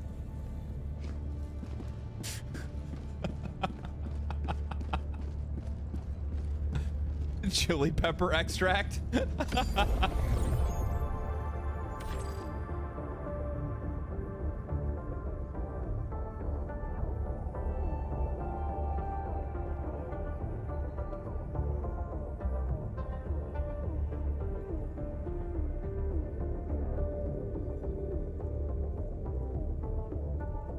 Mission coordinates locked. Evac. Hellpods prime. Engaging orbital thrusters. That fucking packing peanuts part sad me. Time for bed over here. Catch another stream soon. Keep spreading democracy for Super Earth. Thank you. Thanks for stopping by. It's way too good. That's too good. Baked, thank you for the follow over on Twitch. Appreciate that.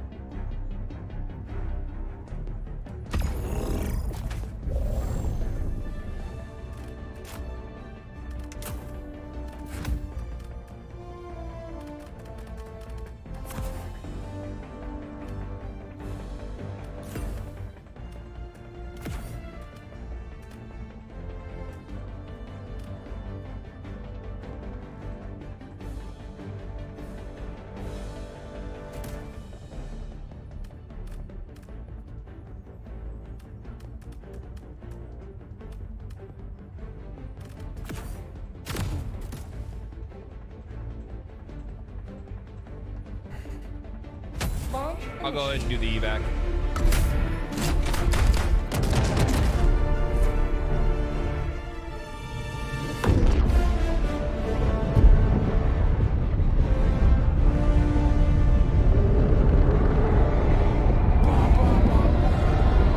Man, I need some chips. Every time I go to get snacks, like sometimes I want to get chips, but then I get like, I'm struck with indecision about what kind of chips I want to get, and then I don't get any chips, and then instead I get trail mix. Like, how boring is that? Go now, and should you fall, remember this. Cool. Every day is a good day to die for democracy. How about a nice cup of liberty? Calling down a support weapon.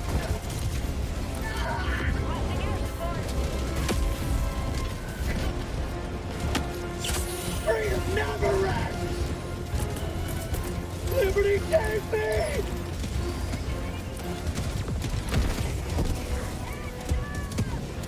Tagging map, east, 300 meters. Marking location. Calling down a sentry. Dropship, southeast. Requesting air support. Calling in orbital strike.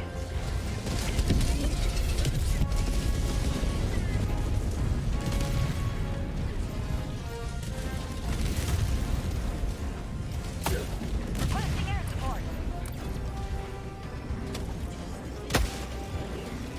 Sending in an eagle.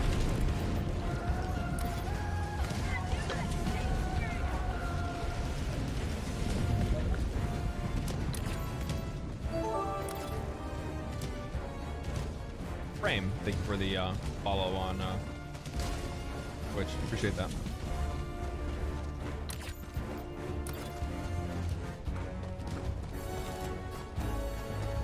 Sending in an eagle. Bots, east. Bots, east. Requesting air support.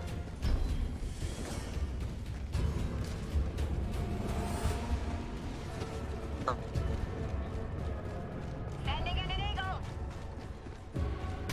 Sample collected!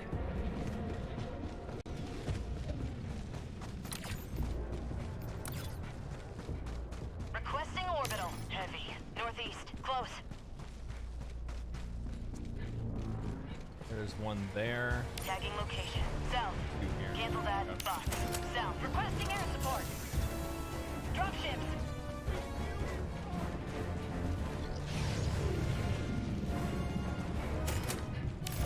Bot. Marking location. Never mind. Calling down a sentry!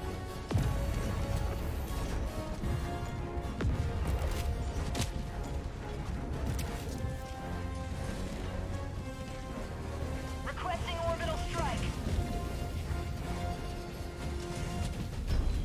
Heavy. West. 50 meters.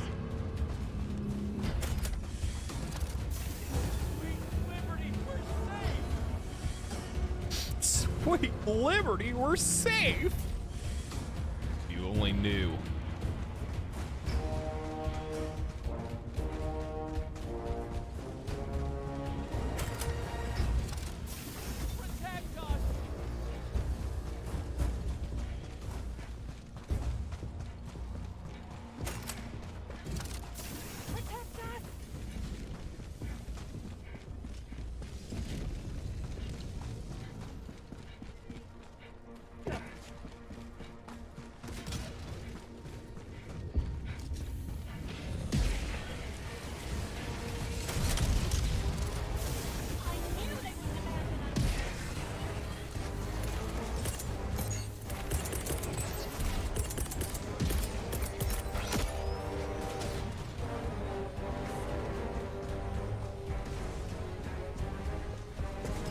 Requesting sentry! Requesting sentry. Dropship! Calling in reinforcements. Oh fuck, they're on me.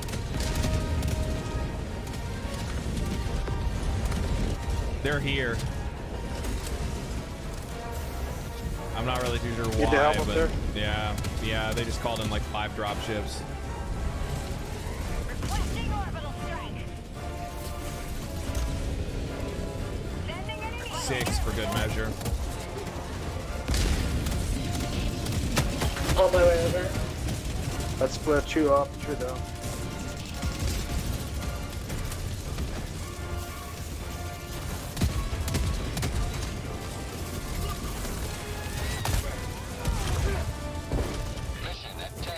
Oh, that's a lot of good ships. Yeah, got smoke. literally they dropped like the whole map on me.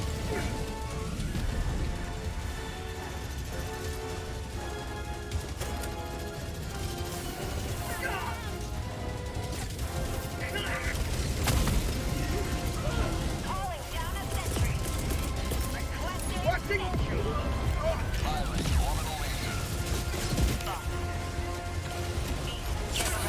Sending in an eagle.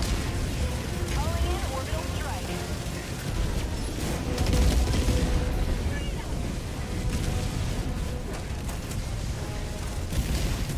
Fire in the hole!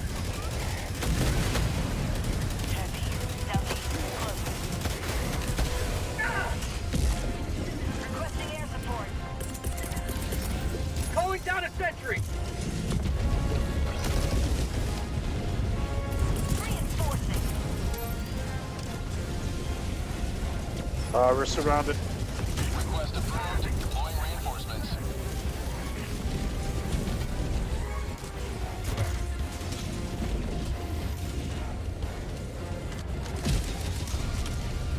Sending in an eagle.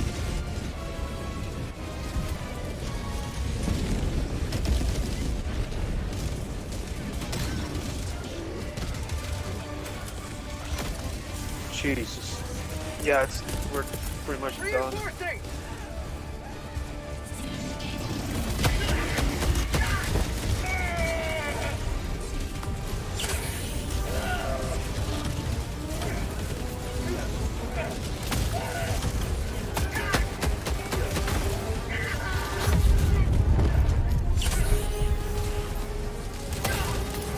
Holy shit, they're everywhere.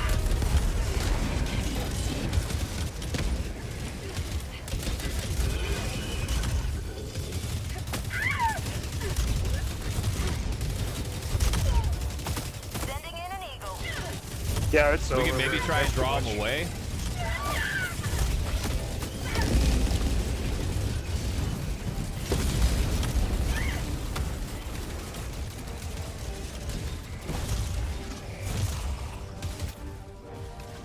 I'm gonna try to draw No, away. you're not going to be able to draw this many away. Not in 7 minutes.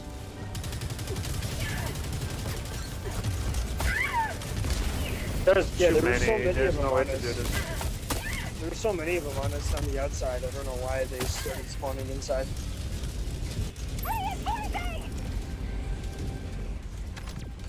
There was a patrol that came by, but I had just killed the one, and then all of a sudden 5 fucking ships showed up. Yeah, whatever we drop, we're gonna get shot right away. Point me to the enemy. What the? Balanced. There's a Hulk inside the rock. He's just shooting through it. Balanced game. Most balanced gameplay. This is one of those ones where like we're meant to. This is like one of those wars that they wanted us to lose, obviously.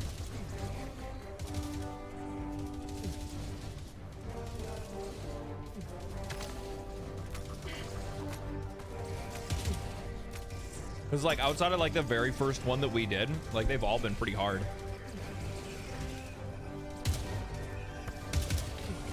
You know what I mean? Like most of them have been kind of tough.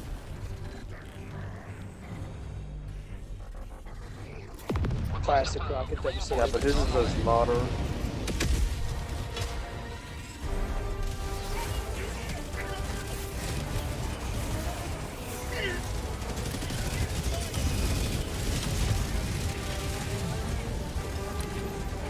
There's more ships coming in.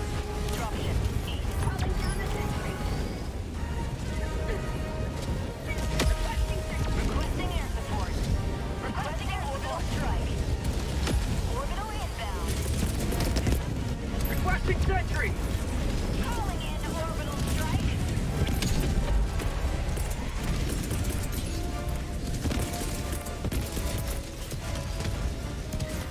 Requesting backpack. Calling down a sentry! Requesting advanced weaponry.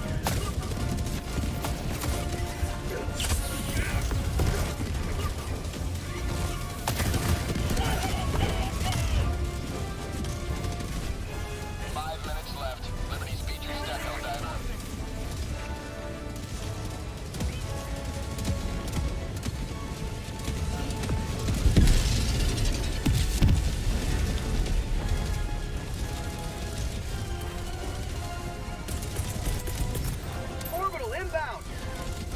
Firing orbital laser. Sending in an eagle. Reinforcing. Oh fuck, they saw me. Requesting advanced weaponry. Request approved. Reinforcements on the way.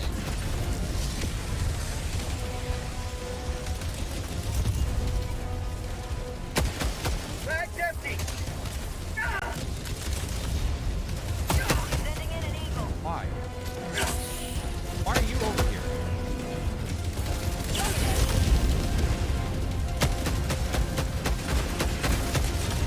Fucking rocket devastators are like my cat. Like when I look around the corner and I think my cat's in the other room. Where He like and every time I turn and look around the corner, he's like 5 inches, like 2 more feet closer. Poke out the rock, I look, and they're like just that much closer than they were the last time. There's a lot going on. Yeah, this is bad. Autocannon was fun. Just killing some of the ones on the from a distance. It just wasn't killing the ones. Ready to liberate!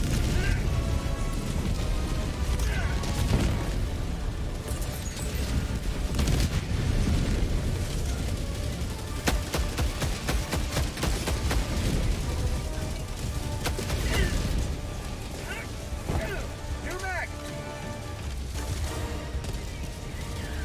This is crazy. What are you gonna do, motherfucker? Huh? What are you looking at? Here, want this? You can have it. Punk ass bitch.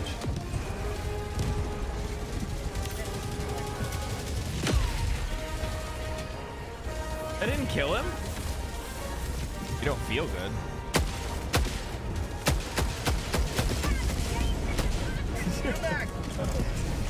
Gave him a tummy ache.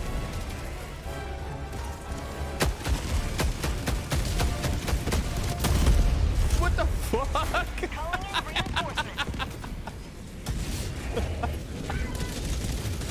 Man, come on, dog. Gotta hook it up, man.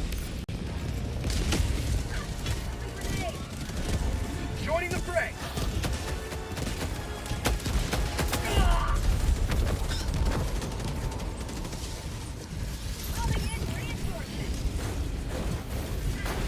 We only need to get 7 more through.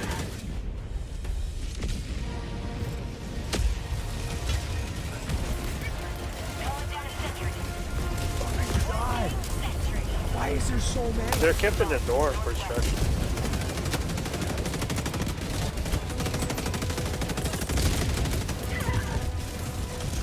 Requesting sentry! Calling down a sentry!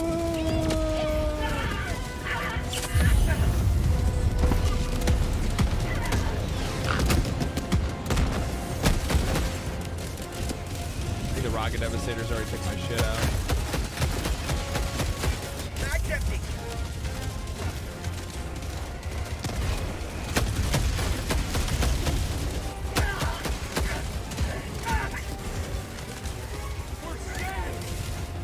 We're saved! And not so much. Requesting orbital strike. 1 minute remains. Destroyer departure imminent.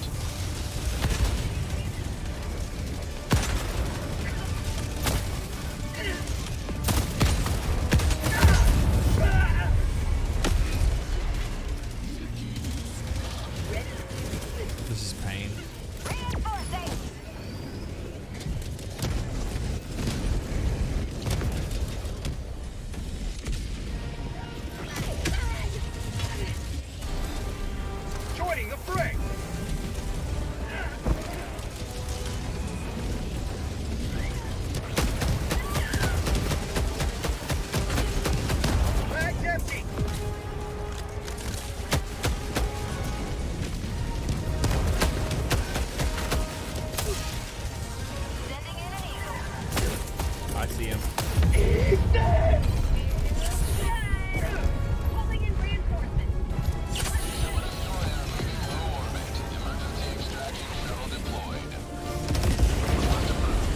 We're done. They're alive, I guess.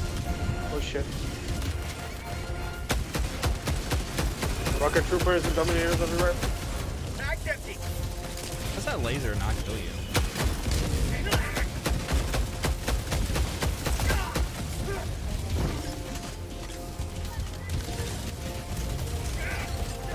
What? What? I can't dive through that. I'm dead. Sucks anyway. I just like got my fat ass stuck in there. Okay.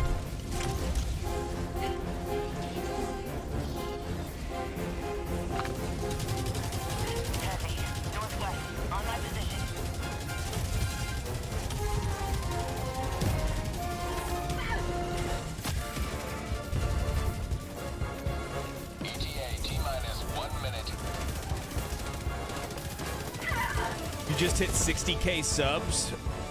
Did I really? The slow inevitable death. I was like 20. I was like 200. I think I was like 200 shy this morning when I woke up. So I got 200 subs today. That's awesome. Good to know.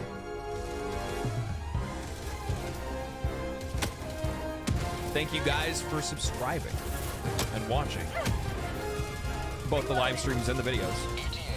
Appreciate it. It's kind of crazy how everything's kind of come together over the last few months. It's been kind of wild. Kind of just fell into all this. Probably because of the OTK stream. I don't think so. None of my. They didn't. The funny thing is they didn't show any of my. They didn't show any of my like YouTube stuff on there. It was just Twitch. Just showed like how many. It just showed how many like Twitch followers I have and how many what's my like average viewers on Twitch. It didn't show any of my like YouTube stats at all. Countdown initiated. Stand by for takeoff. Extraction complete. Pelican 1 beginning ascent. Not saying that there isn't a few people that might have went and like checked it out anyway. Like saw like, oh, he's a YouTuber. Okay, let me check to see what kind of videos he makes, and then like went and checked it after that maybe.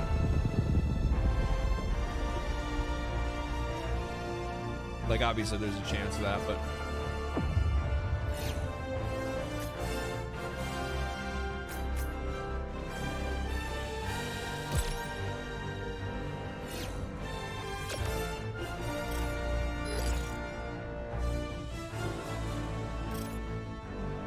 Graceful conduct. Rough. Never feels good. Never feels good. My guess was they just saw the name on the stream and the viewers. Maybe. Maybe. I will say though, it is really hard to get people to go from one website to another. Like comparatively speaking, when you got like actually a really good example of this is actually just like my Twitch and YouTube viewership. They're rejecting submissions left and right over on OTK. Really? Did they start like knocking people out or what? The only ones that I saw them do, they accepted. How many submissions were there?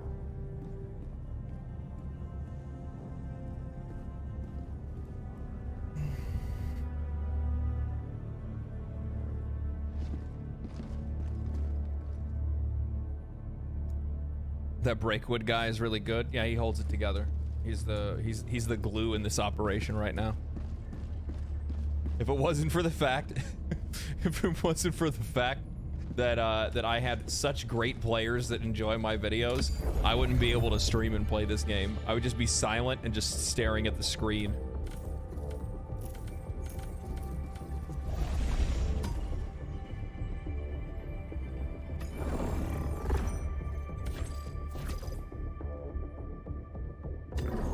My my undemocratic ass would be oh. How do you guys feel about an eradication mission?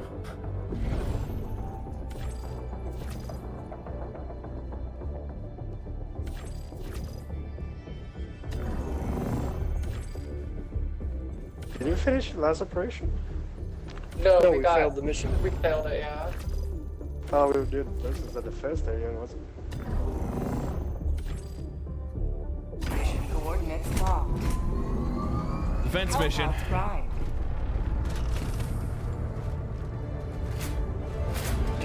How's the new content? It's good. It's good. I think the ship upgrades are pretty cool. I think the new war bond looks sick.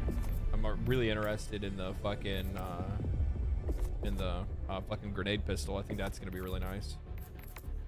And I've seen people say pretty good things about the eruptor. The skins themselves look pretty good too. This one's not too bad. Chongus. I like this one though.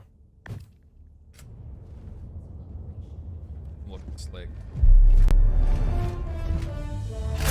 Already invested when you saw the new armor. Yeah. I'm not really a big fan of like big armor though. Not sure they're still reviewing them, but sounds like they're trying to wrap it up. Yeah, I would imagine they're probably getting a little bit tired of it.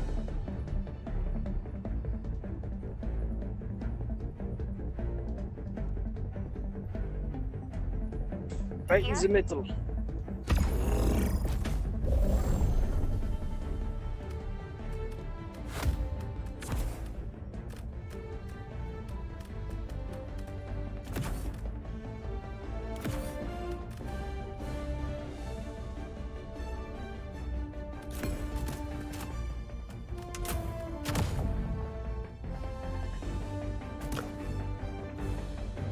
You could carry snacks in that armor. You actually really could. You got like your own like little like snack feeding tray in the front.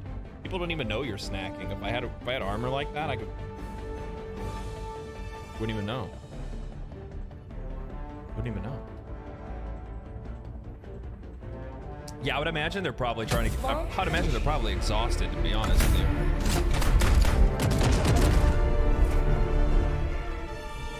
And I mean like not like energy, like it you know, it's really, I'm not saying like the hard mental energy of having to do it, but like reacting to content specifically, like for me at least, like it's a mentally exhausting kind of deal, man. Like for me, it's Go now and shoot you fall. I don't know. Remember this. Every day is a I get bored. That's really what it is. Like reacting is kind of like, for me, like I know like some people really like doing it, but personally, like it bores the shit out of me. I like watching people react to stuff. I think that's cool.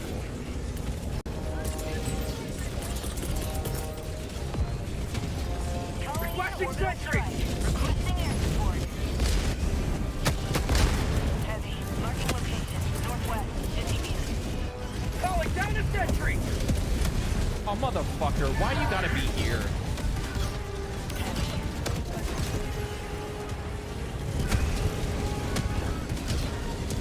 Calling down a sentry.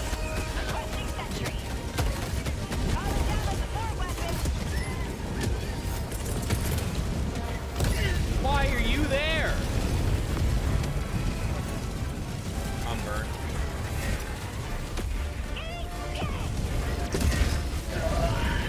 Juking you out, bitch. Juking you. I'm dead.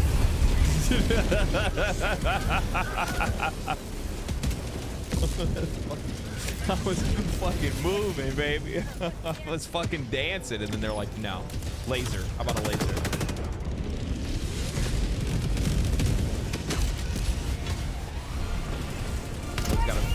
Always gotta make a good impression. A good, Alright, where's the majority of these fuck? Sorry, guys. I got knocked down.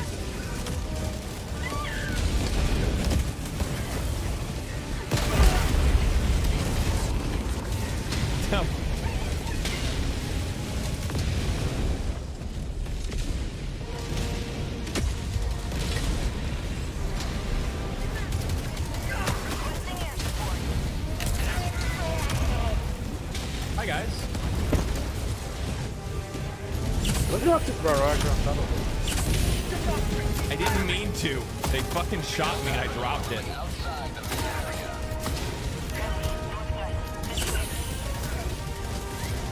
No, oh, I'm not gonna get back in time. They abandoned our mission and our cause. Execution was our only choice.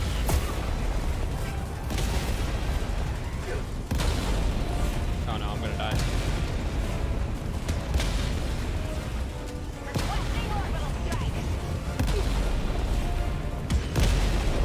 Who's a traitor? Mistakes were made.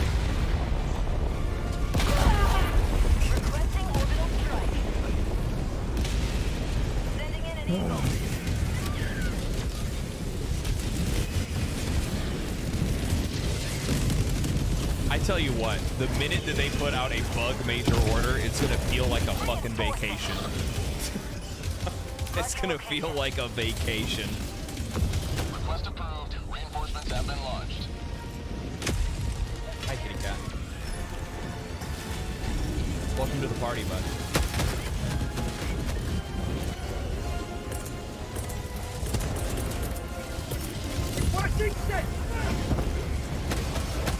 Where did you guys come from?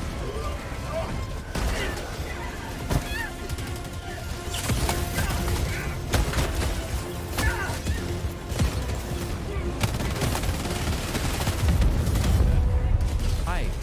What, are you hungry? No, you're not getting any. You haven't been eating you come here because you want the food, but then you don't actually eat the food. I put it out for you, you look at the food, you don't eat it, and then you still come here the next day wanting more food. But you don't actually eat the food. You just go eat the dry food instead. Oh, we got it. Yet again. Extract when ready. I am not wasting Ready to liberate. money, yummy food on you. Pelican 1 arriving at coordinates. I don't know how this works. Pelican 1 landing in progress. Not being sweet and nice still is going to get you the food so you can go look at it and not eat it. Yeah, that's not a good idea.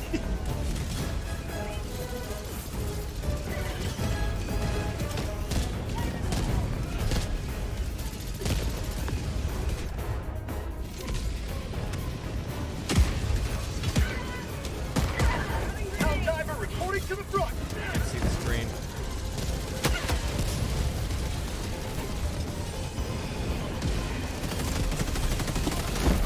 Jesus. I'm in the ship.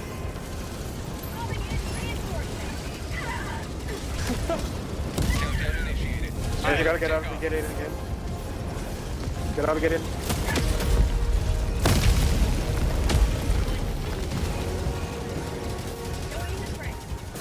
Extraction complete. Pelican 1 Alright, let me feed you.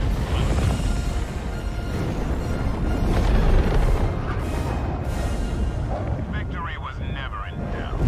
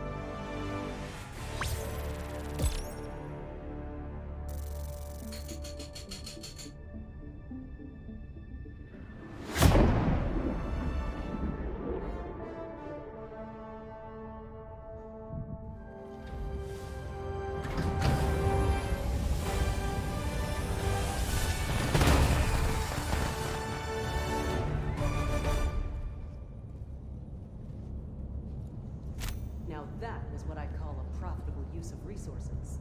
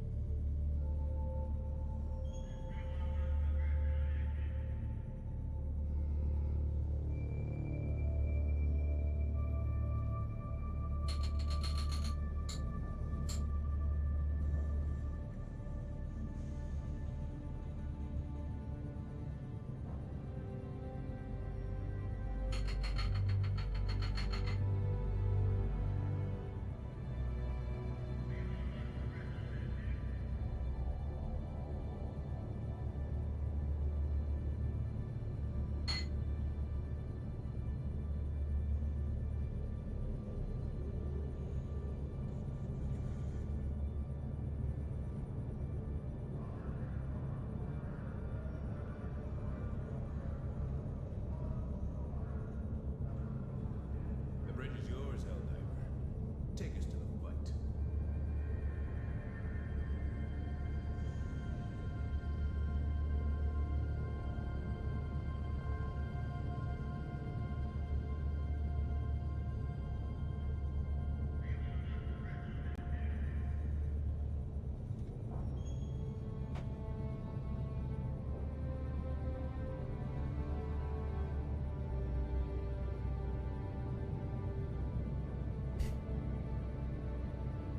All right, we're good.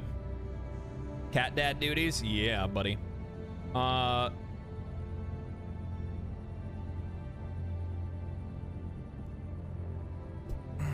are you guys talking about?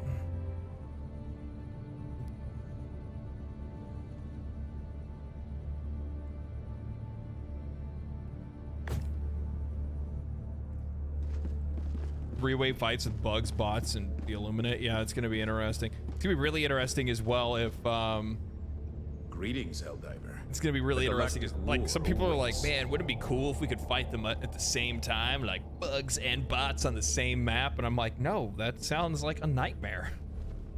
That means that you're gonna be chased while being fired at. Nobody wants that. The funny thing, like, I think people do kind of fail to think about it, like they there's like a fundamental difference in how you approach it, like fighting both factions. You know what I mean? You know what I mean? Like it's very much like defend a point, where the other one's kind of like kiting. Like you kite the bugs for the most part, but with bots, it's like setting up fortifications, getting yourself into a good position to be able to fight them, and then kind of going from there. That makes sense. What about here?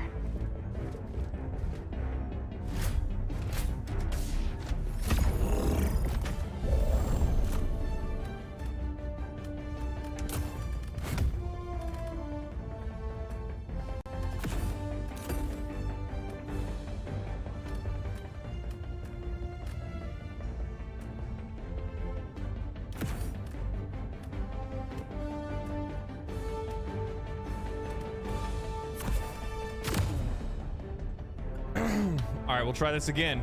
So hopefully I don't just get attacked out of nowhere again.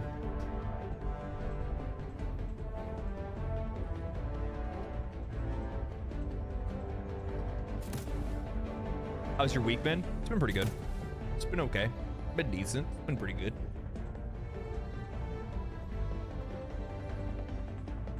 Getting the chance to compete for that OTK top streamer thing's pretty huge, though. That's gonna be a lot of fun.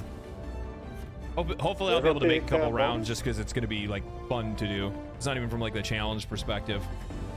You know what I mean? Or it's not from like a, oh, I need the money or anything like that. It's just like, it's just going to be fun and interesting. That's the reason why personally I would like to compete.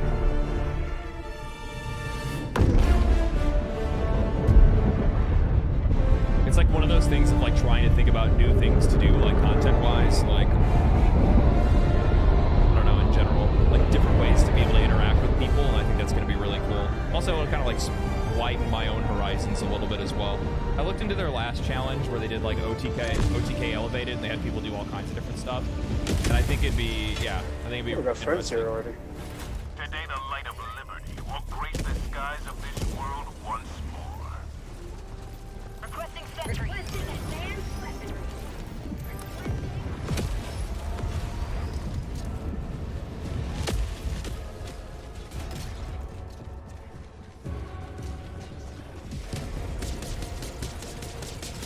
This time I'll wait for dropships to come in on you guys before I leave. Found something. Here they come.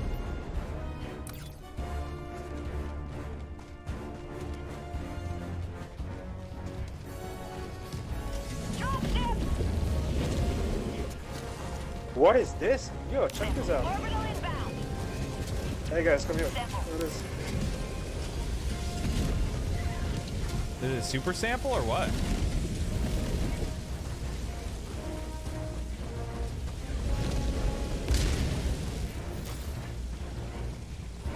Like 12, 14 rares in the same spot. That's crazy.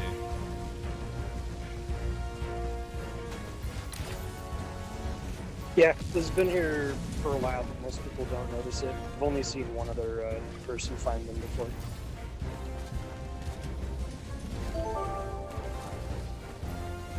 Thank you for your service, Helldiver. Hey, man. We do what we can. We do what we can. Matt, thank you for the follow over on Twitch. Appreciate that.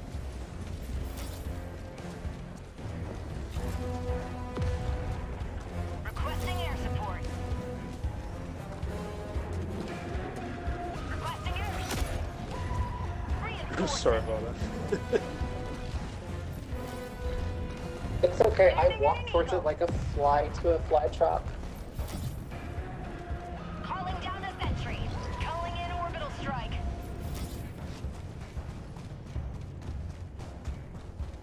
Heavy. Northwest. 50 meters. Orbital inbound. Sending in an eagle. Dropship! Yeah, they fixed it or something, man, because dropships immediately pulled in the minute that I summoned in people. 2 ships. I might be able to handle it on my own. Never mind, 3 ships. 4, 5. Maybe this time instead of going over to you, we just let you die and then respawn you and then we try again. Something's wrong with the dropship in this.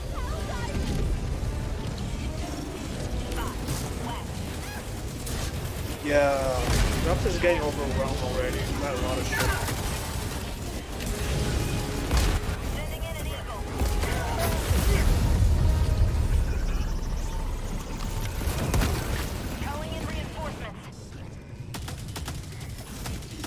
See if they come this way. Maybe they clear the area.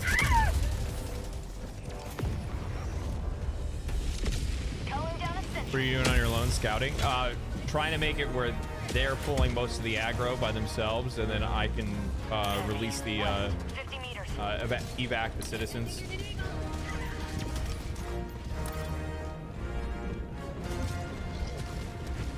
Requesting air support.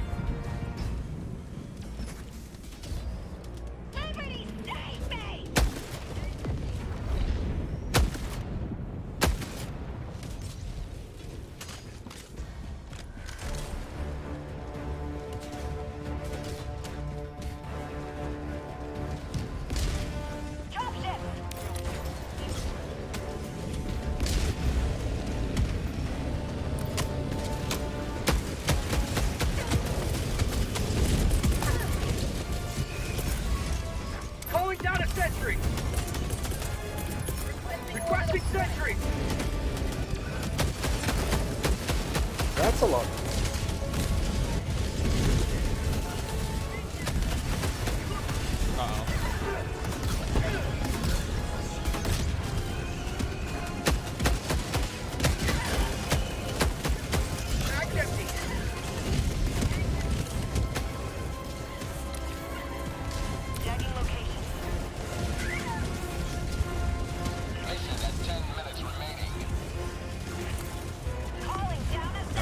Take a look at it. I don't think they're going to come over here. Heavy. Southeast. 50 meters.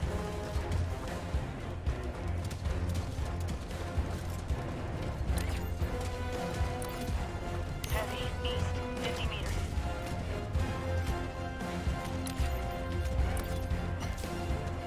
There's a lot of patrols coming this way now. Requesting reinforcing.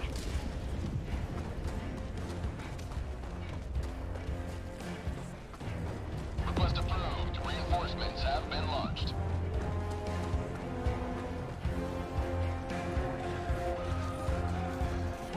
Heavy. Southeast. 50 meters. Requesting air support. They're dropping behind us. Orbital inbound. Engaging orbital laser.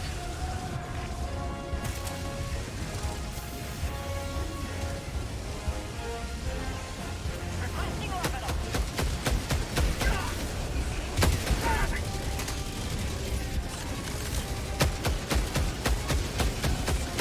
Sending in an eagle.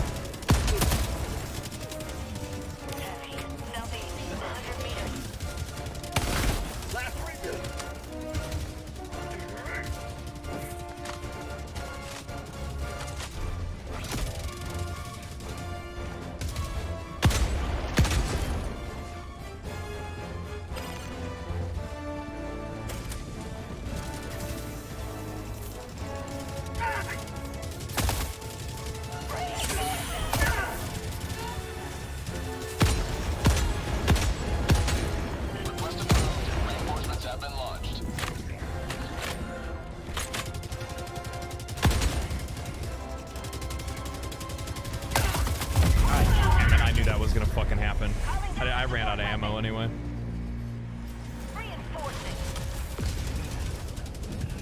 I might be able to get them because they're not spawning over there anymore for some odd reason. I think it's the amount of time we have to wait before going there.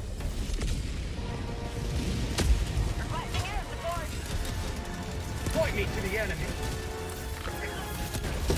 Calling down a sentry. Requesting air support. Requesting sentry.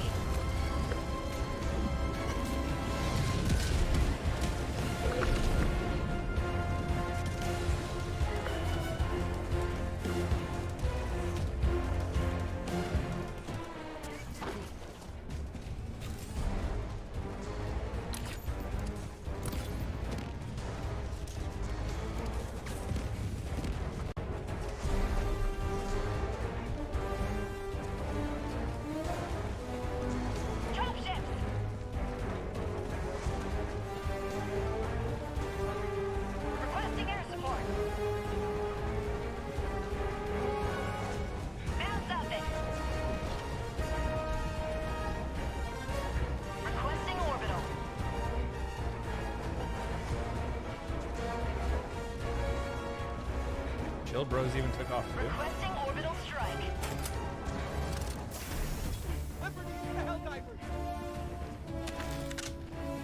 Looks like it. Sending in an eagle.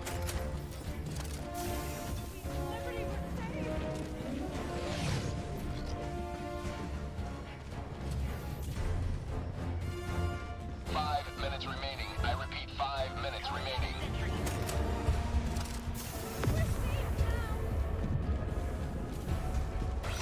Marking location. Oh, good. Tower's in on us. Advanced weaponry. Calling in reinforcements. Calling in request approved. Reinforcements on the way.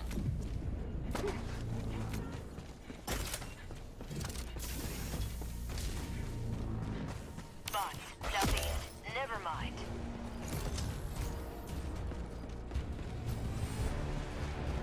Calling in reinforcements.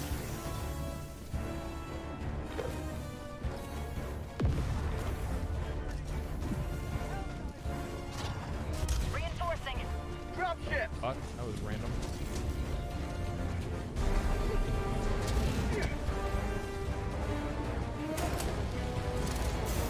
Helldivers came for us.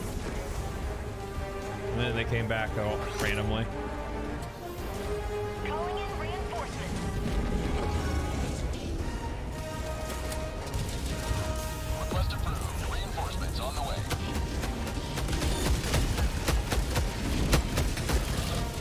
New mag.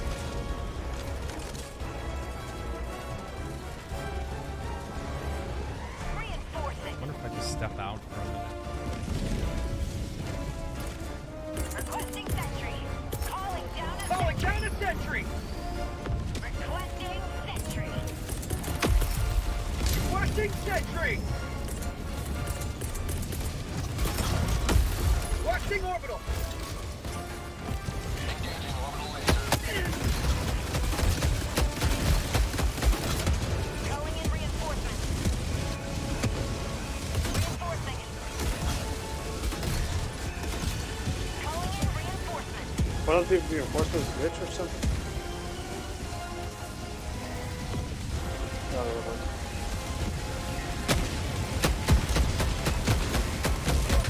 New mag.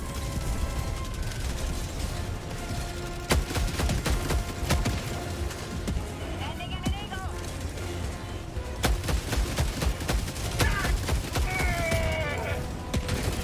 Dropship. Mag's empty.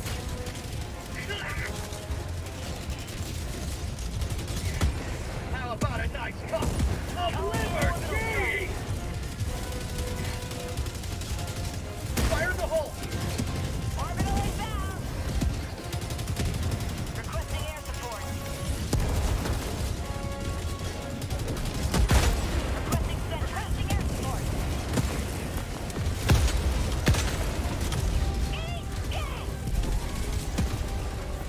Why are there so many? Oh, fuck. Sweet liberty, Oh, they're all over the place. last reload.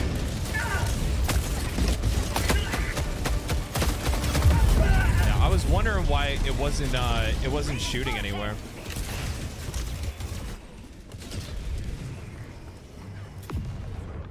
Reinforcing. Ready to liberate.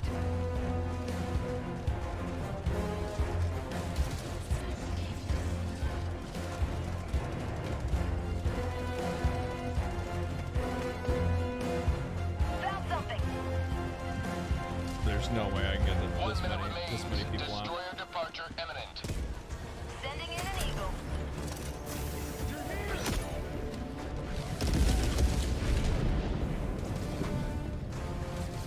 Dropship. Orbital.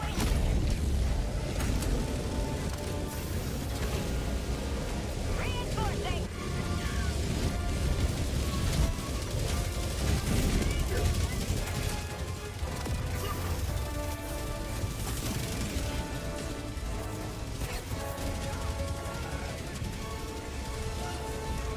Honestly, I would just search an operation that doesn't have this.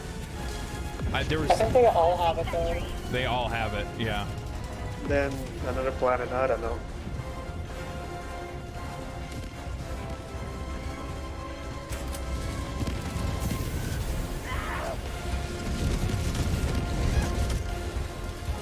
Super destroyer leaving low orbit.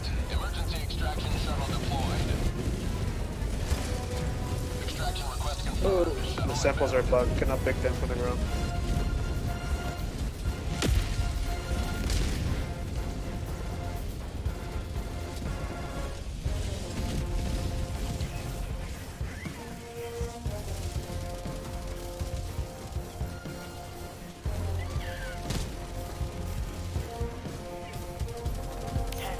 Southwest.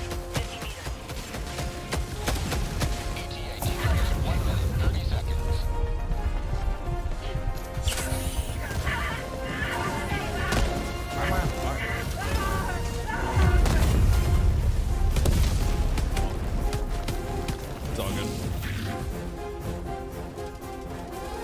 this localization confusion help here? I don't think it does, sadly. I don't think it matters. Sorry, I was trying to say. And also on top of that, like even without localization confusion, I was using like stealth armor too, which should help, but it didn't help. T-minus 1 minute. Where do you extract the destroyers left? I have no idea. It's probably somewhere your shuttle can still get to, I guess. I don't know. Space. Anywhere but here.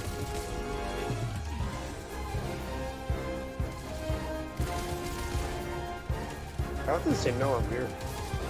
They're just shooting right on. T-minus 30 seconds.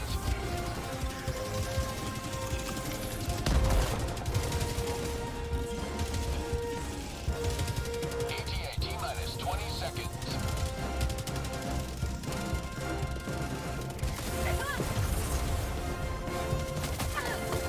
ETA T-minus 10 seconds.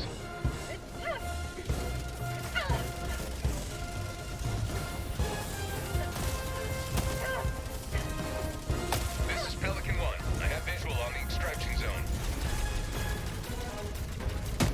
This is Pelican 1, preparing for touchdown.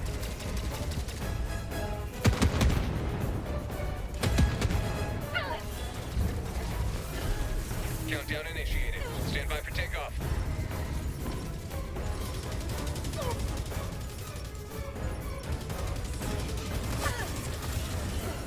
Where's the ship? I don't see the ship.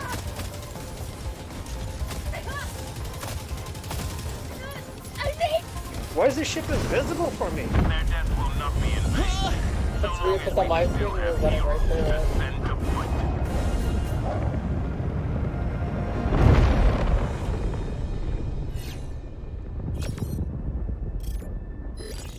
Well, shit.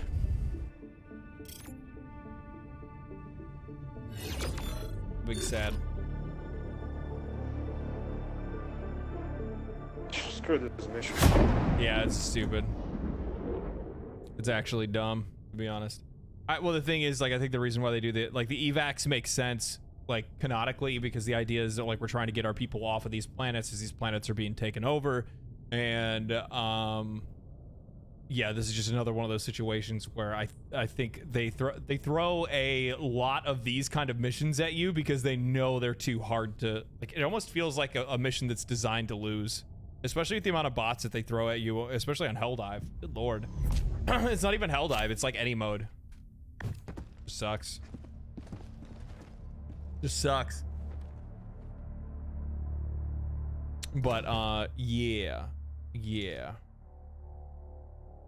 So, hold on, let me switch back to this real quick. 1 second.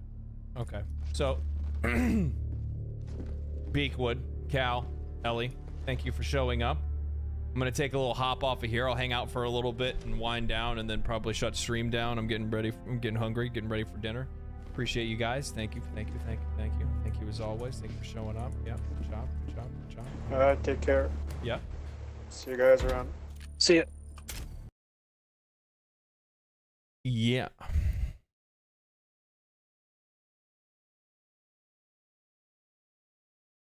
Bring this over here, and we're chilling.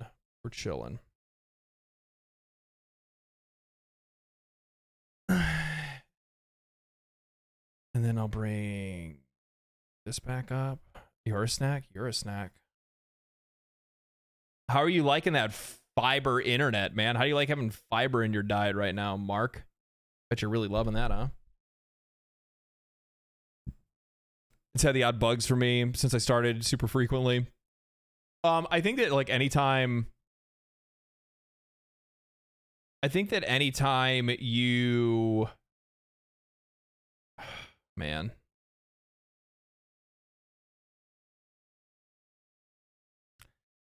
I feel like anytime they update a bunch of stuff and they change anything, that's where things like pop off. You know what I mean? I think that's where things pop off the most. Where they end up having the most issues with the game more than anything.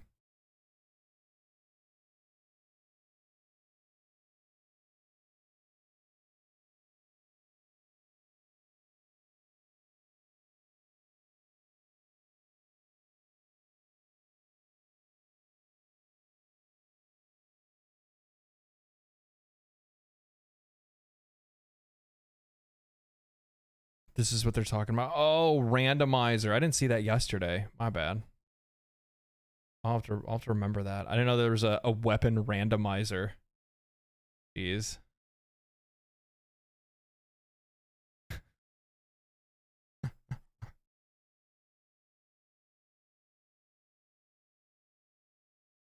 And there's that.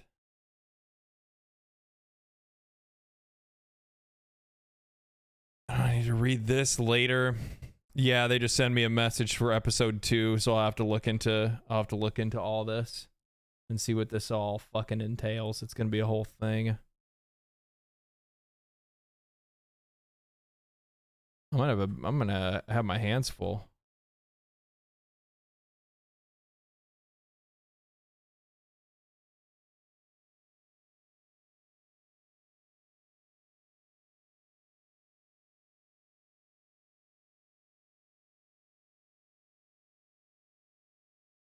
I'm gonna have my hands full.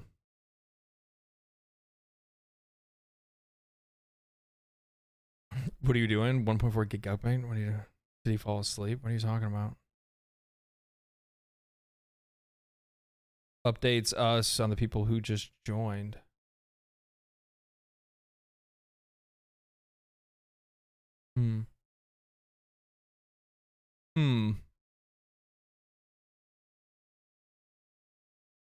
I wonder what, like, I'd imagine there has to be some type of like major content update that's probably probably in the future here. Like pretty close in the future. You know what I mean? I can't imagine it not being like we're probably gonna start seeing, I don't know, man. I feel like we're probably gonna see either faction bosses or another faction enter the fray. I think that's what's gonna probably end up happening. What do you guys think?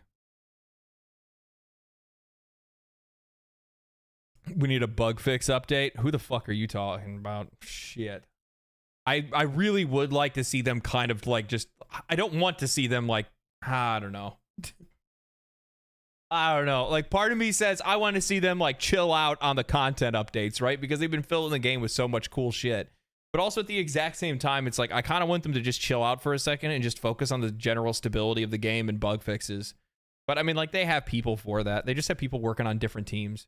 I don't think it's a focus thing. I think we can say that, but at the end of the day, if you got 5 people there working on bugs, you're not going to be able to pull, you know, the 5 people that are VFX artists or the 5 people that are weapon designers and put them onto bug fixes. Like chances are that's probably not how that shit works. You know what I mean? Like, the people that are in the positions that they're in are in that position for a reason, and they're doing that job that they need to do to make sure that they can do, you know, fulfill whatever role needs to be fulfilled, if that makes any sense.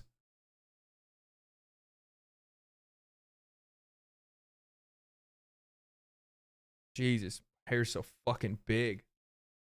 I washed it this morning, so it's like all fucking crazy. You know, fucking hat.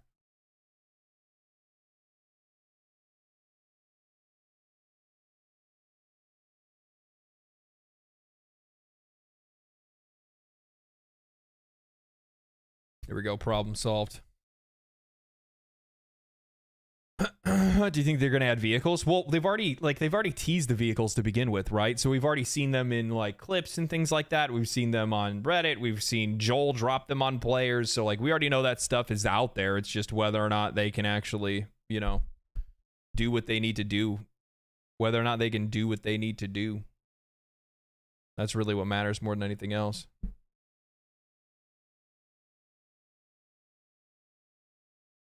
How about a world boss with a group of 40 people on the map? It'd be awesome. I don't think they're going to do anything like that. The game can barely fucking stay alive when they have fucking as many 4 players on a map. You can have the game crash. You know what I mean? Do you imagine if they actually tried to do anything more than that? I think that's like one of the things to try to keep in mind too, is that like there's a very limited, you know, there's a very limited scope to the things that they can actually pull off in the game. However, you know, we'll see. I honestly don't count them out. That's all I can say. Don't count them out.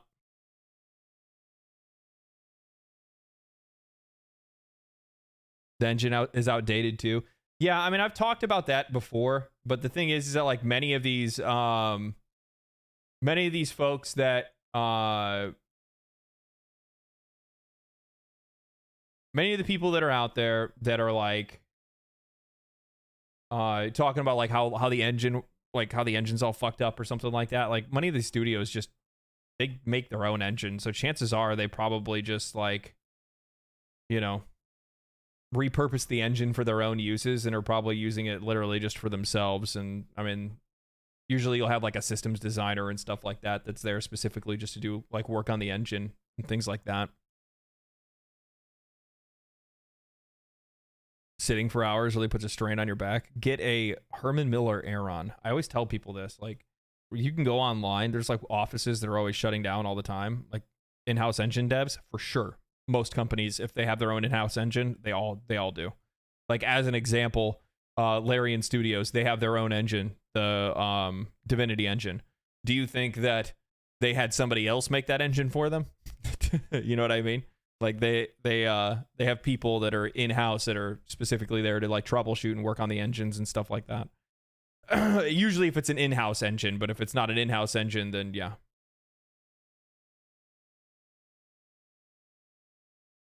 I kind of hope they don't add vehicles. I feel the state of the game is going to be a long time before we see them. There's small bugs and stuff. I think that I mean they're going to put them in when they put them in. I can't imagine them trying to wait too long, to be honest with you. Because there's all kinds of different vehicles that they can put in. I think that's the other thing people don't really realize is that like, so they'll have like the armored vehicle, which has basically like a mounted autocannon on the top that you can use, a little bit more stronger than an autocannon. And then after that, what they can do is they can you like your passengers can also shoot outside the windows, which is also pretty sick. So I'm pretty sure they're probably just working on that right now, trying to figure out how to like work the passenger part of it more than anything else. And then once they get that working, then they'll probably have it into the game. But there's tanks and other things that they can put in. The motorcycle from the first game. There's a ton of different vehicles that they can end up using at one point in time whenever they want. When they choose to make those changes, I have no idea. Probably when maybe when they start seeing things start to take a little bit of a downturn, maybe that's when they're like, you know what? We'll do things a little different.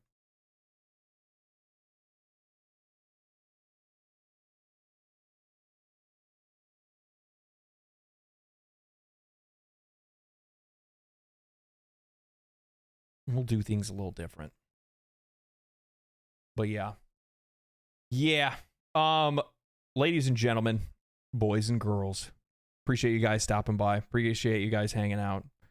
Super excited that I'm in the OTK top streamer thing. That's going to be really big. I hope you guys show up for those streams. Those are going to be really big. I think the first one they're going to do is going to be a stream review. So they're going to like watch your live stream and judge it, I guess, or something like that. I'm not really too sure what, like maybe they want to judge you live, I guess. I have no idea. Either way, it'd be awesome if you guys continue to show up, or at least show up for that. Anyway, I'm going to get out of here. I'm going to get myself some food. I hope you guys have a fantastic almost start to your weekend. I'm going to work on a video tomorrow. Maybe I'll stream a little bit later if I do. And yeah, that's all I got. So as always, my friends, stay cool, stay righteous, stay safe, and have an absolutely fantastic evening.